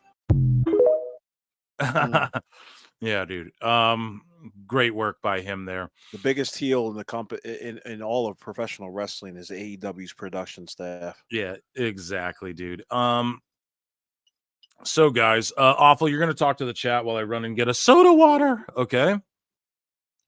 Sure. Awesome. So just plug whatever you want to plug. I just need like 30 seconds. I'll be right back. All right, guys, how are you? Oh, I got a question for the chat. So me and Phil and I were talking, and him and Marv want me to do like a podcast, a weekly podcast, and I'm not the type. I don't think I'm all that great as far as like doing YouTube podcasts. I appreciate you guys liking some of the shit that I say, but it's hard work trying to be funny with Phil Marks around. He's a tough cookie to crack. But anyway. Why does he have the picture frozen on Ricochet and Triple H looking at me? I don't know, dude. You're tripping I don't out. get it. I mean, you're bugging. He gave me nothing to work with. Yeah, sorry, dude. No, dude, you definitely should start a show, but yeah, I want to, that the idea. We'll talk backstage. Yeah, the idea that I fucking pitched you there. I think that's the way to go, man. You're jumping on whatever you want is good enough. Yeah, dude, it's bro, you're gonna do great no matter what, but you got to, got to Mugatu. So guys, is everyone's flutes polished up or what? Do we got flutes in the chat or what? I need to see flutes in the chat. Yeah. Did we get past the 100 likes, by the way? Some kittens. No, we're 6 away. 6 of you hit that like button. Come on, guys. Right now. All it is a thumb press. I'm reading the super chat, and there better be 6 people hitting that like button. You should do what makes you happy. But if you do release a podcast, I definitely consume it. Even aside from comedy, your knowledge is incredible. There you are, dude. And yeah, dude, you're a good hang and a good talk. And I love doing this. Like, we need to always continue doing where you come on my live show and do these watch-alongs with me. I absolutely love when you do that. But I pitched Awful an idea for something for him and I to do together, because he's like, I'm not the type to do, and it's like, okay, I'll do the fucking brunt and grunt of it all, and you just show up and talk, and we'll make it happen. Don't worry. So we're talking, and it may happen, guys. And I think it would be fun, man. I enjoy like I said, you're truly like my favorite guest on the show, dude. Dude, I love it. So yeah, thank you so much for that. Saturday. Yeah, exactly. Well, next Saturday is in Scotland, guys. So the live show will be during the daytime as well. Whenever that airs, I'm gonna Dude, they got another fucking pay-per-view coming up. Yeah, dude, the Scotland, the Clash of the Castle. We got for $2. Do it, awful. Yeah, do it. He's gonna do it. He's gonna do. I appreciate that, Jamie. Yeah, and thank you so much, Jamie Earhart, and I will guide him along the way as well and impart the knowledge I can, because it would make me so happy to see you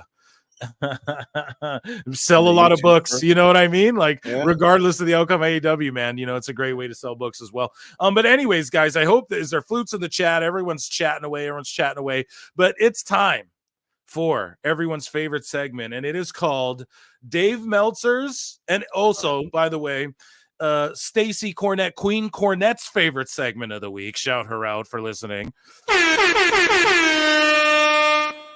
And it is called Dave Meltzer's Dumb Moment of the Week.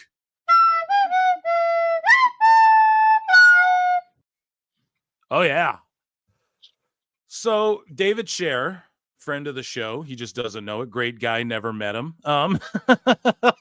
But he goes, so Mike Johnson reports a story on Ricochet. Uncle Dave tries to be relevant and questions it. Sean Ross Sapp then confirms Mike's report. Wheels on the bus go round and round. So just a little shot at Meltzer, which is what we live for, guys. It's what we live for here. So then, speaking of Ricochet, who we spoke about way earlier in the show, we covered that entirely. It'll be its own clip. But Dave Meltzer on Ricochet. So according to every news source, right? And this is what David Shearer was just referring to. Ricochet is leaving. Yeah, he's leaving, bro. Like, it's been confirmed. He even tweeted under people like Ryan Satin, who's like, yo, when Ricochet leaves, he should get a video package like this. Ricochet commented under it. Did you see that video package, by the way? Or that little video that Ryan Satin put out there about it was ass. Ricochet cannot promo. I had to laugh because I was just like, look at everybody trying their best to show us that Ricochet's got something going on. Yeah. No, it's too late. No, I would just put him with like a hot fucking girl and just have him doing flips and baby facing, let her talk. But either way, yeah, Dave Meltzer just says, according to those, I'm close to the situation. Whatever. Everything is Tony Khan up in the air. So he's saying it's up in the air. This is my opinion on this. Meltzer's fucking known, and I've called it out a billion times, and I know that he's heard of these segments. I know he knows about Dave Meltzer, Dumb Moment of the Week. And we always call him out for what? He stooges everything AEW. He's trying to now do the opposite of it. Oh, it's up in the air because he stooged Edge. He stooged fucking Adam Cole and Danielson and all that shit. So he's just trying to not stooge this Ricochet thing, but him saying, oh, it's up in the air. On the WWE side, bro, is what he's claiming. He doesn't know shit from So they're just saying that to him because they just know he's going to report this dumb shit. And I don't know. It's I think we're going to start knowing about these WWE releases months in advance or whatever. Like, maybe not months all the time, but we'll know about them. And yeah, I don't know. Why do you think that is? How do I think that is? Or why? No. I said, why do you think that is? Yeah. Because it's just a new regime, if you will. And instead of just like future endeavor, it's just sort of, it's just like, okay, these guys can leak it out. Like if Ricochet gets asked or it gets leaked out, okay, like they're not going to, they're treating it more like a sport, like WWE is. I don't know. And then also, like, I think, now, if I'm getting really like psychoanalytical, they could be looking at this as just also it benefits them for storyline purposes too. Like the whole ego Ethan Page thing. He's like, I didn't sign, and they didn't announce it until they did that segment where he came out with no music and got all of his demands met and everything. So maybe and I don't know, like, and it also helps the talent. If everyone knows Ricochet is going to be a big free agent, like, he's not just going to go to AEW right away. Maybe he will if Tony gives him the biggest bag, but it's like, there might be a bunch of other feds that are like, well, shit, we can pool this money together and get him on this date, and he can do this date, and then maybe he'll go to Japan and do this date. And we don't really know, but it's like, I just think it's more like amicable and easier to how do you explain it? Like Vince is an asshole is basically what I'm getting at. Okay. Triple H and them aren't as big of assholes about this, and they know they allow these guys to take control of their careers, and you know what I mean? They're not so stingy about like, you can't speak about this, you can't do this, you can't say this, you can't. They're probably like, no, do your thing. If you're leaving, you're leaving. Let us know and make it public if you want or whatever. You know what I mean? And WWE did a great thing. All they had to do was look at like 6 major wrestling journalists and completely ignore all 6 of them. And that's how you keep the secret. You don't have to tell anybody anything. You don't have to give anybody anything. And they're going to go right back to the 80s style of promoting where it's just like, you don't know anything and we've got all the cards. And that's how it should be. And the secret sauce is like, let's stop telling everybody every goddamn thing. Yeah. No, I agree, dude. And we have a new member, Angela Schindel, became a member. Thank you so much. And welcome. Yeah, what are your pronouns? Are you a he or a she? And you're awful. We're trying to get listeners, not lose them, goddamn. No, but you're just in time, Angela, because this week, members only show coming this week. So you'll get to vote on what it is we talk about, or just get to ask questions, whatever. Either way, but Meltzer's dumb because if WWE's telling them it's up in the air, it means that it's not up in the air. They tell him the opposite. So we talked about this earlier too with Tony Khan and his conspiracy theories. The black helicopters, they're coming down. They're surrounding Daly's place. Don't look at my private plane or my punter. Okay, so AEW Neckbeards tweets this out. WWE and their shout out predatory Neckbeards. ways. Shout out Neckbeards, one of the goats. Common Neckbeards W. And so Tony Khan, though, this is the quote tweet from Dave. Dave Meltzer quote tweeted and said this to someone. Sorry, but the ratings I listed were accurate. The others were not. They were supplied by WWE to the reporter. Sorry for people mad because everything I slated was correct. And this is not a new story. A new story. It's a story that blah, blah, blah. And Dave insinuates what Ryback was insinuating earlier and saying WWE, which I have the story somewhere actually, but he said that WWE was in cahoots with or pumping out false information to give false numbers on AEW. And then Tony Khan goes, these are the same predatory business practices that Jim Crockett Promotions and many former wrestling territories faced in the 1980s. I'm very grateful to all of you and Mortimer Mouse who watch AEW, and AEW is here to stay. And Tony Khan, and then Dave, after Tony Khan quote tweeted this, Dave swiftly deleted his tweet because this is like, he's claiming shit that like he's going to get sued for. He's a fucking idiot. I don't know. So tons of conspiracies. It's always conspiracy theories when it comes to AEW. I've pointed it out so many times. They're always yelling bots, and then they're the ones using bots. We've even seen the Observer bots. We've covered it on the show, Pro Wrestle Clips, if you haven't seen it. But awful. I just want your thoughts on basically all of this here.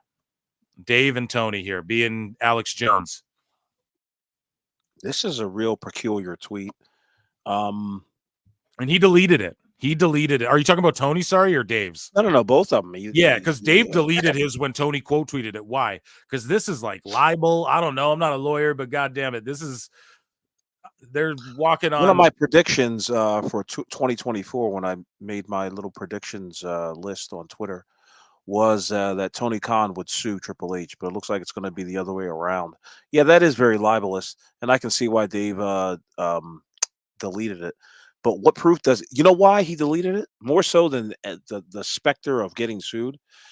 It's the fact that he has no proof of that. That's what's going on. He doesn't want this fucking tweet hanging out in cyberspace only to be proven wrong in the next 3 to 4 weeks. So now you made the show again because you compartmentalized this great little Dave thing here because I had written it down in my notes. And because I was going to riff on this and it was going to be it was going to be a focal point, and then lo and behold, I go on X, and you already did my work for me. So, at Wrestle Purists say most. What else is new? So, so Wrestling Observer newsletter states that most in TNA had no idea of the deal TNA management cut with WWE, which is a fucking. Why would they want to? Like, why would they know? Why would management want to tell them? Exactly. More lips sealed, but also, like, even if they didn't, who gives a shit? Or they did know, and Dave's full of shit. But either way, it doesn't matter, because what he did was Dave then comes out, and at Awful Wrestling, shout him out. Right here with me. So we just covered this. We just had a clip come out. I think it's me and you, Awful, talking about how when Dave spoke about Tony Khan's TV dealings with WBD, and the word came out that Tony Khan was, quote, disappointed in the WBD dealings or the offer that was made to AEW. And then Dave Meltzer goes on this semantical rant coping about, well, what does disappointed mean? What does the word disappointed really mean? I mean, it's just semantics. And he's just projecting and coping and seething, and he's going off for fucking 20 minutes about what does the word disappointed really mean. I mean, he wasn't disappointed. He was just, not pleased. He was, not very happy with not disappointed though. What does that mean? So it then means your website, Dave. It means you're bored. So then 5 days later, Dave fucking dummy Meltzer comes out here and does a report. Dummy, yeah. About TNA and goes, oh, people didn't know backstage. And also, Dave Meltzer says that the numbers he heard offered by WBD for a new dealer are not disappointing. So here's the quote. I was told he wasn't disappointed at all, but at the same time, what does disappointed mean? I mean, it's just a word. So then he goes on to, this is what he says 5 days later. Yep. There was, quote, great disappointment that TNA ratings following Jordan Grace's NXT appearance didn't hit the top 150. And then here's Awful of this. We're gonna find our way. Oh my Yeah, God. I know you youngins don't know it, but that's the old Silver Spoons. Oh my God. What, Dave? Well, what does that even mean? Hey, did Dave talk about for 15 minutes? Well, what does great disappointment mean, Dave? Did you ever ask yourself what great disappointment means? His wedding night. Oh, yeah. Oh my God. For real though, it's like, what, like, oh my God. Well, no, Tony wasn't disappointed. He's not disappointed. No. What does disappoint? I mean, disappointed is just like a word. It's just like a word, man. I mean, what does it even mean, really? He wasn't really disappointed. He was just like, like disappointed, and then all of a sudden here, first thing, AEW at TNA was really disappointed with Jordan Grace's. Go fuck yourself, Dave, you stupid. Oh my God. And for the people in the chat, and I know you already know, Phil, but all you got to do is sit back and wait. And then within 5 to 7 days, Tony Khan, Dave Meltzer, Sean Ross Sapp, Andrew Baydala, whatever the fuck his name is, all these guys are going to be proven wrong. All you have to do, see, don't react so hastily when you see these guys tweet. Just wait 3 to 4 to 5 days, and you'll see the truth really, really come out. Man, you just can't make this shit up. It's like, you just can't make it up, dude. It's like Tony Khan, he goes and calls WWE the Harvey Weinstein of pro wrestling. And then all of a sudden he has like players on his plane signing NDAs for allegations and stuff too. Right. 2 weeks and then you got people like Mercedes Moné and Will Ospreay talking about we're the best wrestle, and talking about like Tony's talking about the WWE being the Harvey Weinstein. Well, Will Ospreay and Mercedes Moné, they seem to be the little old victim whores of AEW. So how is that any different?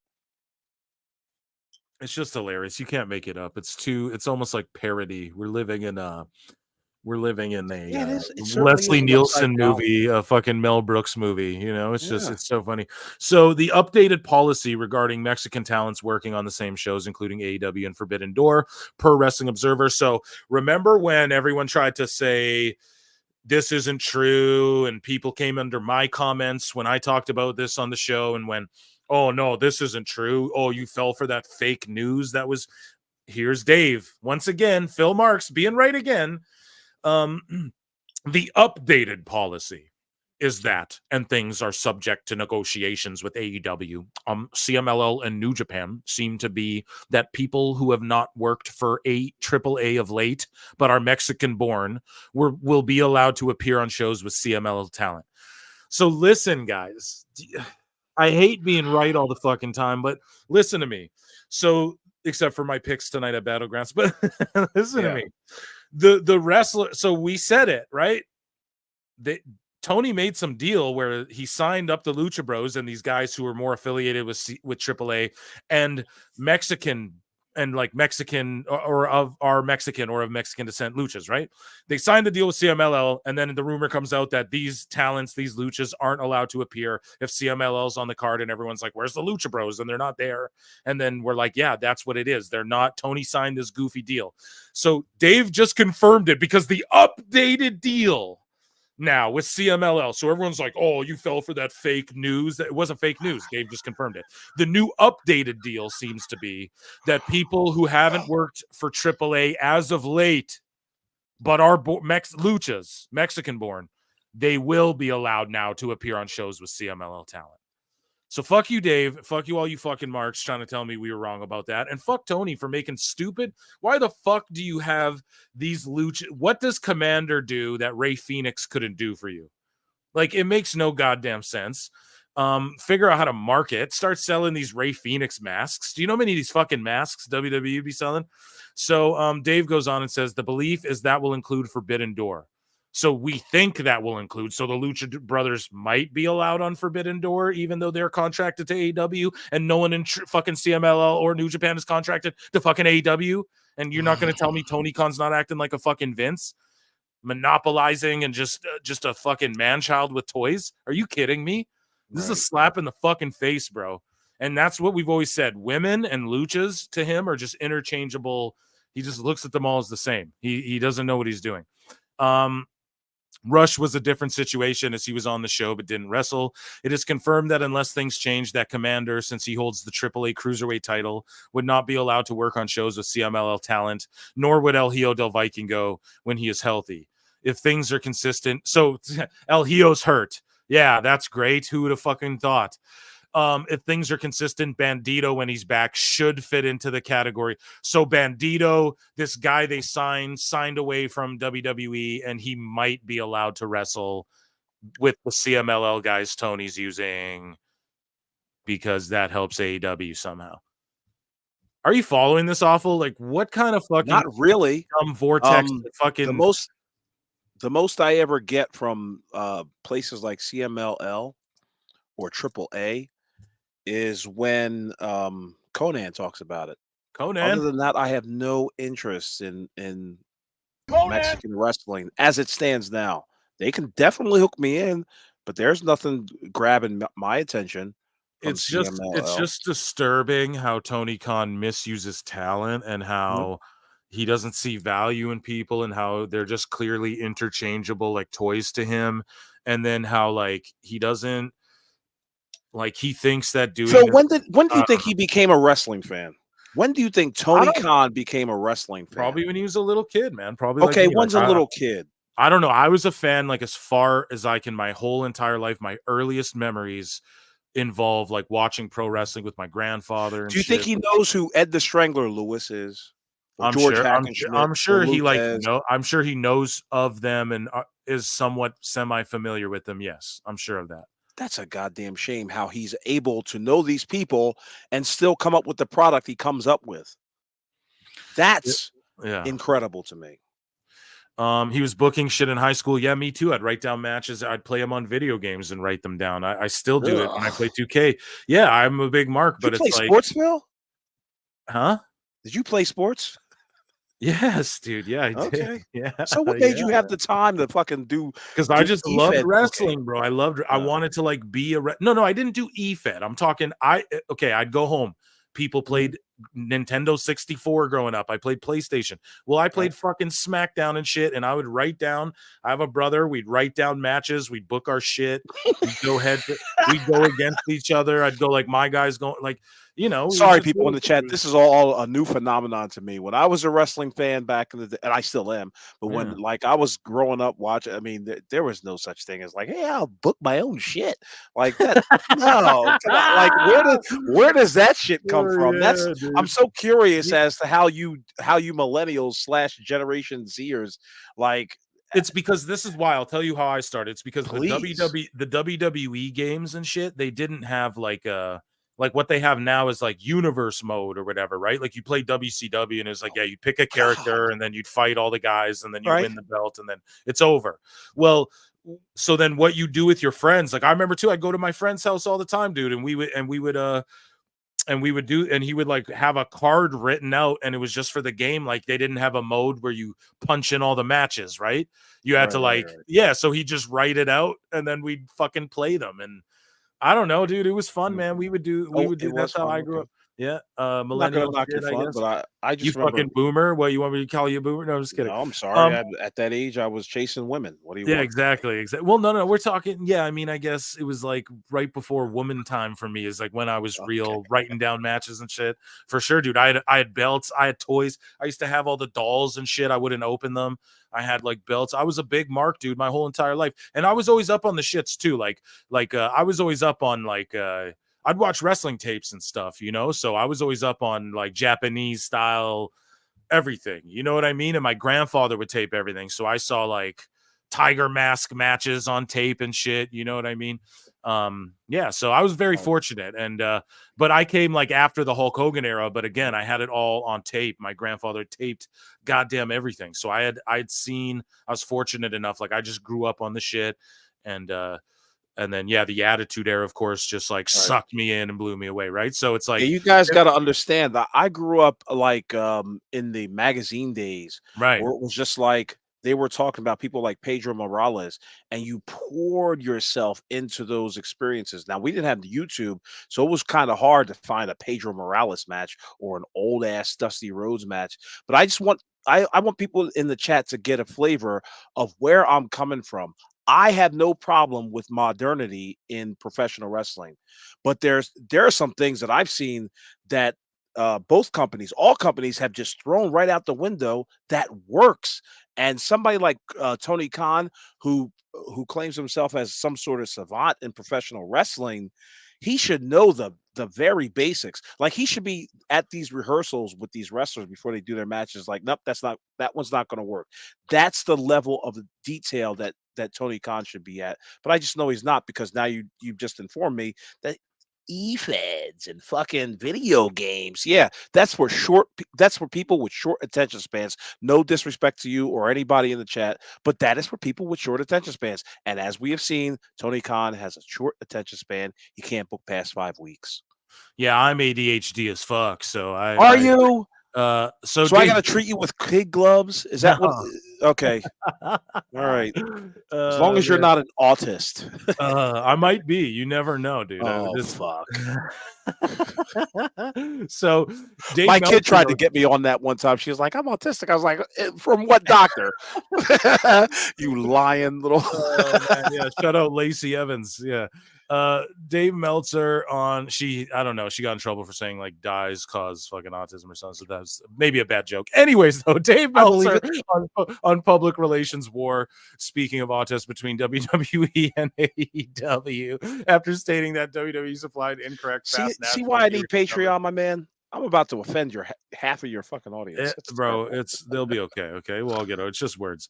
To the media from the June 1 edition of AEW Collision. So Dave says Sunday I start getting texts from people who are just like, did they really only do 122K and 34,000 18 to 49 for Collision? And it's like, man, all you people are always like, oh, the numbers don't matter. The numbers don't matter. But then you can't help but just complain about the fake numbers and the numbers. Dave, do the numbers matter or not, dude? You guys need to really make that clear. Anyways, though, Dave says this was a number supplied by WWE. So WWE invented the 122,000. Why would they even care when the show is only doing 300,000 anyways? Why wouldn't they make up a number about Dynamite, which actually can do 800,000 on occasion? Why wouldn't they do that? This is the dumbest conspiracy theory I've ever heard, dude. Right. And then Dave goes on and says, those of you who feel like WWE isn't concerned with AEW or it's a one-sided thing, AEW is in a war with WWE. And you know it's a pro wrestling war, okay? These pro wrestling wars are insidious. They are brutal. It's none of that. It's none of that. They're both in a public relations war. One side obviously is far more effective as far as getting news out there and controlling the media. But he won't say who. Have you noticed that?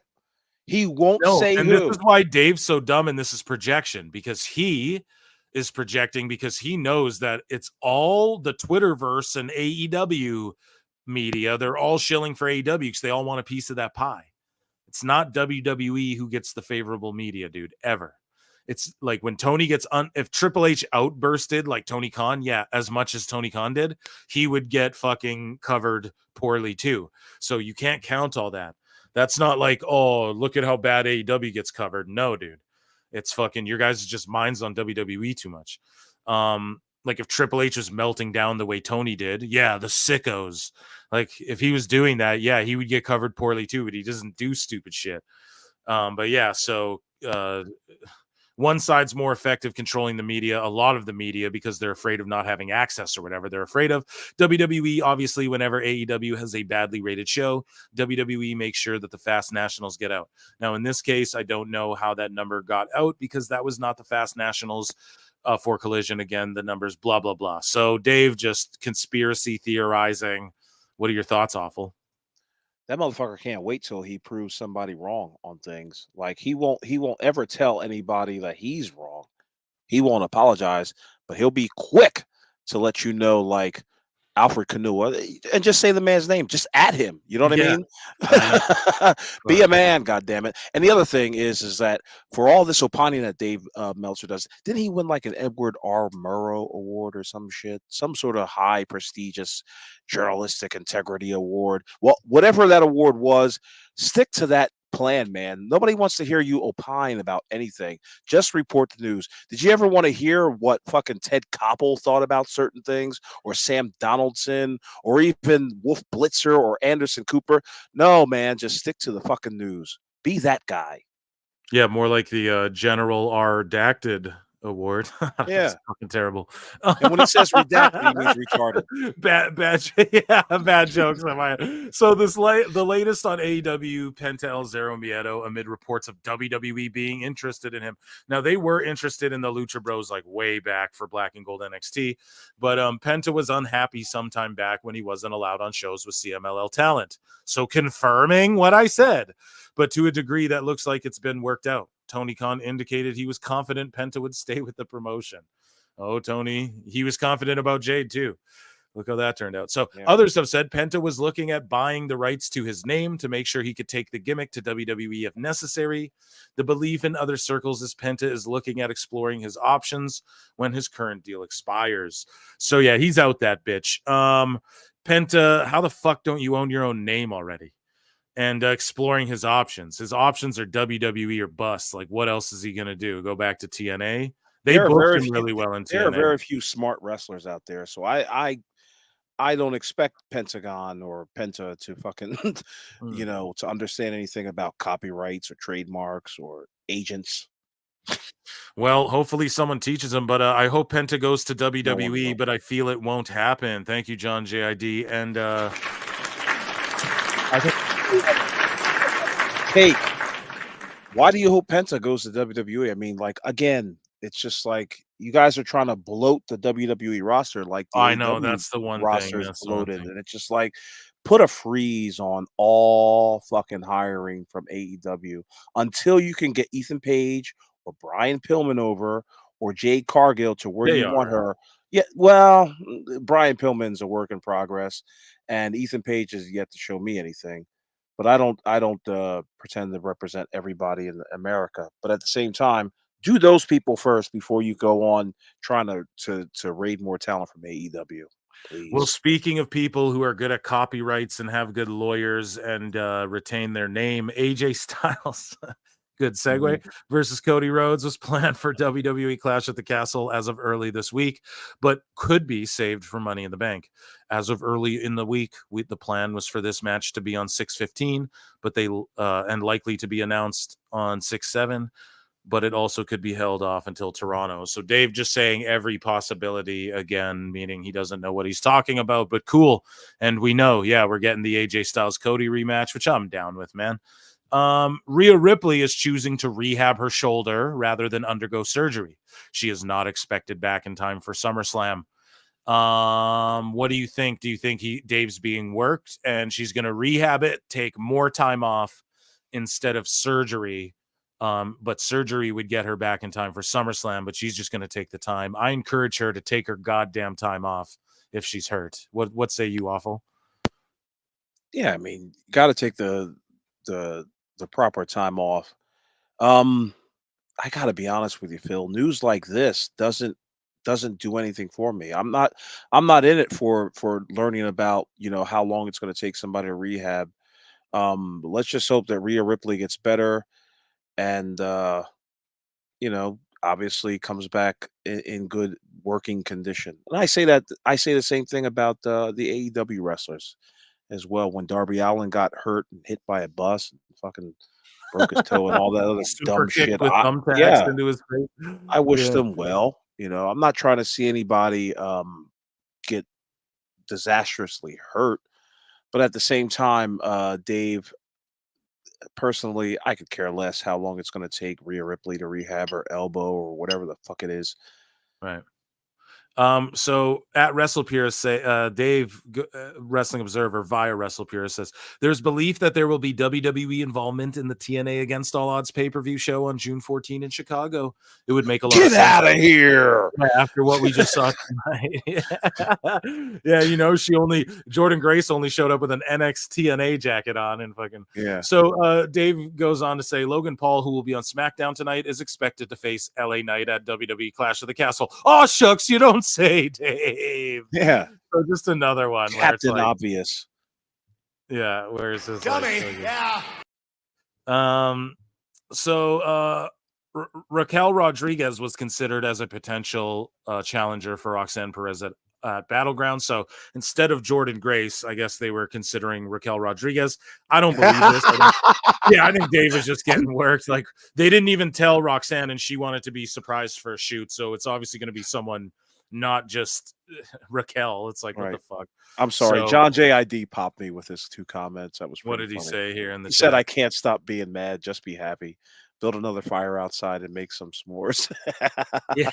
I swear. So, John, get your ass on the program. Let's talk. yeah, no doubt, man.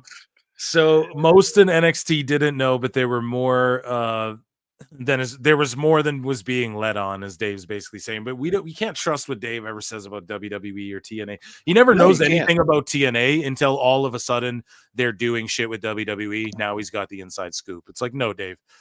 Like, it's clear as day that he does nothing but guesswork. It's just so obvious. So there was belief that Penta El Zero Miedo was looking. Okay, we covered that. He's looking to buy his name. But both AEW and WWE have interest in Chad Gable, and WWE has made an excellent offer to keep him. He also has key people in AEW pushing him to Tony Khan. So, like, what the fuck would Gable do if he went to AEW, though?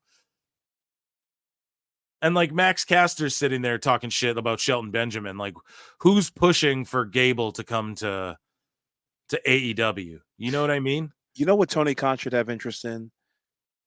Selling tickets. Yeah, man. And like you hear Stop the news worrying about the people that are coming in and out of I know they're always WWE talking system. about that. They're always talking about, oh, that leaves more room for money for the free agents and all this shit. That's what Dave was talking about last week. It's like, no, man.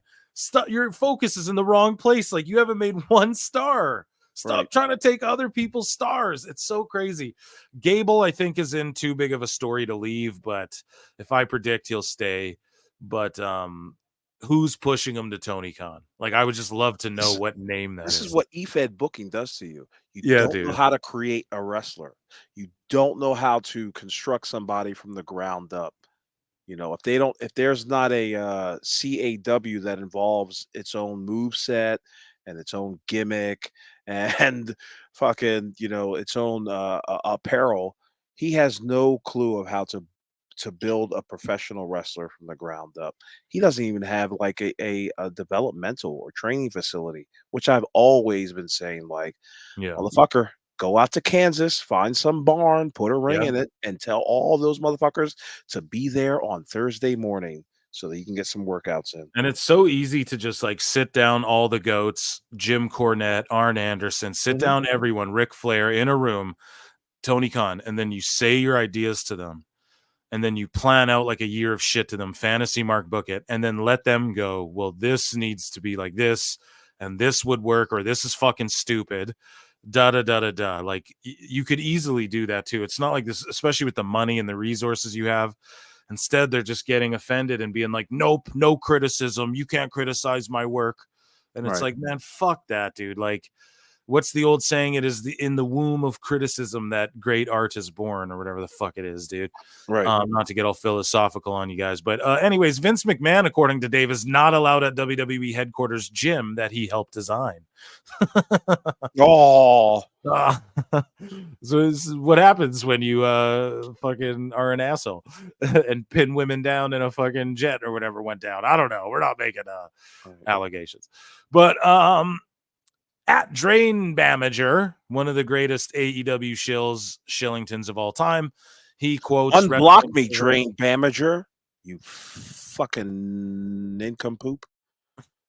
So former AAA wrestlers who weren't permitted before. Oh, sorry, we talked about it, but Dave says Tony Khan said that they have pretty much worked it out. So that means the Forbidden Door, Rush, and Phoenix and all these guys can appear on it. Money talks, I guess. Yeah, no shit. Tony's been a really good partner of New Japan. He's trying to be a good partner for CMLL. I guess CMLL got less stubborn. MJF, and it looks like MJF and Rush is going to be a Forbidden Door. Yeah, great Forbidden Door match. Like two AEW guys. Like, so what's the concept? Like, I don't know. It's so stupid. And yeah, so it just proved me right, though, about all the CMLL shit. A lot of people said it, but it is what it is. But Dave Meltzer, and this is the last one of the evening, folks. Dave Meltzer stated that WWE purposely supplied incorrect Fast National viewership numbers to the media for June 1 edition of Collision. So here's the conspiracy theory. Here's his quote. Well, we talked about it. It's a public relations war. WWE, obviously, whenever AEW has a badly rated show, so this is just more of an elaboration here, more of the quote, WWE makes sure that Fast National gets out. So, like, how do they do that? That's what I just don't get. Like, how does WWE do that? They leak it to Alfred? Like, God damn it, Tony. I don't know how the number got out. Well, then why are you saying it got out, Dave? Because that was not the Fast Nationals number for Collision. Again, the Fast Nationals are not exact, but they're not far off. And as Alfred pointed out, the Fast Nationals can indicate, like, even if they're wrong, let's say it's like a 7% fluctuation, like you can figure it out, like, well, it'll be off by this much or whatever. He explains it better than me. Check out the podcast. But yeah, guys, so that was another eclectic edition of Dave Meltzer's dumb moment of the week.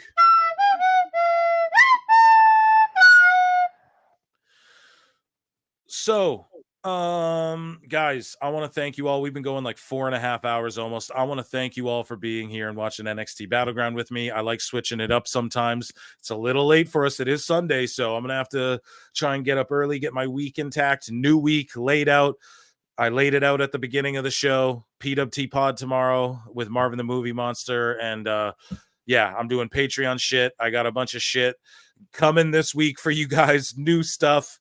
Patreon stuff, so consider checking that out. And I know I haven't uploaded there in a minute. I have some interviews with some wrestlers and shit. I'll just throw it out there. Fuck it. I got some interviews coming with some cool people and some really cool guests, and they're going to come out on Patreon first as well before they come out to the public. So just make sure you check that out, and you consider joining, consider being a member. There's going to be a members only show this week at Pro Wrestle Times, at Pro Wrestle Clips. If you're a member to either channel or both, you'll get access to the member show. I want to thank Awful for being here. Hopefully, maybe we have a show or something one day. Who knows? But Awful, what do you have going on in life? Let the good people know. Toonie Talk Wrestling we see below, but just let the good people know what you have going on, or just what are your final thoughts on this epic live stream we did together? It was great. Thanks everybody to the chat. Thank John JID for always challenging me, but in a respectful manner, in a civil manner. Yeah, we'll get you guys on. You guys will duke it out next show. How about that? I don't want to duke it out with the young bull. I mean, with the little herb or what? Yeah, he's got to make it through college first. I mean, come on now. But yeah, you can check me out on X, Twitter, at AEWFUL Wrestling. Tuesday nights, 8 p.m. Actually, this week we're going to be on at 5 p.m. Toonie Talk Wrestling. And I'm here with Phil Marks, the geek. Yeah, every dude, so the Mark. often. Yeah, the Mark. Okay, whatever. The E-Fed geek, dude. The E-Fed E-Drone. But yeah, thanks so much, guys, for like hanging out with us. I really appreciate it. It was a great at Pro Wrestle Clips, at Pro Wrestle Times. You already know the deal. Awful. Round of applause for you for being here, and round of applause for the chat. Thank you. Thank you so much. And I'll be on Toonie Talk with you guys on Tuesday, I believe, this week. And you will? Yeah, I'm and I'll calling in also sick. be on Marv's show. So regular AEW watch along live stream on Wednesday as well, guys. Don't forget. Regular PWT podcast is coming out this week, I promise. And then the Toonie Town TV where we talk about like nerd shit because I am such a geek. That I will be on. It was a good show, though. It was a good show. Yeah, I enjoyed doing it. You guys it, man. are really knowledgeable in your geekdom. Yeah, I work in the biz a little bit too, so that you helps. do? We'll talk about that.